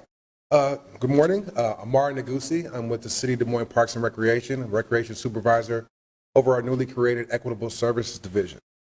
I'm going to touch on a few different programs that we have. They really highlight our commitment to equity in our Parks and Recreation Department. So the first one is our summer camp fall program. Summer camp was uniquely designed to serve children in our community by providing equitable recreation services within our city parks. This program was intended for youth looking to have the day camp experience. In 2022, the first year of this program, we had over 200 kids sign up and attend, with a total attendance of 3,303, estimating our savings to our residents of over $250,000. This is important because when we look at the areas that we program these summer camps in, they fall in some of the lower socioeconomic areas of our city where maybe a summer camp might not be affordable. We did a lot of research into this, and we found that summer camp in other places was costing $200 to $250 a week. When you start talking about parents with multiple children, it just would not be affordable to them. So by providing this service, we were able to really just provide recreation services in some of the most underserved areas of our city. Also, we expanded the access to quality programming at no cost with our fall after school program to really achieve that same mission, using the same resources that we had before. So not only did we do summer programming, but moving into the fall, we chose 10 locations and 18 different programming dates with over 60 hours of contact services for our children in the city to just continue that mission of providing equitable recreation services. And as you can see some of the pictures that we have on the right-hand side of the slides, these are from our summer camp program and where we were able to take our kids really all over the city. Another program, we have two scholarship programs, the Youth Recreational Scholarship Program and the Greater Des Moines Regional Activity Scholarship Program, otherwise known as GRASP. GRASP currently has 355, this past year had 355 households with 1,388 individuals signed up for, which really allows them not only to receive scholarships for youth sports, but also shelter rentals, other activities like trips to the zoo and the science center. So it's really an inclusive program that we have. Our Youth Recreational Scholarship Program is offered in partnership with the Des Moines Public Schools, which allows students who are on free reduced lunch to receive $5 swim lessons and youth sport experiences. Those sports are basketball, football, volleyball, soccer, and also, once again, the $5 swim lesson. This year, we had 1,005 kids use the Youth Recreational Scholarship Program for sports registrations, and that number has grown over the past 2 years. We've had the program to this being the highest number that we've had so far, and we will continue to really just push that to make sure that any and everybody that wants to participate, that actually money is not a barrier to participation when we start talking about youth sports. Swim lessons. Through our Youth Recreational Scholarship Program, we were able to provide over 1,100 swim lessons, putting just under $30,000 back into the pockets of our residents in the most need, and also allowing access to our swimming pools by teaching necessary skills. Now, this is important because just based on some facts, a 2017 study by the United States Swimming Foundation found that 64% of minority children cannot swim, which means they are 6 times more likely to drown in a swimming pool, as opposed to right around 40% of white children who cannot swim. So by providing access and by providing, by breaking these barriers, eliminating these barriers to swim lessons, we are able to teach kids how to swim. And just coming from our summer camp program where every kid got a free swim lesson, one of the things that we saw was that the kids who took the swim lessons were more comfortable around the pool. They wanted to go back to the pool. They encouraged their parents to take them to the pool, and really just teaching that necessary skill of swimming to the children. It could also increase our lifeguard applications in the future. So really just a holistic approach to teach to a skill that may not be seen as necessary, but is a life-saving skill. Every Kid Gets a Ball. With the Every Kid Gets a Ball program presented by the Friends of Des Moines Parks and Recreation, each participant in the youth sports program was provided a ball specific to that sport for free, removing barriers to participation and allowing participants to nurture a love for the game year-round. This is very important because initially our program was designed at Evelyn Davis, and at Evelyn Davis Park, we would come up there and we would see kids come to the park with no basketball, no football, no soccer ball to play. And by providing the kids who participate in the youth sports these balls, you wouldn't believe how many of the Friends balls we see at the parks nowadays. So just breaking that barrier of 6 kids showing up to a park to play basketball with no ball to now 6 kids showing up to a park to play basketball and each of them has a basketball, it's a big difference. How many balls did you guys give out? Total? I don't have the exact total, but every kid got one. And so just if you think about it, every kid that participated in the youth sports program, whether they're a scholarship participant or not, they all got balls. So, I mean, I could definitely get the numbers, participation numbers, but yes. Over 3,000? Yeah. Over 3,000? Over 3,000 between all 4 sports. Between all 4 sports, over 3,000. That's impressive. And just didn't Friends of They paid for all of it. All of them? Yeah. I knew that, I just give them a shout. Oh, absolutely. We wouldn't have been able to do it without their, Yes. without their assistance and their generosity. Oh, absolutely. Our Friends group does an amazing job. They also do the swim lessons. Yes, they do provide swim lessons for some of the children. Yep. We as a owner of the parks. Yes, in partnership with Des Moines Public Schools. So people know that generosity in Mm-hmm. our community is making those sports balls available Yes. to our youth. Oh, Because we absolutely. have a lot of people that, give Friends of Des Moines money. Oh, absolutely. Absolutely. So I'm super impressed by these numbers, these scholarship numbers. I'm wondering how people hear about the program. Absolutely. Engagement. We are talking about the program all over the place. My team specifically, we go to just about every elementary school that has a boogie on the blacktop or a parent-teacher conference, or anytime they're having any type of event, we'll show up and set up a table and we'll actually sign people up right there on the spot.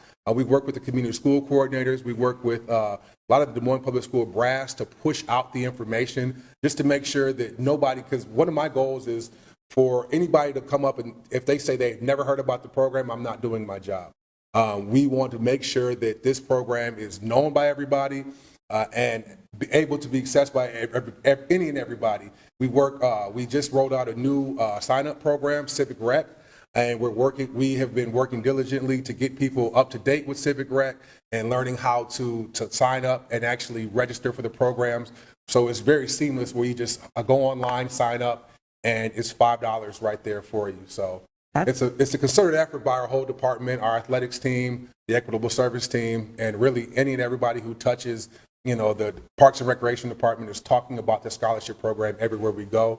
Our neighborhood liaison program is a very strong program that we use. All of our different neighborhood liaisons take this information to their neighborhood groups, who in turn spread it out to their neighborhoods. Just so we want to make sure everybody knows about this because it's such a wonderful program. Yeah, that's absolutely fantastic. Do we know if participation in youth sports, swim lessons has increased since we implemented this? Oh, absolutely, absolutely. Swim lessons specifically saw a 32% increase in numbers from last year, going from just under 900 all the way up to over 1,100 during this, just from last year to this year. As far as youth sports numbers, I could get those for you. I just don't have those offhand. That's fine.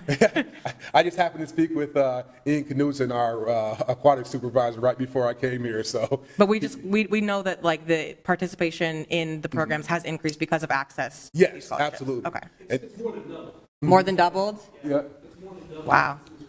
Yep. And even when we start talking about our summer camp program, which was formerly our Evelyn Davis program, when we look at the signups that we had, as soon as we open up our signups on April 1st of 2022 of this year, and within 2 weeks, our programs were completely full. And we started a wait list. And I'm happy to say that everybody who signed up for a program, whether they were on a wait list or they signed up for the actual program, was able to participate. So really, it was one of the great feats of our department to make these things happen. So as we continue to grow this, I mean, I guess my question, and maybe you can't answer it, but Ben would have to answer it. I mean, are we able to grow it with the staff that we have, or are we going to need to look at that as the budget, as we go forward through the budget? Let's just say add more. I just, because I know these programs are going to grow, and they need to grow. I mean, this is what we hear from This is important for our parents, community. that there's nothing for kids to do. Well, we want to be able to provide this, and I just, as someone that had coached my kids and coached a lot of kids throughout, youth sports for many years. I mean, this is a real positive thing, and I want to make sure that we can continue to grow it, because I know that we're still not, we can reach probably 5 times that amount. I think that's a really great question. Mayor, members of the council, Ben Page, Parks and Recreation Director. One of the challenge now is just bandwidth, right? You have a youth sports coordinator. That's one position. This has been really good. I was just talking in the back to Nolo about how we've grown the program. This all started because we had 300 kids in basketball 5 years ago. And to me, that was a problem. We have 30,000 kids in Des Moines public schools and only 300 do the percentages there. We started meeting with the school. We found 2 problems, right? Transportation and access to gyms. And so we knocked those down, and then we found the funding piece with the city council today. That's been amazing work that you've all supported at $5. Nobody else in the nation is doing $5 through a city function. That number is now over 1,000 kids playing basketball. That's just one example. And that's the issue, right? So we found a way to make sure these kids that come from most of the time a single-family household can practice in the same elementary or middle school that they go to school at. So hopefully they can still walk there and get there if mom or dad can't get them to practice. The challenge is twofold now, is getting the word out and doing more engagement. Like, we have to look for coaches. We use volunteer coaches, 100% no paid coaches. So far, so good, but we need to do more engagement on recruiting coaches and then training those coaches too. It's not as simple as just getting coaches out there, right? They have to go through a background check. We have to teach them. We have to work with athletic directors to make sure they're teaching the right things. And then it's finding more people to talk to. Amar does a great job, but he's only one person too. Amar will literally knock on the doors. This summer, he made sure all these kids knew about these programs because most of them had not heard about it. And so we need to find a way to engage the community more, I think. And do you require them to go through the coaching certificate and we do our own protocol? We do our own training. There's a group out there that we've worked with in the past. It's a national youth coaching organization. Okay. We tried them. They're really good, but we're just able to find what they did and build their own program for free instead of pay somebody else for it. So yes. Okay. Ben, going back to the summer camp, I gather you have a lot of contacts around the country. There are probably a lot of free summer camps like this around the country, aren't there? There are no camps that are free that are like this. You're the first in the nation. Last we heard, Minneapolis was calling us, asking us how we did this, so we're leading the nation again on that. I promised Amara softball. Yeah, I should have given it to him. I know. Yeah. You could have slammed that. So this is the only known program around the country That's free that we've seen that's run by a city. Again, thankfulness to the council and the city manager's office for supporting that. Give this for years like youth basketball, and you just see how big we can grow this. We have room. Again, engaging and finding staff for seasonal staff, finding coaches is our next challenge. We'll need help with that. And don't forget one more plug. We have a bridge, the Chris and Marcy Coleman Bridge, where we sell plaques at. One thing you also did, this is more for the press if they're listening, is we sell $200 plaques. All that money goes back to feed this program. Instead of going back into a general fund and subsidizing something else, it's a pretty cool idea. Another national great idea that nobody else was doing is feeding youth sports to help subsidize kids and families that can't participate. I ran across the bridge this morning. There's plenty of room for more plaques. Once we get stuff on the other side, people will start using the bridge much more, and so I'm sure we'll sell a lot more plaques. Not that I need to know, but what is the breakdown of the ages? That's what I'd be curious. Are we reaching that middle school age that we know, or that? We are K through 8. Most of the time, 7 to 8, no higher than 8. That's when the school usually takes things over as 8th grade. We've had great conversations. I just met with the interim superintendent last week, Matt Smith.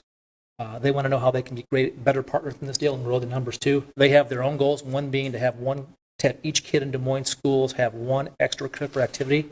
They see us as a natural partner there, how we can get these kids more involved. I always like to quote George Davis. He gave me a quote a long time ago. He said, a kid in sports stays out of the courts. So this is a great program. The more that we can do for kids to find healthy, positive activities, the better our community will be. And maybe someday they'll have some of the chairs you're sitting in if we do the right way. Sure. Can I ask, did you have another slide, or was the next slide library? Yeah, I do have one more. Then I'm going to wait. All right. Thank you. All right. So breaking down barriers. One of the goals of our programming of our department is to eliminate disparities through programming. We want to provide access to the entire city. The number of children that we see in some of the neighborhoods that we serve that have not been to some of the parts of our city, our beautiful city, and seen Ashworth Park, Ewing Park, the greater Des Moines Botanical Gardens. The number of those kids that haven't been to those locations is really alarming. And so by breaking down these barriers and getting the kids all throughout the city, we're really just helping serve that underserved community. Bringing programs to our traditionally underserved communities, and also partnering with outside organizations to bring unique and engaging programs.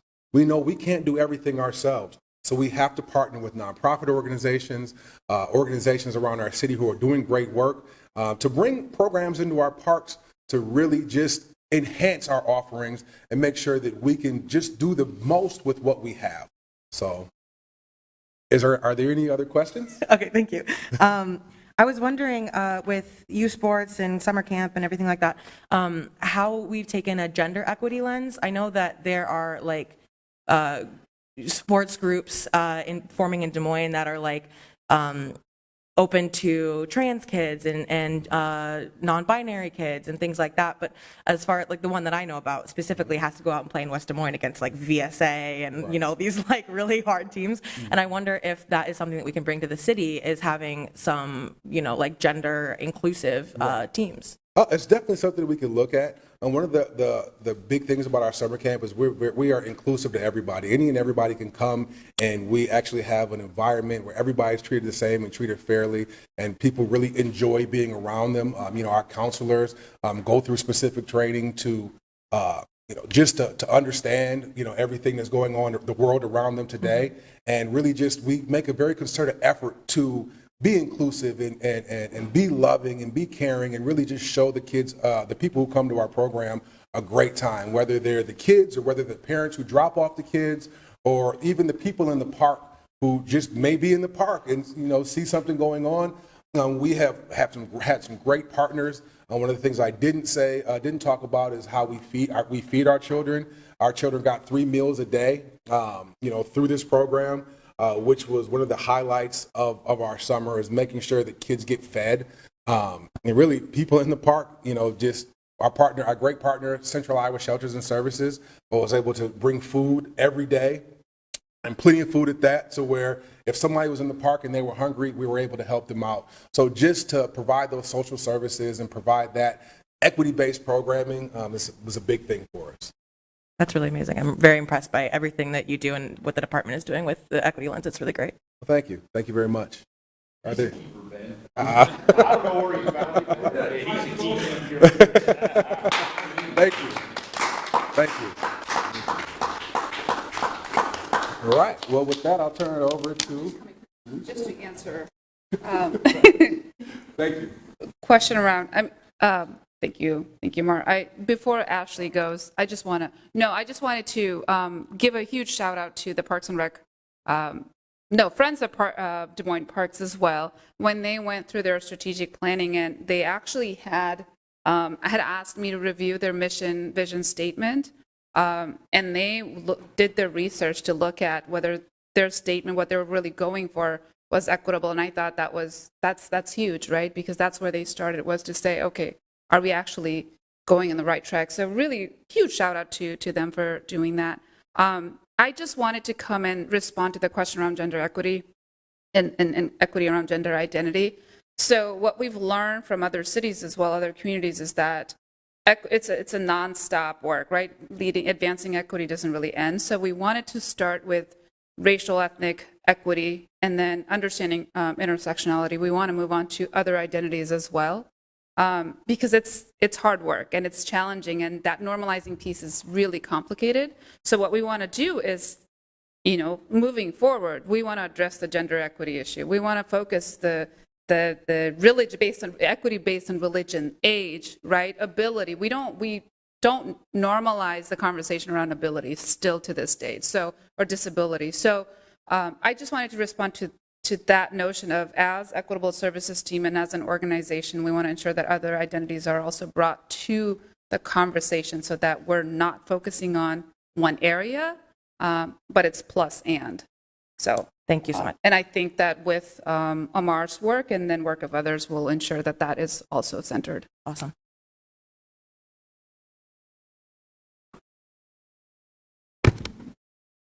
Thank you, Manisha, for being the buffer between me and Amar. Well, I'm not Rosie, but I am a good friend of Rosie and a Rosie reader. I'm Ashley Molson. I'm with the library, and I'm going to run through just a few of the initiatives that the library has going on over the past couple of years. So one of the first things that I want to talk about is the updates that we've made to our library card application itself. So in the past, and if anyone used the library in the past, you might have come up with some pretty harsh and we didn't have a lot of flexibility. You needed to present your photo ID, you needed your proof of address, and then we had the form, and we needed your photo ID so that we could put your legal name into your account. A lot of barriers in that process, and so we've tried to address some of those. For example, now, if you don't have your photo ID, you can still have a limited access card so that we're not preventing you from using the library, but we are kind of couching the amount of loss that we might have. So to get a full open access library card allowing you to check out 50 items, you would need a photo ID, but we don't turn people away who don't have access to a photo ID. A couple other changes. We now lead with allowing people to put down their pronouns if they'd like to. We have removed sex from the application. We didn't use it as a library system. An addition also is preferred name, and that is followed by legal name. So if your preferred name, for whatever reason, is not what is on your legal ID, we will communicate with you, and your holds, for example, will be under your preferred name. And that way we're communicating with you in a way that feels comfortable for the person who's signing up for a card. And then we have our information in English and Spanish in the library. So something that we've talked about with our Spanish translations internally is how do we translate language when they're gendered. So if we were to say welcome to everybody in Spanish, it would be bienvenidos, and that's gendered masculine. So there's conversation about how do you do this with language, and we internally at the library are using gender neutral language in Spanish, which is a learning curve and opportunity for us to engage with Spanish-speaking members of the community as well. So for us, we use the letter E. So on our welcome brochure, instead of bienvenidos, it's bienvenides. But again, everybody's in a different place with their language use and their journey of understanding identification. So it is an opportunity for us to talk to people about how language evolves. We will probably evolve in how we translate moving forward as well. But these are our current applications. I have packets that I was, well, do you want, okay. As long as you. I just brought 5 of everything, I'm sorry. And I'll send these around first. And then there's some information coming that's on a upcoming slide here. Oh, I can send everything out. Okay. Well, this is not necessarily related to your packets, I'm sorry, so now I've distracted you with that. We had the opportunity, because the African American Museum of Iowa, which is located in Cedar Rapids, is closed for renovations currently and all of 2023, we had an opportunity to bring in one of their traveling exhibits, and it's titled Suspended Systemic Oppression in Our Schools. And it is 8 by 8, it's 3 double-sided panels. And you can kind of see on the right-hand side there, that picture, that's the exhibit itself. And so when we got the exhibit, or when we knew it was coming in, we had a meeting with DMPS. And I'm just really pleased with how they've embraced this exhibit. So they wanted to, and have now brought, and the middle school principals are currently at Central viewing it, all of the elementary principals, associate principals, and the teaching and learning curriculum for K through 12 have come in to view the exhibit and then have a full day professional development day at the library. That's not hosted by the library. That's their internal profession, but they're using our space and they're taking advantage of having this exhibit available to them. And then the other photo of the books, that was a curated collection so that as their leadership teams came into the library, they understood that beyond that day at the library, we have a collection that supports their professional development, that supports their teaching team within their schools. And actually, just this morning, I got a beautiful email. You can see the book on the right side. It shows the back of a girl's head. It's called Push Out. And somebody just emailed me from one of those teams and said, I read that book after seeing it on the table. And it was, well, listen to it because they were dyslexic. And so listening to the book was easier. But at the end of the email, it said, this book changed me. And it changed how I approach education. And we know that there's power in books and in access to information. But does everybody know what value the library has for them. And that's what my next slide will be. Well, did you have any questions on the exhibit? I will say this, after you go to Jeremy's presentation on 11/16 at the Central Library, please scoot over to the Franklin Library right at 6 o'clock. We're having a community panel discussion around topics that are presented by the exhibit.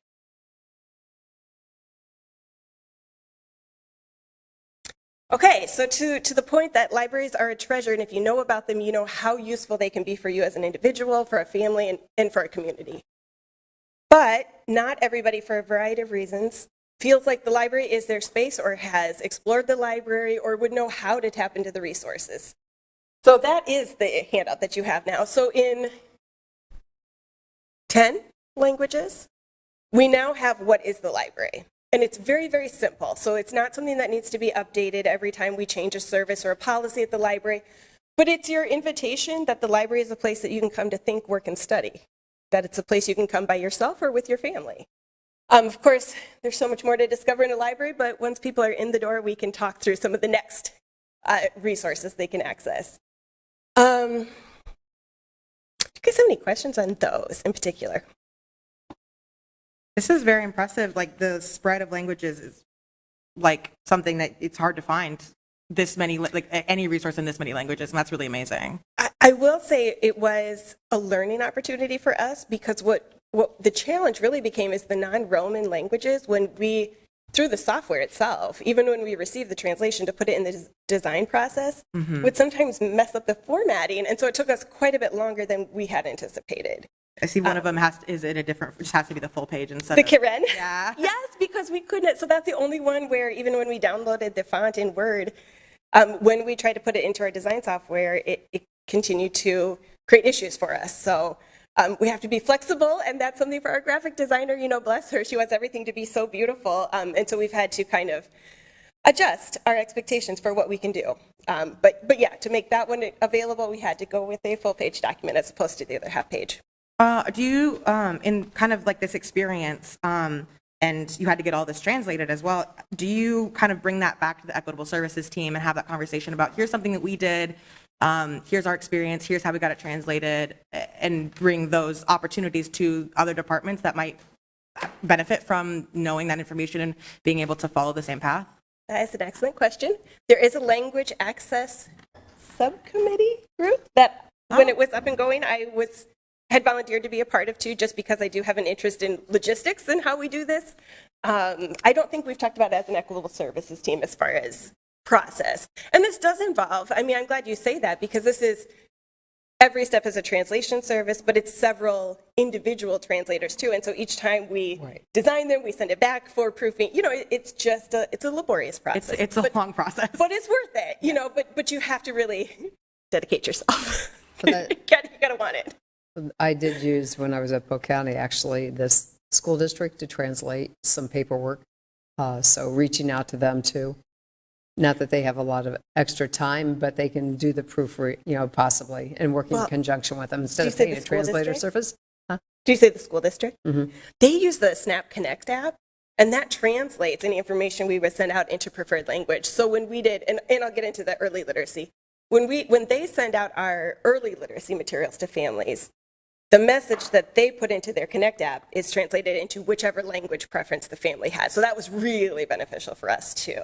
Yeah, that would. Do they, so when you're partnering with the school, they allowed you to use the Snap Connect app for your resources? Let me advance a slide. Yes. Yeah, here we go. Okay. And many of you heard about our Simple Steps Early Literacy Initiative last week. So to expand on that a little bit, in 2017, we received funding from Polk County Early Childhood Iowa to create a public awareness campaign and consistency in messaging and how not just parents, but caregivers, people who were in direct contact with the birth to 5-year-olds, could just, in very simple ways, incorporate pre-literacy skills into daily routines. And out of that came the Simple Steps Initiative. So this past year, since we got the money in 2017, we had commercial, we had flyers. It was just time to update our photos. So we took that plunge in May, and we got 11 families to participate in the photo shoot. What was important to us was that we represented the important role that fathers play, that grandparents play, and that community members play. So hopefully visually, that's sometimes hard to do because how do you differentiate between a parent versus an educator? But hopefully through the environment and the visuals of the photos, you can see some of that too. And then what you have in front of you are the early literacy activity sheets, and those we send out to some of the community partners that we support. So for example, Foster Squad creates care packages for kids that are entering the foster care system. And they incorporate our early literacy package into that care gift so that there's an early literacy element going to foster kids.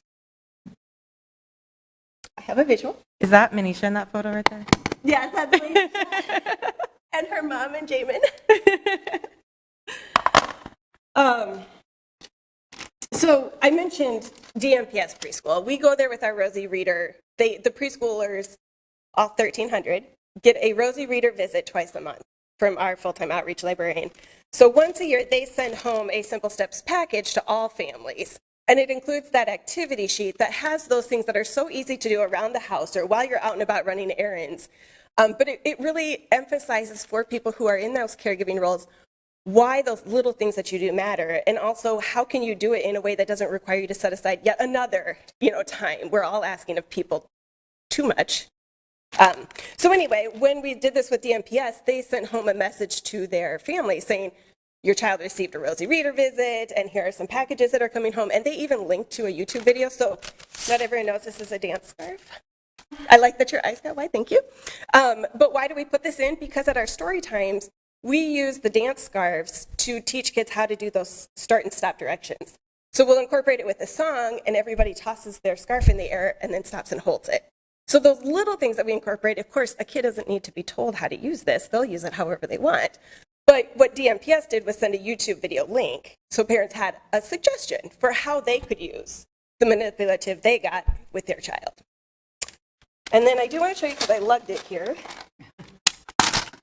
This is an example of one of our circulating Simple Steps kits. So in addition to the materials we would send out to community partners to help bring that early literacy message into their work, we also have kits that you can check out for free at the library that do contain books, of course, but also some of the hands-on things that either families may not want to invest in or have access to. So in this particular one, thank you, there is an entire kitchen set.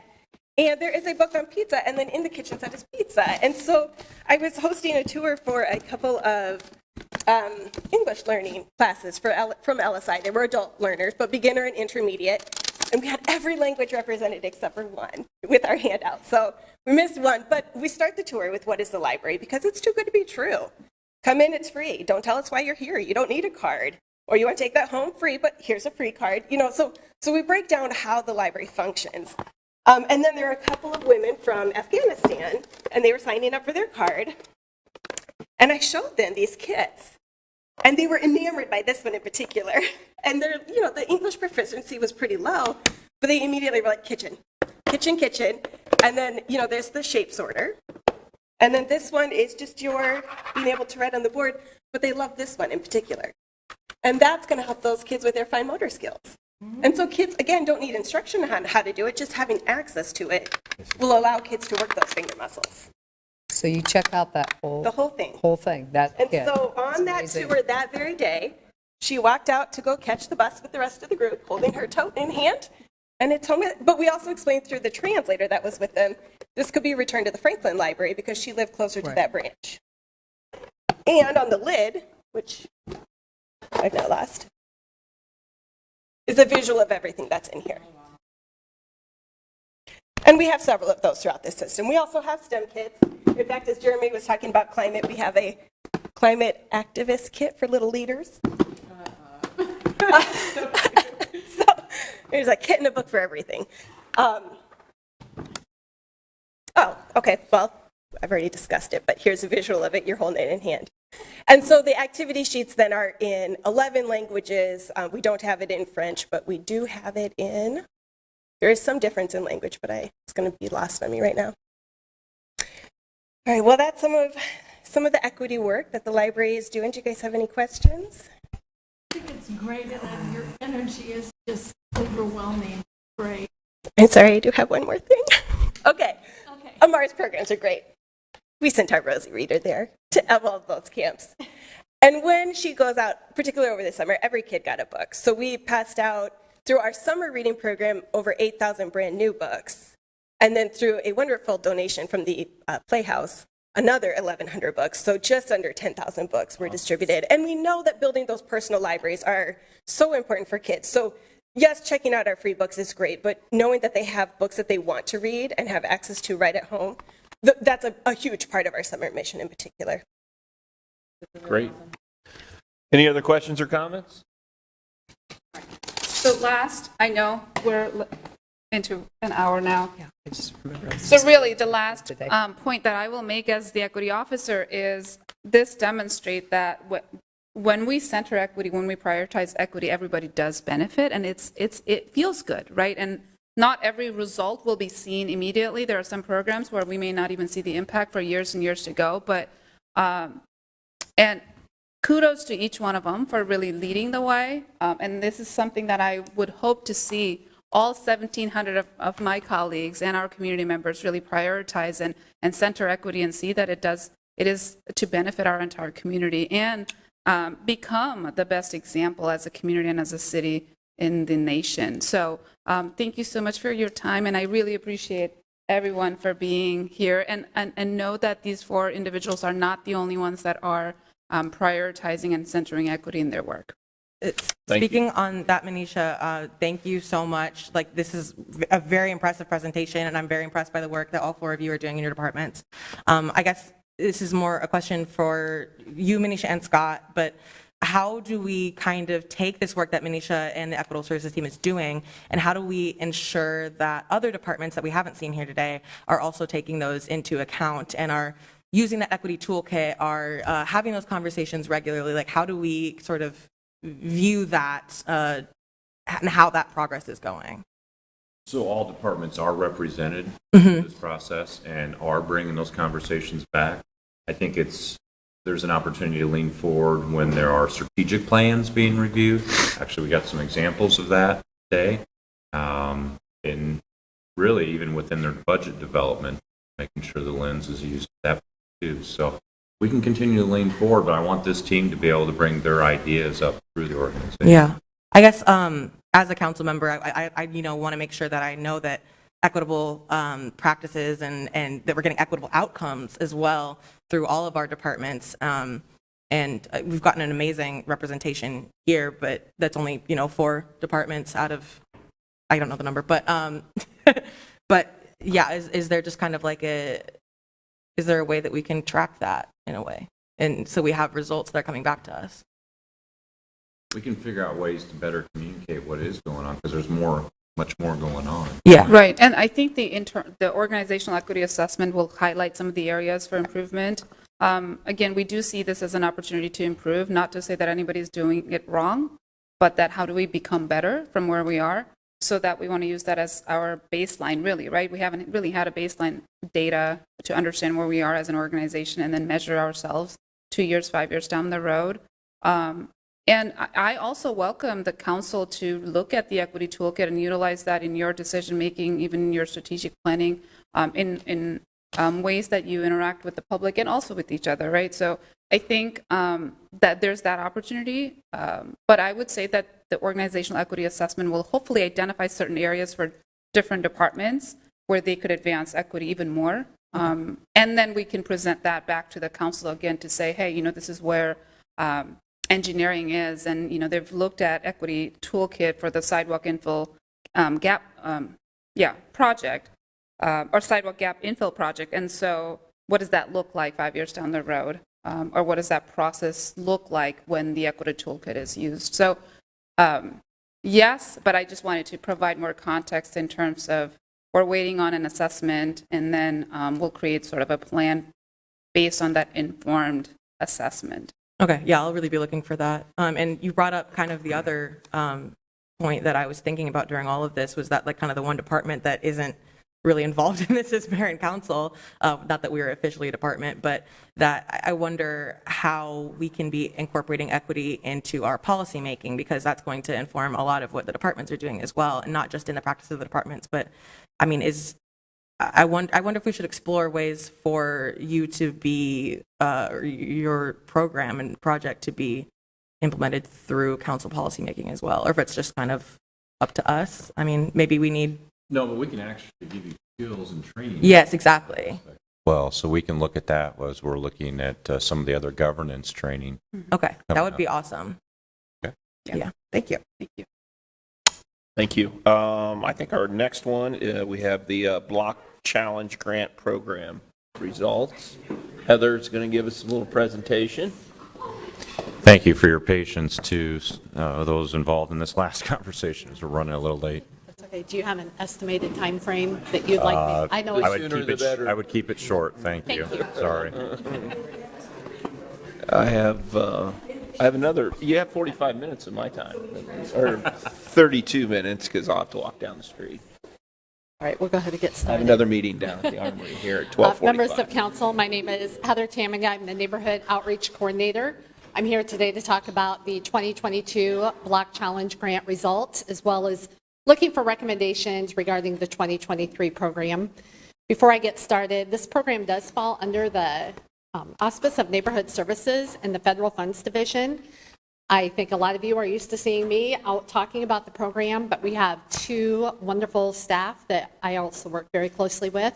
We have Ryan Schweitzer, who's right behind me. He's an assistant planner with the Federal Funds Division, but Ryan also split up the information sessions that we held, and he reviewed nearly 231 applications that came in this year.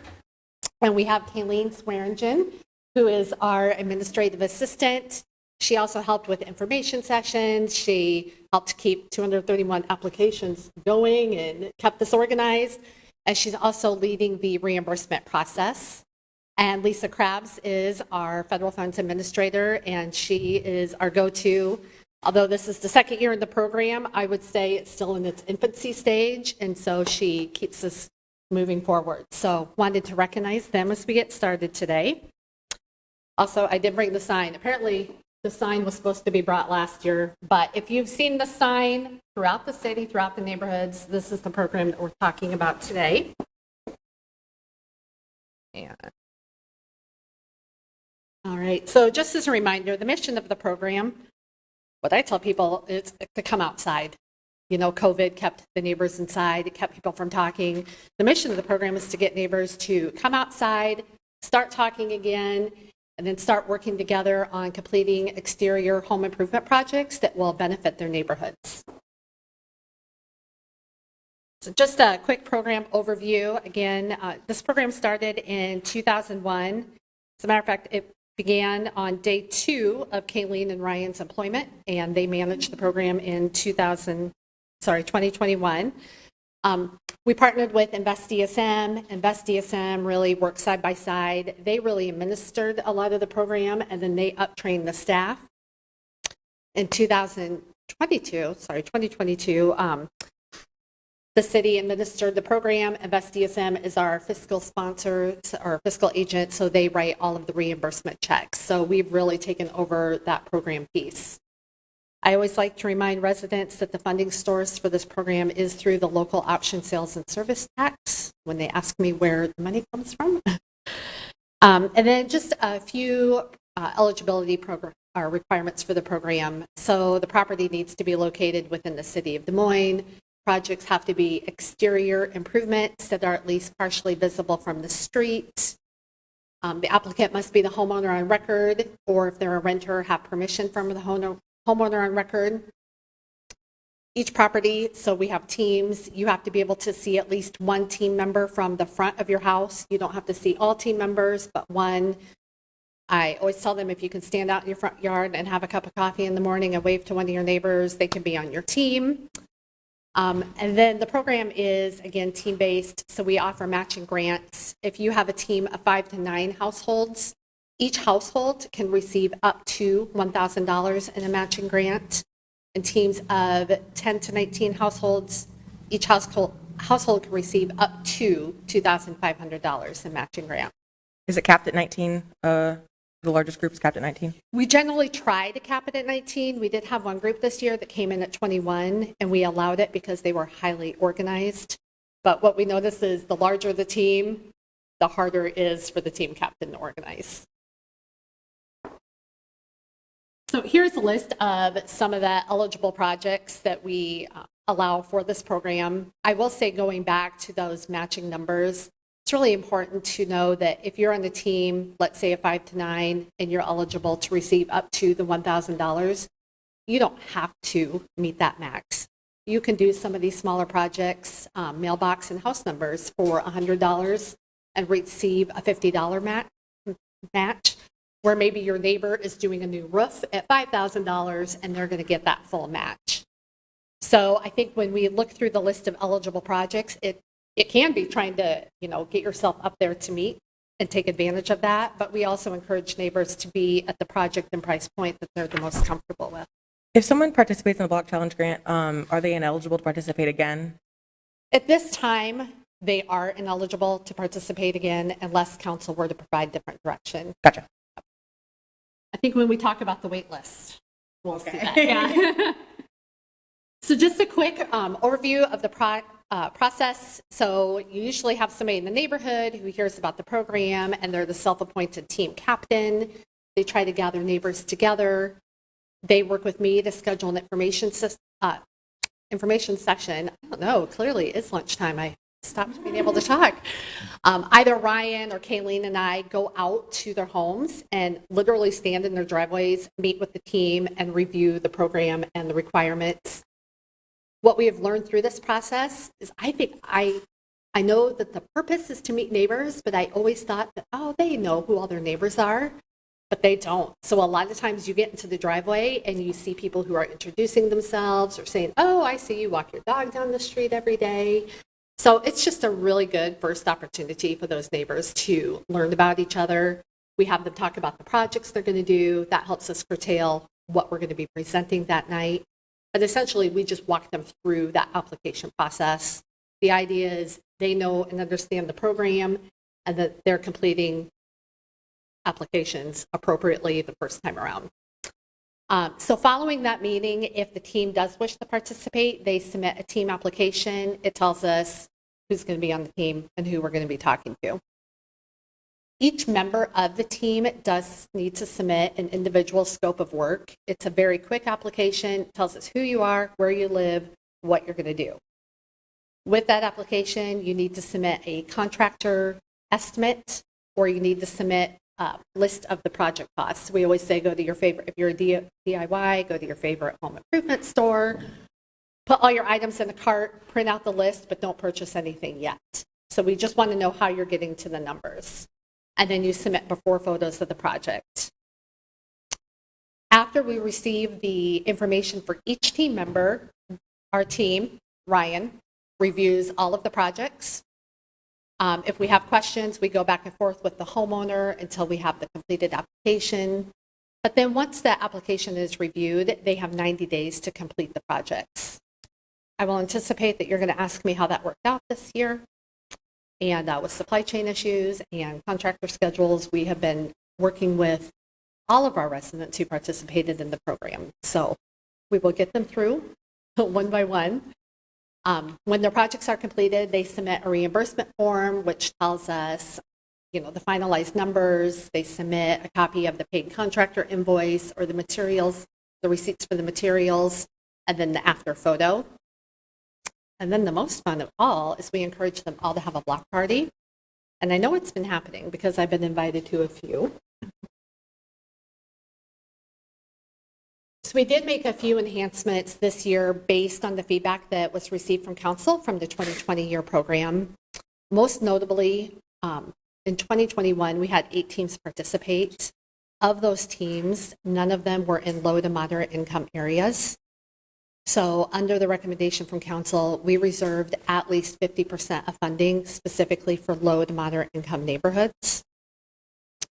In addition to that, we also offered a greater match for those who might have income-based assistance. So we did offer a 75% match for those residents. We had 5 households that participated with that and received the greater match. So let's say you put in that mailbox and those house numbers for $100. Instead of getting the $50, you would get a $75 match. We did keep those maximum match amounts, though. So once you hit the $1,000 or the $2,500 limit, you were just at that limit. We also worked closely with the Neighborhood Finance Corporation. So if I went out to a meeting or an event to talk about Block Challenge, we would invite NFC to come out, and they would talk about their front door program and how if someone wanted to participate in the front door program, how that could marry into the Block Challenge program. So far, we've had 3 households that have participated in that. And initially, when they receive for their reimbursement, we just write out that reimbursement check. It's applied to their principal loan, and it goes directly to Neighborhood Finance Corporation.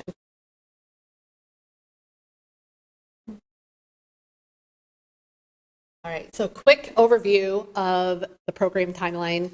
The program opened on May 1st, which was a Sunday this year. And I say that specifically because by noon on Sunday, I couldn't handle it anymore, and I logged in to see what was happening. What we realized is we had 17 spots that the staff could do in the month of May where we could do those information sessions. All those spots were taken. If you emailed between midnight and 6 a.m., everything was done on first come, first serve. So if you emailed at midnight, you were the first person that we reached out to RSV and schedule your spot and so on. All those that emailed us between midnight and 6 a.m. received information sessions in the month of May. Everything after that is what started our wait list. So I don't know if we were surprised. I think we were surprised and not surprised at the popularity of the program this year and how many people knew about it. Our program funds were exhausted by May 24th. Those primarily went to the teams that had information sessions within the first 2 weeks of May. I did want to note, because we're going to talk about a wait list, we actually had a wait list in 2021. So out of those 9 teams that were first approved by May 24th, 3 of those teams came off of the 2021 wait list. So we completed our information sessions in the month of May. We just kept adding to the wait list as interest came in. Interest kind of slowed down around mid-June, although we still received calls throughout the process. We were able to secure the additional funding through the City Council approval, and then we were able to get the rest of our teams in by the September 30th program date. So this is my favorite slide, because I like to go to the bottom number. And I think what we're most excited about is, first of all, the program more than doubled. We had, increased number of teams. We had increased number of households. We did not double in neighborhoods, which we're going to talk about. But that total project cost, we had a $1.6 million impact into our neighborhoods this year. And I think that is, again, surprising and not surprising as you saw everything come through. So this is probably my favorite slide as we compare it to 2021. So people are going a little bit above that 50% match. Yeah, well, we had some really big projects that kind of make some of the numbers skewed. So, for example, we had some driveways that came in, and they were, one of them specifically was $65,000. So very easy for them, and they got the $2,500 match. Yep. So we had really big projects that contributed to the bottom line of that 1.6. So as you look across, especially on the slide where I try to break down the impact per neighborhood, it's hard to match up that 50% exactly because some of them just did really big projects. Okay. Yeah. There's some great looking driveways out there. Oh, no. Well, this is going to be a really great slide. I don't know what happened to it. Oh, Very colorful. it's very colorful. Is there a place we can see it online? Laura, if I plug in my flash drive somewhere, will I disrupt everything that you've done?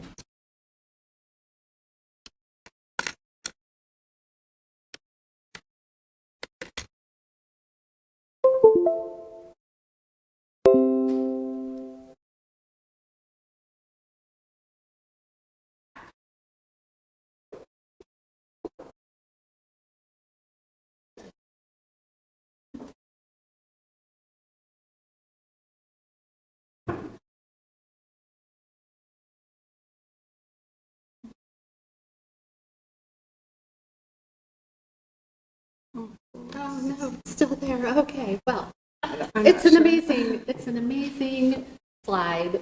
It's going to be hard to see. What I was trying to show you is, first of all, where all the teams were in 2022. That was indicated by some blue dots. So here's what I'm going to do. I'm going to tell you that most of the teams were still on the west side of the city. We had quite a few over in the Drake and Beaverdale areas. We expanded somewhat. We had a few over in Woodland Heights. We had 3 over in River Bend, and then we had 4 down in Grays Lake.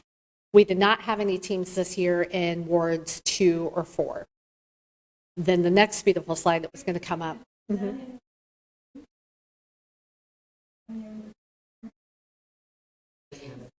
No dot. So yeah, so this is where my beautiful slideshow, all my blue dots were to represent who was up for 2022. Then there's an orange dot kind of over there by Fairmont Park, and that was a 2021. So what I tried to do was overlay the 2021 recipients over the 2022, which will still show you the outside of the one in Ward 2 in year 2021. Almost all of the other 7 teams were over on the west side of the city, so they were still over in Ward 1.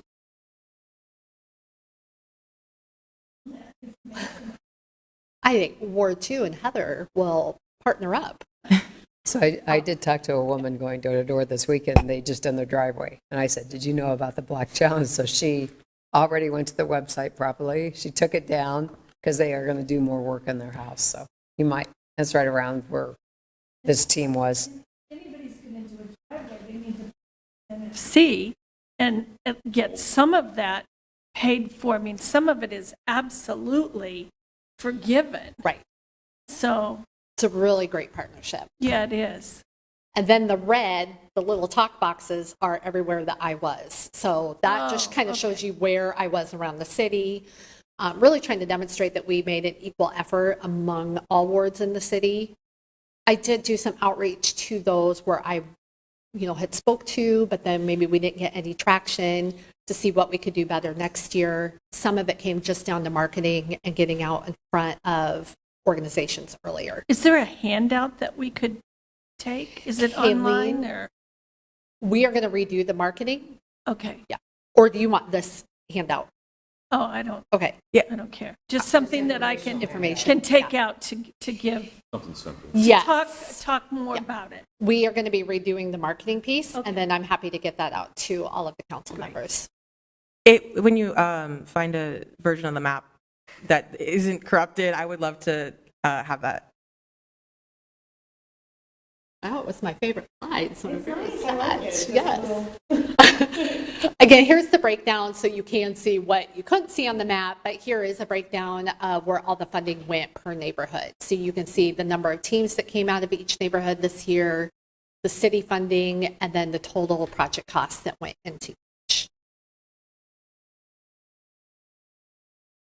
And the applications that are out there now, because it's closed, correct? Mm-hmm. So did we hit our mark of 51% of it going to low and moderate income neighborhoods? We did. So we actually had 19 teams in total.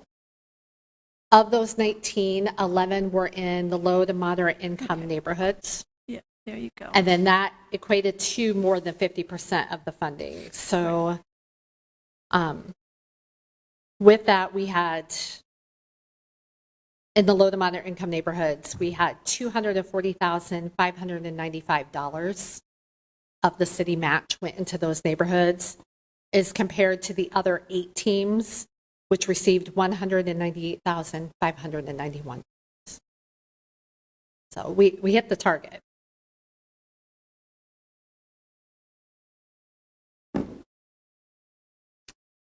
And then just a quick overview of the types of projects that we saw. Clearly, landscaping was the most popular project, but we did see a lot of paint, window and door repairs, a lot of concrete work, which were those driveways and sidewalks. We had several residents take advantage of the fact that they had to replace their sidewalks. So not the sidewalks leading up to their front steps, but the front sidewalk. And then everything right down to siding. So we saw a really good variety of programs this year. No. Oh, I wanted to point out too, it was just a point of interest, the contractor work versus DIY. So we're trying to calculate how much was maybe going back into the market, or how much we were flooding the contractors. I did want to put up a few examples of each of the projects that we saw. This one is over in Riverbend. I will say that each of the team got to name themselves. So some of these team names that you see going through are funny. I like the 6th Avenue Avengers, but I live with a 12-year-old. So this is just an example of the landscaping project. This is about 18.9% of the projects that we saw. I also like it that if you look on the after, you can see one of our I'm invested in my city yard signs, which again is another example of how we help get the word out. This is I love this one. It's another great house project, a painting project, again with a nice example of the yard. This was down over at the Grays Lake neighborhood. Windows. So this is another one where you can see that the total project cost was the $34,000 because they had probably put in all their windows. An example of that driveway and sidewalk repair down on the Grace Lake neighborhood.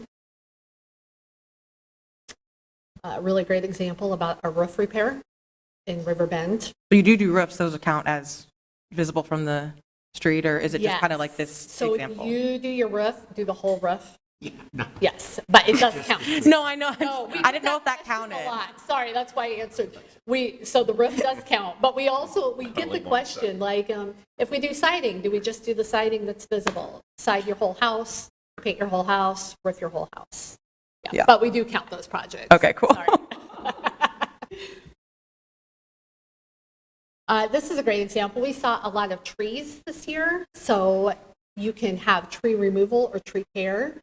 The caveat is if you do have tree removal, that you do have to plant a new tree. And retaining walls. We saw a lot of retaining walls. This is a beautiful outcome. And tuck pointing, which I learned a lot about this. So, it's the one DIY I haven't tried, so we're okay. Yeah. So the trees, we could use it for the emerald ash. Yes, we did actually have a few of our households that used it to That's help good. treat. Yes. Survey results. There was not a survey in 2021. We did have a survey with our program participants this year. We had a 28% response rate. I mean, as you can see, this is a great program. People who are participating have a great outcome. They're enjoying their experience. And they're feeling like it's meeting its mission of bringing neighbors together and increasing the neighborhood appearance. We had asked our team captains how they had heard about the program. So those were the ones that really started the teams. They had heard primarily of the program through yard signs, either through the 2021 Invest DSM. Councilmember Boson was on all 3 of the Riverbend. So they heard you when you spoke to them. And then our team member for the Grays Lake, they heard about through their neighborhood meetings. But I thought that this was also interesting, how team captains heard about it versus how residents heard about the program. And it also says to me that they're doing their job. They're hearing about the program through their neighbors. So once you get an advocate on board, they really are going out or reaching out to their neighbors to get everyone involved. I think the other interesting thing is the percentage of residents who would not have completed projects this year, but for the matching dollars. So it's very impactful, and almost everyone is very likely to recommend the program going forward. I did include a slide that you can read at your own. Just, I thought some of these comments were really great about what program participants were saying. But again, I just think it is a testament to how much that they really just loved and valued the program. The biggest critique we had was either more funding or more funding. So a few areas that our team would like to address, and we had a few recommendations for discussion. But again, for a second year, although you couldn't see it in my map, almost all the teams were in wards 1 and 3. We primarily had white middle-class homeowners as a part of the program. And we did notice that for some, the language barrier, which is the legal language that was on the application, felt a little cumbersome, or they didn't quite understand where we were going with that language. We've talked about the wait list. Right now we have 21 teams on the wait list for the program. So we were able to get 19 in with the funding that we had at the $450,000 level. We have 21 teams on the wait list. On the wait list right now, 3 of those teams have had info sessions. So they did have their information session in May, but they were in non-low moderate income neighborhoods. So we ran out of funding, or came close to running out of funding out of that bucket, so they did not make it in this year. We have 4 teams on the wait list that are in low to moderate income areas. And then I just thought it was interesting. We broke out the team that we have. Of the wait list, 14 are in Ward 1. We have 1 in Ward 2, 6 in Ward 3, and nobody in Ward 4. So this is kind of making me think, first of all, do we have a map of the low to moderate income areas in the city that we can just like,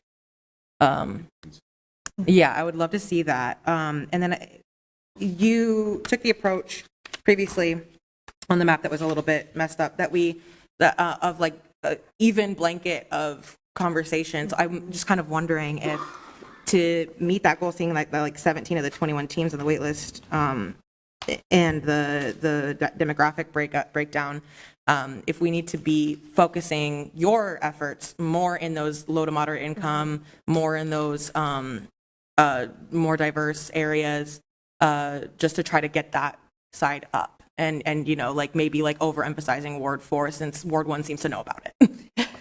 Ward 1 does seem to know, but I think a lot of it is because Invest DSM has been over there so heavily. And that's part of our recommendation as well. We wanted to talk about how to tackle this wait list, but then also what are the marketing strategies going forward? And I think that our team is in line with that, thinking, you know, first of all, let's look at those low to moderate income areas. I think that we need to work with other community partners. So right now it's gone out through the neighborhood associations, but what are those additional community partners out there? I know Councilmember Voss had given me a list when I'd started of different organizations that he thought might be really good outreach.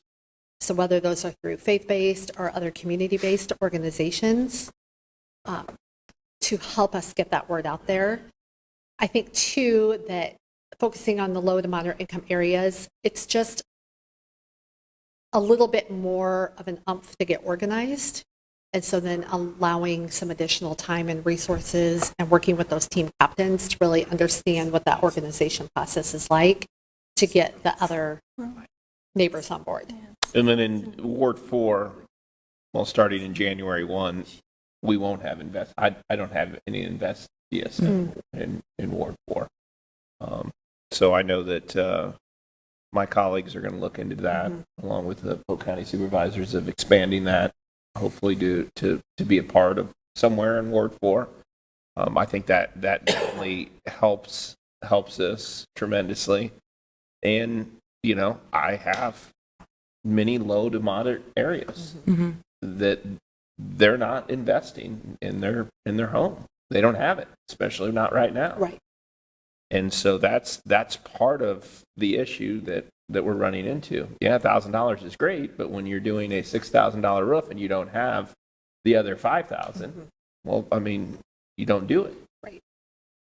And so, you know, I guess we'll see as we get the recommendation from staff of what things need to be done to the outsides of everybody's home, and trying to find out how we can help in these wards, in Ward 2 specifically, and in Ward 4, where we can see where we can actually come in and help and do some of those things. And Targeted Invest DSM can come in and help also. I was also wondering how we're going to use the ION survey in this program and how we're going to. We had talked about that, but we haven't fully fleshed it out. I think we're waiting to see what the results are. Okay. But I think it's similar to trying to map out the areas that might need the most help. Where this particular program is a niche program as well. Yeah. So to your point, if some people just can't afford to even do the $100 to do the $50. Yeah, that's so then trying to figure out, And the folks that I talk to, they just don't believe it's free money. They don't believe it's going to happen. They're like, what's the catch? Right. What's the catch? We also received some feedback where some homeowners don't want to invest because they believe it's going to raise their property value, They their don't tax want to improve their value, home. or they don't want their house to look nicer than the neighbor's house. I've heard that too. Just feedback that we received. So anyway. So I think with this, what we're looking for as well is how we want to tackle that wait list. So the staff recommendation was those 3 teams that have already had the info sessions, that we work directly with them. We know that those are teams that are still anxious and want to participate in the 2023 program. And that we also work with those 4 low to moderate income teams that are on the current wait list. Our idea was then to communicate with everybody else on the wait list the same way that we communicate with the community as a whole about the program. So no promises made on anybody who's on the current wait list, but that the program again becomes the first come, first serve program with some focused efforts on how we again try to market in the low to moderate income neighborhoods and some more focus on wards 2 and 4 to try to spread out that investment opportunity. So on your wait list, what the cost, there's an estimate. There is an estimate. So that would be a starting point as to possibly what dollars would be needed, which would probably be more than what we have. So to that point of more money for what this program is generating, and if we get into these others, I think we need to look at that too. With an understanding that logistically, this is the cap for staff. Right. So capital funds. I think it's a matter of just getting the word out more. I mean, if you own a home, you've got to do things to your home. And you got to talk to your neighbors. Where you gotta put on a new And you got to organize it. or even a new mailbox or something. So I think as you move on, the program will grow and will become more popular. You get this new marketing information. We can get it out there on our social media sites. And the problem is that it's getting so popular that you can't afford. I mean, we can't keep up with the demand right now because you had 17 teams. But it's not popular in wards 2 and 4, and that's where we need to focus, at least. Well, I think you should take care of the ones on the waiting list, and let's see where we're at. I mean, you're going to get, when's the application process open again? May 1st. Okay. And so if you fill the ones that you have the waiting list, does that use up all of the budget of next year's budget already? If we did all 21 that are on the wait list, the budget would be gone. That's about $500,000. But we would not hit the low mod. But we would not hit the low mod. Well, yeah, you can't do, because of 50% of it. Supposed to be. Correct. So keep those on the wait list, but open it up make sure again. that we hit the low mod. I'm wondering if we can sort of analyze this program when we have more of the data of like how expensive it's going to be to upgrade some of those houses that have more issues. And so we end up seeing exactly what portion of the population this program is helping. And if we need to, like what programs do we, like where do we have gaps and can we create programs to supplement those gaps? And is this program that's going to be doing that or not? It really would be more the ION program. Exactly. This is a different type of ad. But we need to have that conversation that's where to bring back the different lanes of each of the programs that we have. And see if we're just not serving somewhere. And you've got NFC. Right, exactly. And combine that as well. So we will have that discussion the next quarterly. Cool. All right. Any Thank you. questions? Any questions? There's one last thing. If anybody had any updates from any boards or commissions that we serve on, I should probably share one. I'll go ahead and share it. I did get the email that there was one bid received for the water trails, and it was $40.9 million, which is $900,000 over the budget, so they will be moving forward on that, and that is for Scott Street. And I think it is part of Harriet, but yeah, it's only Scott Street in water and outside of the water. Just in River Scott. Let's see here. Okay. And they'll be coming back for the rest. But they had 40 million Yes, it for was close that to budget. for that project. So it Closest was, to it budget was than close to anything it. So else that that's was been. awarded today. I think we have a special MPO meeting next Tuesday that it will be awarded. So we'll get to use at least the build grant. But we will need to still do some other stuff to satisfy the build grant in Prospect and Birdland. In Josh's absence, I'll just say from Homeless Coordinating Council that the survey for the unsheltered study has been completed and the interview responses have been completed. That's all being compiled right now, and so it should be to us very shortly. What study were you talking about? Because I haven't heard anything about any study that you're waiting. Yeah, to make- the Drake study that we were talking about earlier idea. the Homeless Coordinating Council got funds to do a study on emergency shelter and just unsheltered populations during emergency weather conditions. And so the council will be seeing that. It'll be made public very soon. I don't know if I have the date exactly. But from Impact as well, I just wanted to let people know that due to the new regulations from the food bank about needing to have the 3 days of, or to have a certain amount of food being given out, and other entities that partnered with the food bank not doing that in that way. 3 have signed on out of, I think, about 20. Impact is one of those that did not sign on to that agreement, and so we're just kind of waiting to see what happens with that. And I mean, InvestDSM got a CZB had done a overview and said what we have done on InvestDSM was pretty amazing in a short amount of time during COVID. People have really been similar to what the Block Challenge. You see the amount of people, what they're investing, and how much it really has spurred, people doing something to their homes and investing in their neighborhoods. Mid-November for the release of that report. So this month. I'm sure we'll all get a copy. It'll be made public.